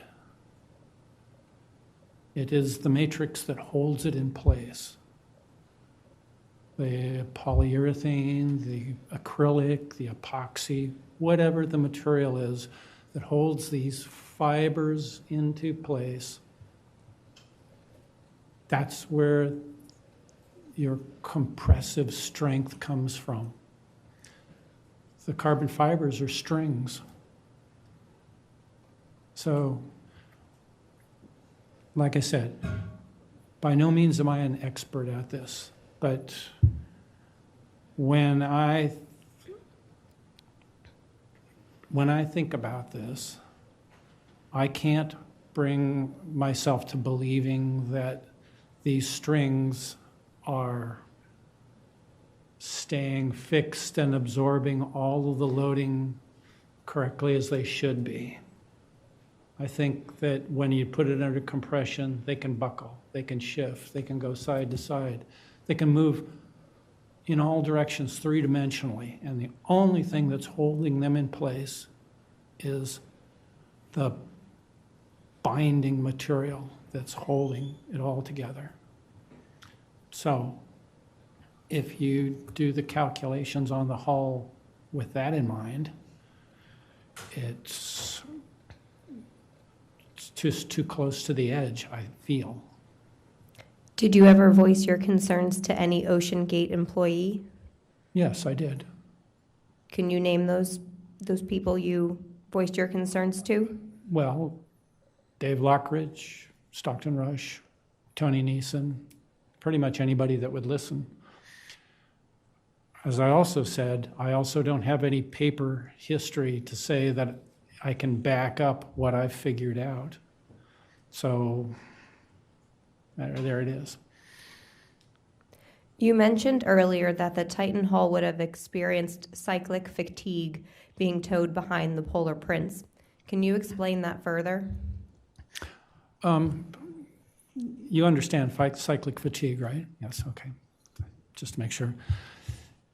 I think... But for others in the audience, can you please explain that? Oh, okay.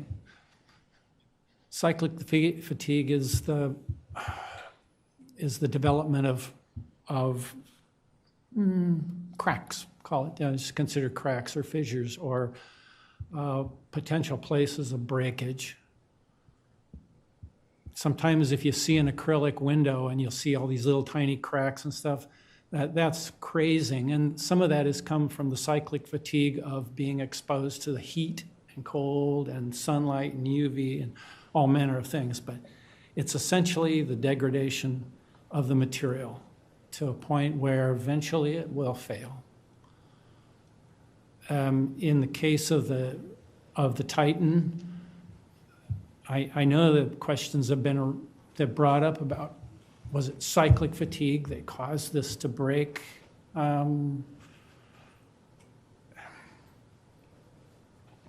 would agree, but I think it's cyclic fatigue of the glue line, not any of not the titanium or anything like that. It's just the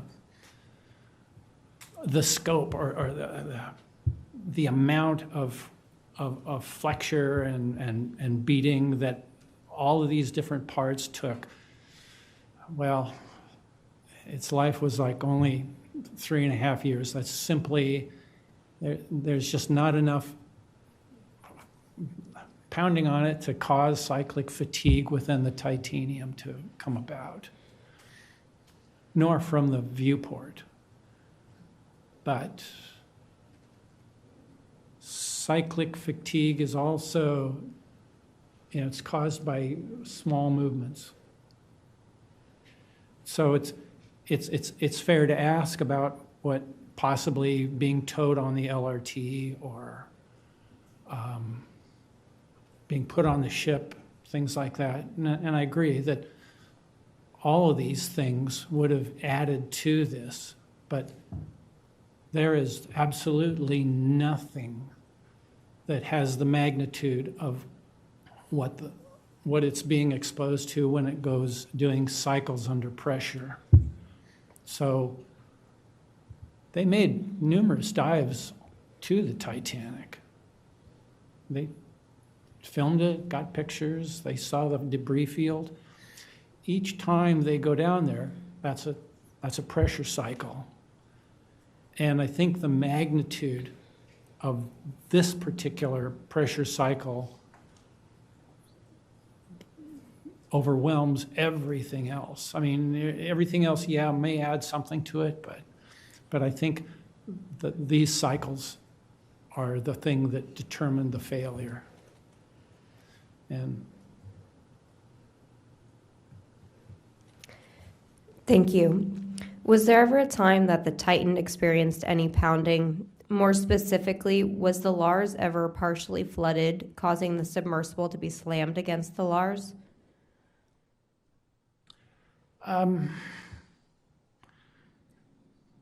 So that they bring the sub in, and they're going to come in on a landing, kind of like like the jets on an aircraft carrier.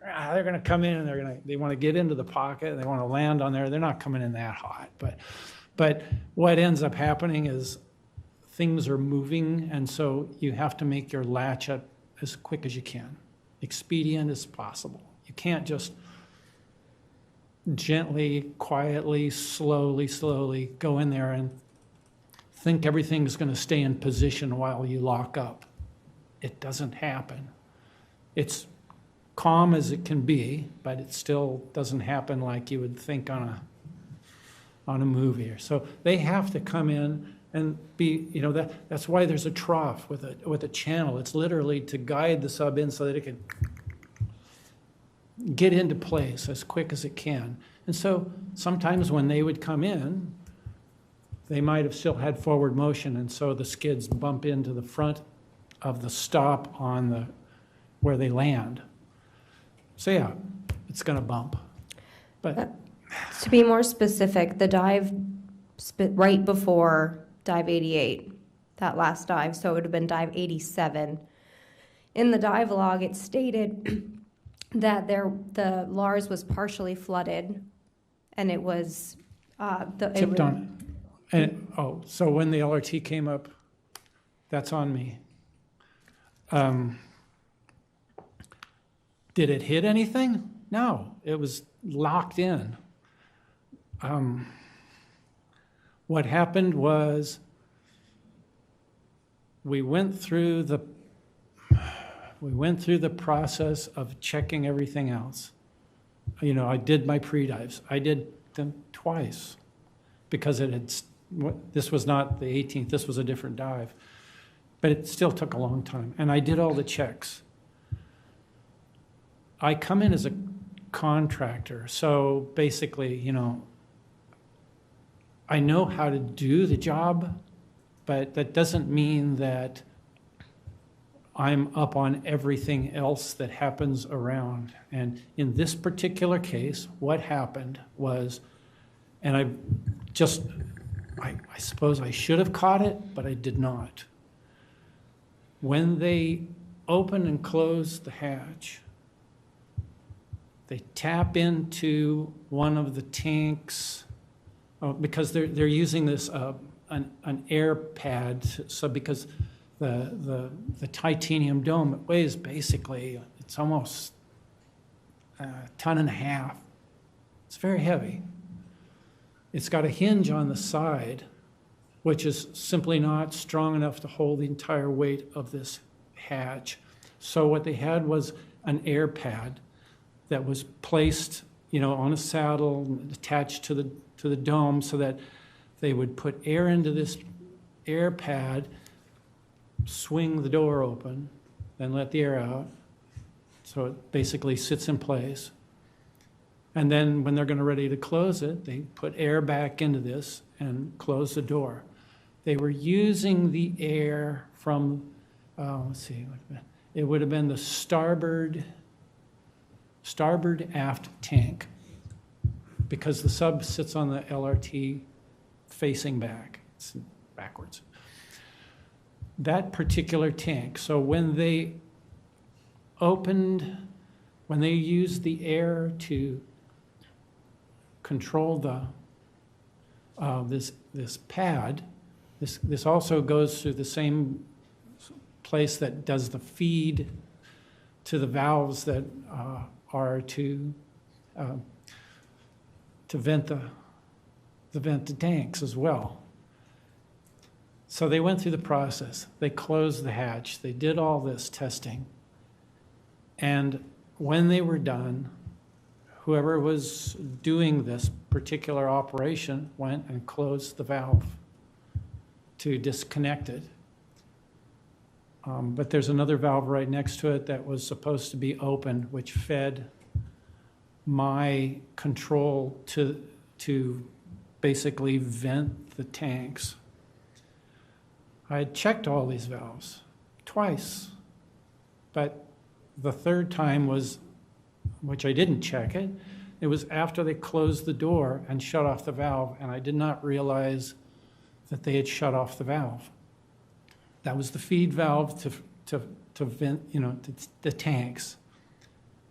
So we sent the sub down, the platform down. And there was some issue with the sub, and it had to come back up. It never left the LRT, ever. And so I brought it back up. When I brought it back up, I'm now blowing air into all of these. There's 4 different tanks on this LRT. I'm blowing air into these tanks, and it turns out that the far starboard aft tank was not filling. And so the LRT came up and then tipped. And it sat there. It was going nowhere, but it was probably uncomfortable for the people inside. But anyways, it came up and it was stable, but it certainly wasn't sitting flat. And I could not get any air into that. So eventually what we had to do was send a diver down, because I was working on the platform at that point. I was not the diver. We sent a diver down. They went down and found that that one valve had been closed. And once they opened it, I was able to fill that back up and bring the platform back up to square. But What was the sea state during that? pardon me? What was the sea state during that? It was very flat. We weren't even at the Titanic site. We were just offshore a little ways in a cove. So they were just testing something, which obviously didn't work because they never even left this platform. So it was calm. It was not, it was windy, of course. I mean, this is the open ocean, but there were no huge rollers or anything like that. Still, I should have caught it, but.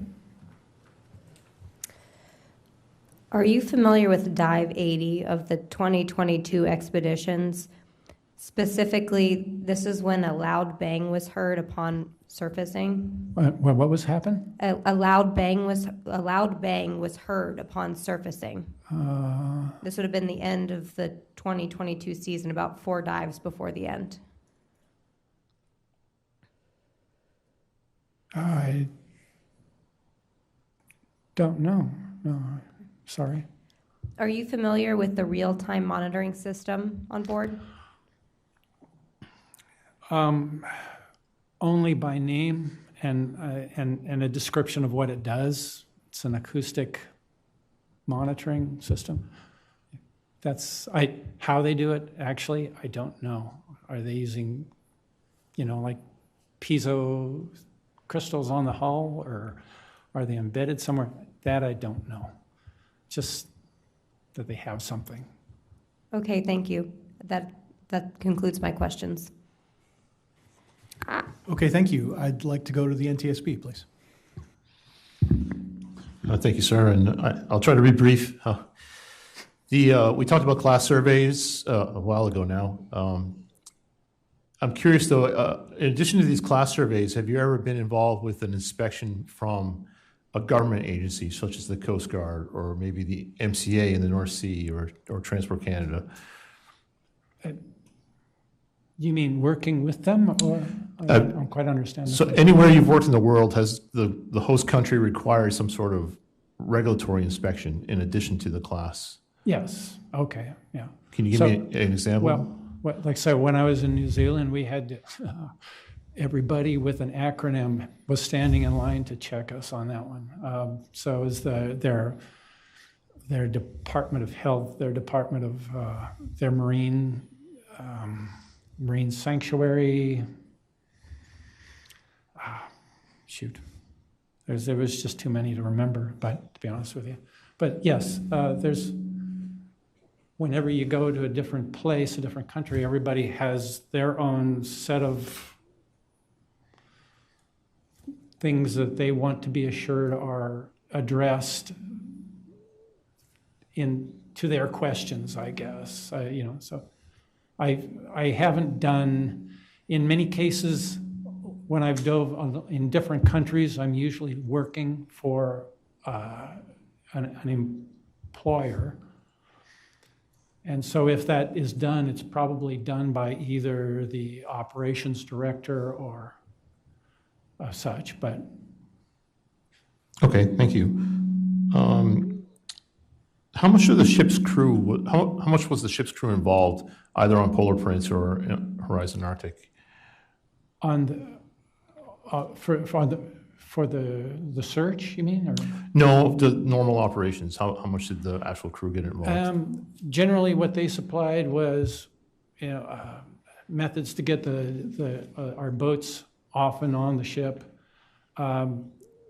They were not out on the platform. They basically helped us with grunt work, on the ship. I mean, if there's something we needed to pack or something. But no, they were not actually part of the ship's crew is not actually part of the launch. How about with decision making as far as if the weather's too bad or something's not safe? I mean, captains, there's God and then there's the captain. If he basically says that this is bad, he can overrun everything. There's also the ops director for the operation itself, and they are in contact with the captain to come up with these decisions. So is that the same at other companies or other subs that you've worked with? Pretty much everybody I've worked with, yes. There's always, the captain is king. Is it normal, though, that the ship's crew is not involved with the submersibles? Ship's crew is... The times that I've seen ship's crew actually do work with it is when the ship's crew are familiar and operate like it's a fixed facility, so it's a subtender. And it would be ship's crew then that's operating the A-frame or the tuggers or the tow lines or things like that. Yes, they do that type of work, but they never do anything that's actually connected with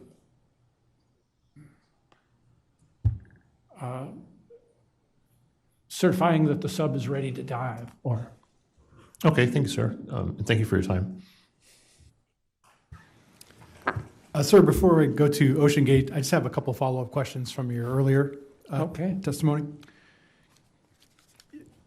You mentioned the dragging of the Titan during the Horizon Arctic operations, and I believe you said at some point you saw contact with either the Lars or the Titan's hull, and I wanted to clarify which one it was. I think you said you saw some hard contact, and could you clarify that? Wait, are we talking about when I was just talking about them landing on the LRT? Actually, sir, this is when they were dragging the system back onto the deck of the Horizon Arctic. Well, all right. So the way that was is that the sub is already locked and on the LRT, and then they pulled the LRT up to this. This is on the Arctic horizon. Right?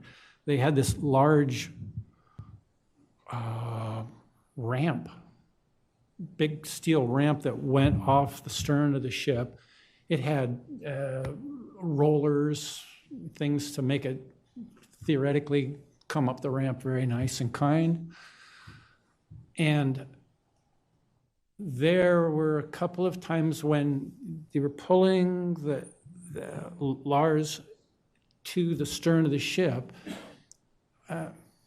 You know that on the stern of a ship, that's the place that sees the most movement, the bow and the stern.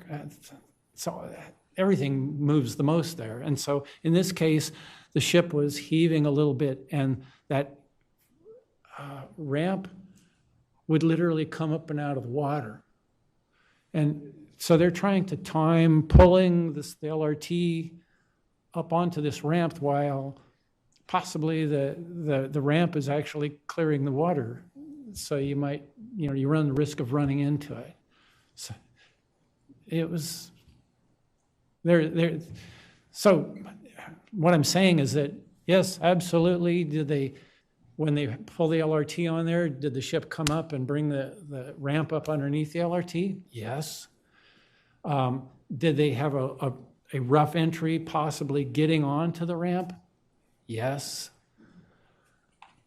So to clarify, sir, would the contact be with the LRT or the hull of the Titan?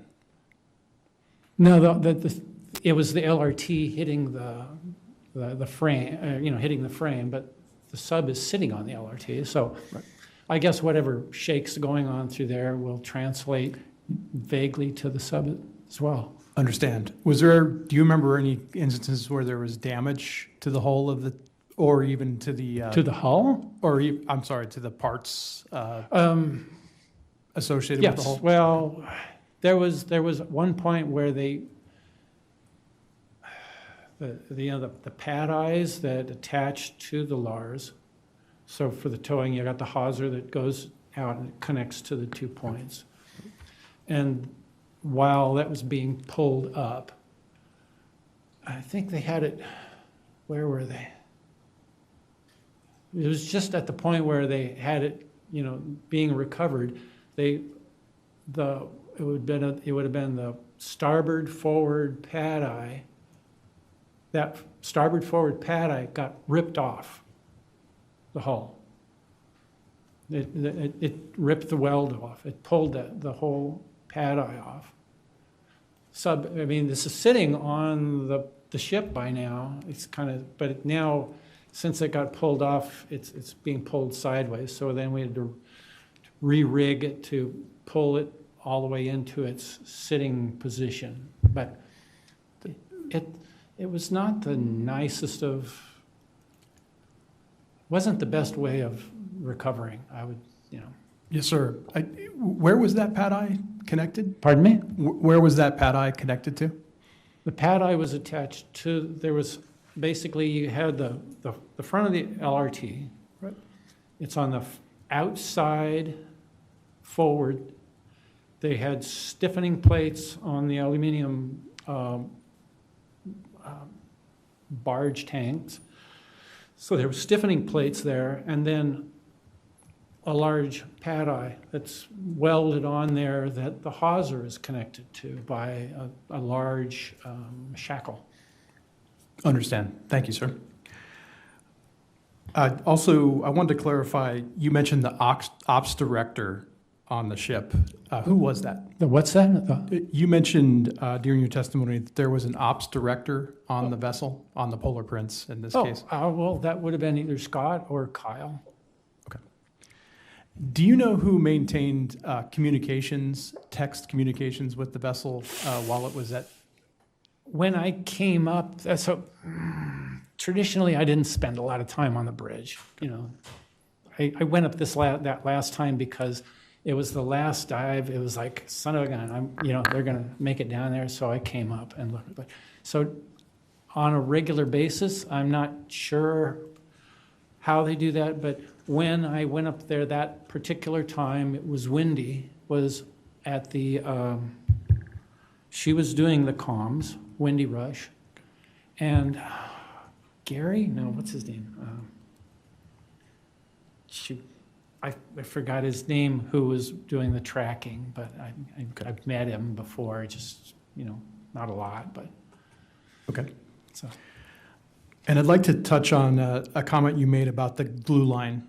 Like you mentioned that you thought a failure could occur at the glue line, if I understood that? Fuel line? Glue, I think you said. Oh, the glue line on the. Yeah, would be. Okay, yeah, oh, yeah. You're segueing faster than I am. Sorry, sir. This is talking about a potential failure point.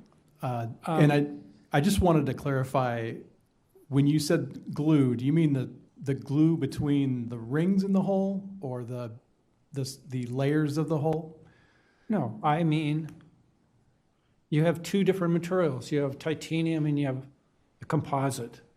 And to make this one cabin, you got to somehow attach the composite to the titanium ring. So on that, so there was a dome, and then, for lack of a better word, I mean, I don't know what to call them other than retaining rings. Right. There's that secondary ring. On the front, it was basically completely solid, and on the aft end, that's where they had the penetrators go through, because you cannot put holes in the composite. You just cannot. So the glue line is where the end of the composite hull fit into. It was a milled socket an annular ring that went into the titanium ring, and so that there was basically it was about a 3/8 section on the outside and on the inside that sandwiched between, the composite in between the two. So the composite then it's kind of like so, and it was fit in like that. And then the glue line was on the composite and the titanium. Okay, thank you, sir. Sorry. And one question, I'm curious if the lack of a rescue asset was ever discussed, or did you hear OceanGate ever talking about that they did not really lack, or they lacked an asset that could get to depth if there was ever an entanglement or something occurred on the bottom? I wasn't part of actual, the rules of their operation, unfortunately. The only thing I did was they obviously had a list, because when I went up and I asked Scott, do you have a call list? And he said, yes, we do. And he showed me. And so they had a list of names and places to call. They did not carry another ROV or anything with them, which, well, to be fair, for 50 years, Alvin dove solo without having any backup either. So it's not like they were the only ones doing that. Understand, sir. So when you say a list, it would be list of people with capabilities to have an ROV? Yes, companies, people, different organizations, whatever. Yes. And that's how they got a hold of Pelagic Research Services. They were on the list. Yes, sir. And this is a point I want to make for clarification. On the text communications, one of the last communications discussed is about the Niskin bottle. Do you know the what? They said please deploy the Niskin bottle. A Niskin bottle? Yeah, That's a I sampler. may not be providing that. I mean, am I saying that correctly? Yeah, Niskin. That's a water sampler. Right, and I wanted to make the point that would be a standard routine operation. That is a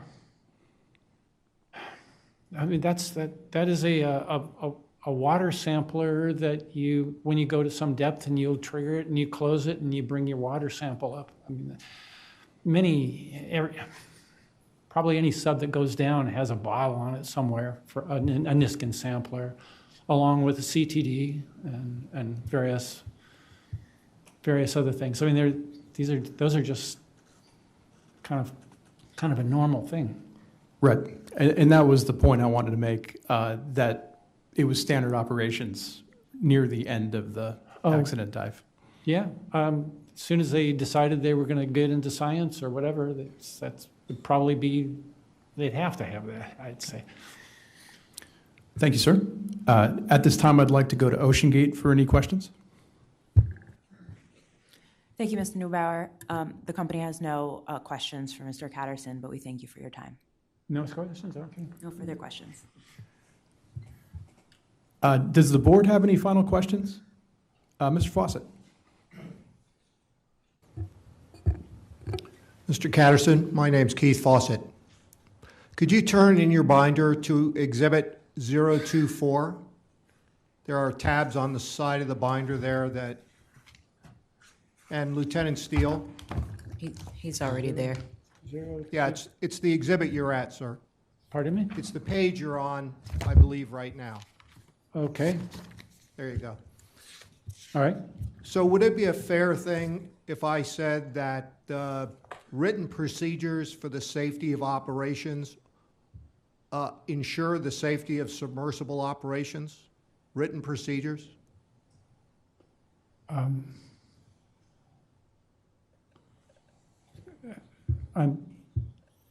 Are you comparing, do you mean, are they risk procedures that they have, are they spelled out for the? Are they important to the safety of operations? Oh, well, every company I've worked with approaches this sort of a different way. They all will assess risk. This one has a lot of verbiage and coverage. But, I mean, that it's, I would say it's as their best guess. Yes, they're trying to cover all the things to look for to be safe. I get that. Different companies have different matrices or ways of coming up with how they define their risk. So I would just say that this is just another one that's just a little different. On page 1, or correction, page 4, I'll read it to you, sir. It says, "This document has been prepared by OceanGate to provide onshore and offshore personnel with the details required for successful completion of the project." And this is the 2023 Titanic expedition. Okay, So your would be classed as offshore personnel, is that correct? I would be. If we go down to, and this was provided in response to a subpoena, and I'd like to go to page 5. And on page 5, you'll see down at the very bottom, it says OceanGate Operations. And you see a list of, in the bottom, Yeah. submersible pilot, lead tech, operations tech, and you don't see names there, you see to be determined. Okay. Were all those persons delineated for you so that you understood who was doing each job on this particular expedition? I would, for each dive, I would know who the pilot was. I wouldn't necessarily know who the passengers were. A lead tech. I don't actually know what some of these terms are, what they're trying to actually say, because most of the people that were working on as a tech on the sub were, they were pretty much all equal. Now, we all had our tasks. Each one was given the task by, say, either Scott or Kyle or whoever, they need something done. We need more weight. We need something adjusted or things like that. So I guess that would probably be the lead tech as well, but I always just kind of refer to them as the ops directors. Operations techs, they're all basically on the same level. They were just, you go into this, you go into this. Type of thing. We weren't assigned specific things until an issue came up or they wanted something done. My final 2 questions. Did you participate in dive operations risk assessment meetings? No. And do you know if any of those meetings were held? In other words, maybe posted on a bulletin board or announced over the vessel's PA system? I suspect that there were bulletins that went out to the people that they were going to have at these meetings.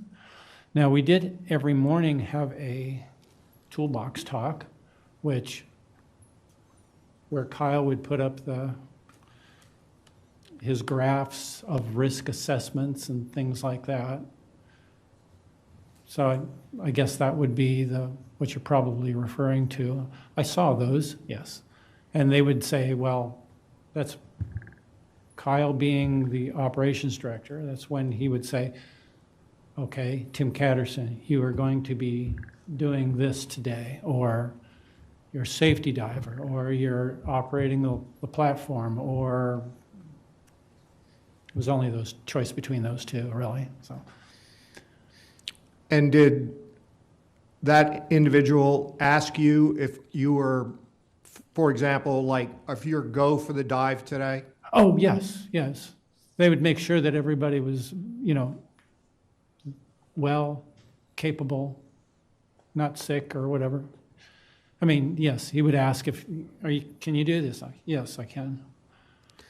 Did he ask you if what you were about to do today for that weather on the given day, if you were good to go there? Now, as you mentioned fog on particular days where you couldn't work, would they ask your opinion about the safety of the operation that day?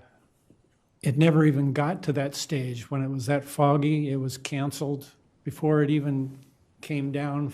I mean, this was decided by the captain and the ops director. First thing, they get in contact with each other. So that the whole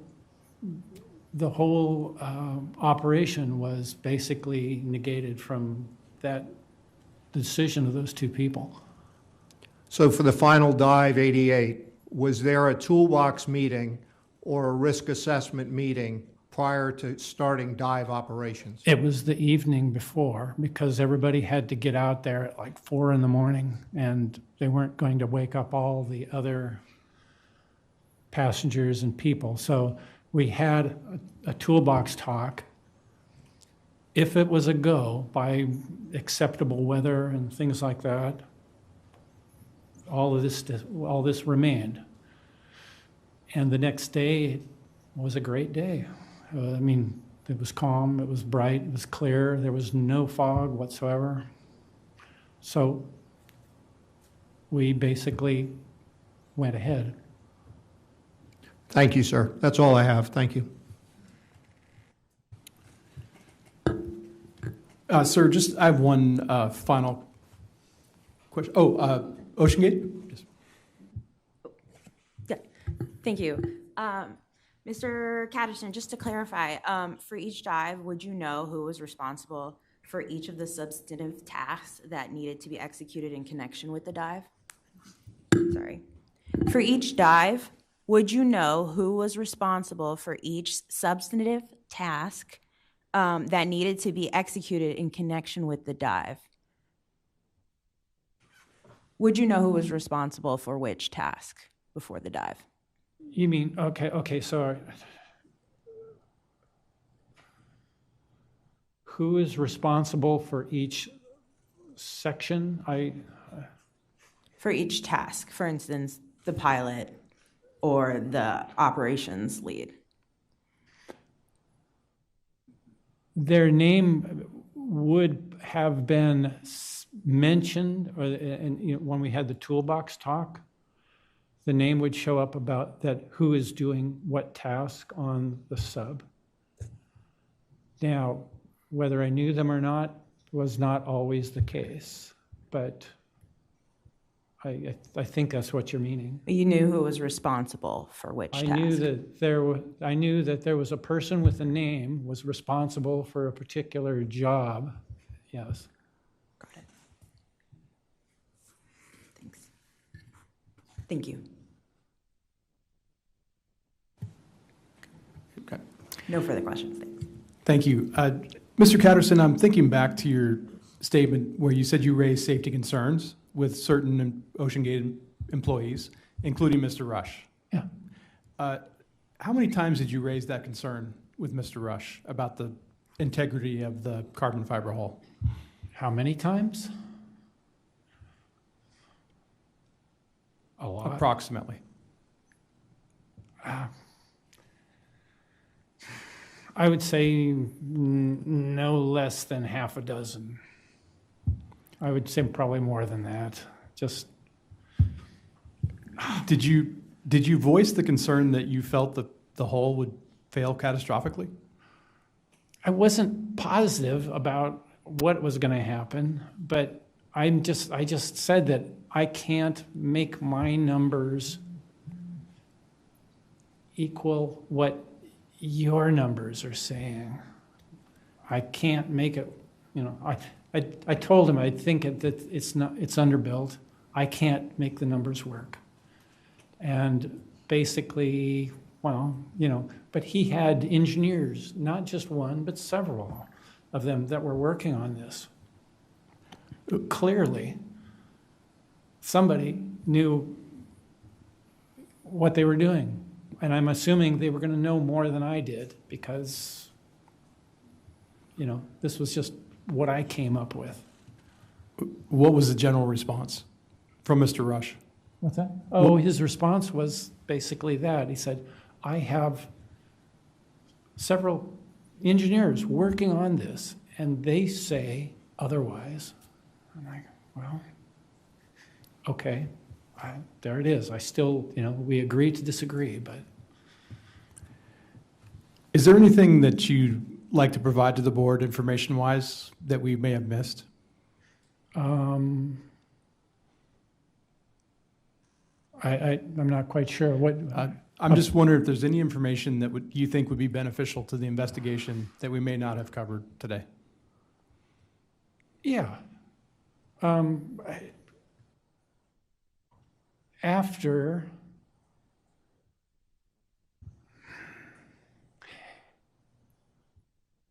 we found the sub, after the sub was found,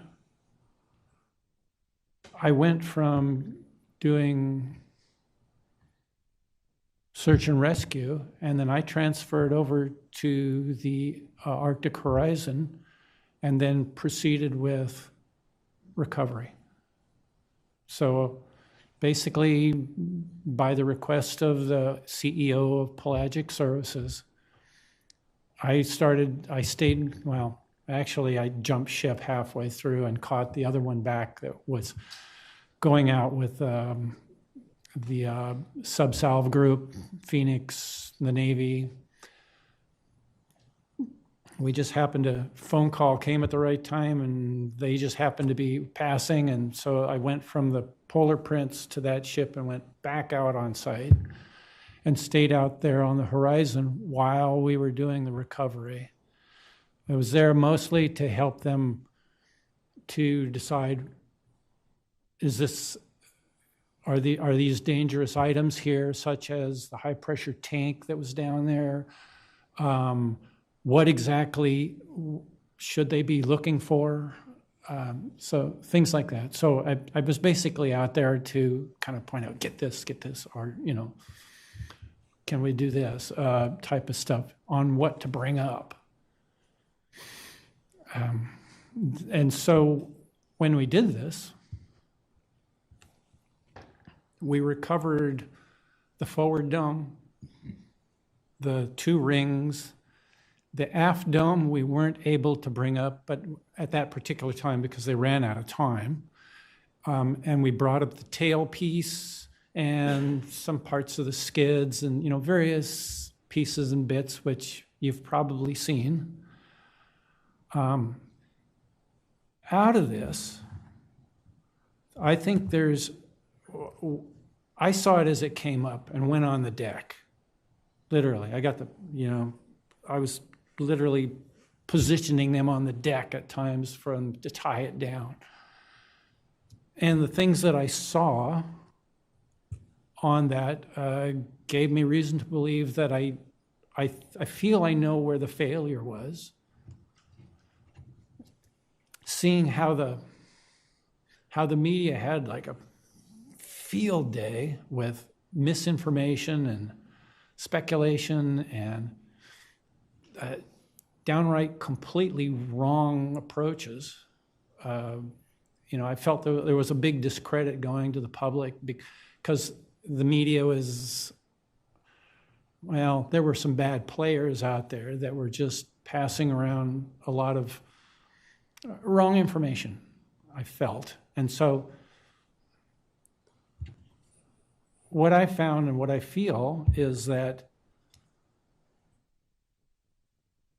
the implosion happened instantaneously, that it was not the viewport that failed because there was no shards, there was no viewport, there's nothing. The viewport was blown out, it's out there somewhere still. And that the failure happened at the forward glue line at the ring. This is, you probably already, I I know Tom already has a fair idea about, what I think about this, but if it hasn't been said, it is now. That this is how I think the failure happened, is why that glue line failed. Cyclic fatigue of the glue.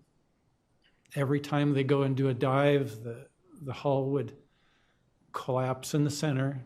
Not a lot, nothing you would actually see with your eye, but it's still enough that the outside edge would cantilever out. It basically was, when it was squeezed down in the center, it was forced to try to rotate toroidally.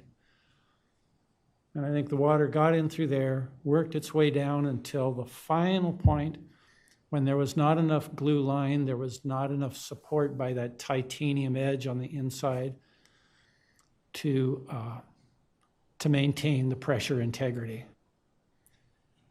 And it had to have happened equally all the way around that ring, because on the forward ring, on the very inside, that inside tab, go out and look at it, touch it, run your hand across it. It has been sheared off completely all the way around inward. The only way that would happen is if it all happened at once. If it happened partially at some place, it would have ripped and tore and then equalized in there, and this other the other remaining piece of that material would stay intact. But that is not the case. It is on the aft end, but not on the forward end. That thing was sheared off smooth. So this had to happen extraordinarily fast, which means the people in there had no idea this was coming. And I just want to make sure that, you let the public know that nobody was suffering in there. As a matter of fact, they were probably they were all waiting to see the Titanic when this happened. So that would be it. Okay. Thank you, sir. Does the board or anybody have any further questions for Mr. Catterson?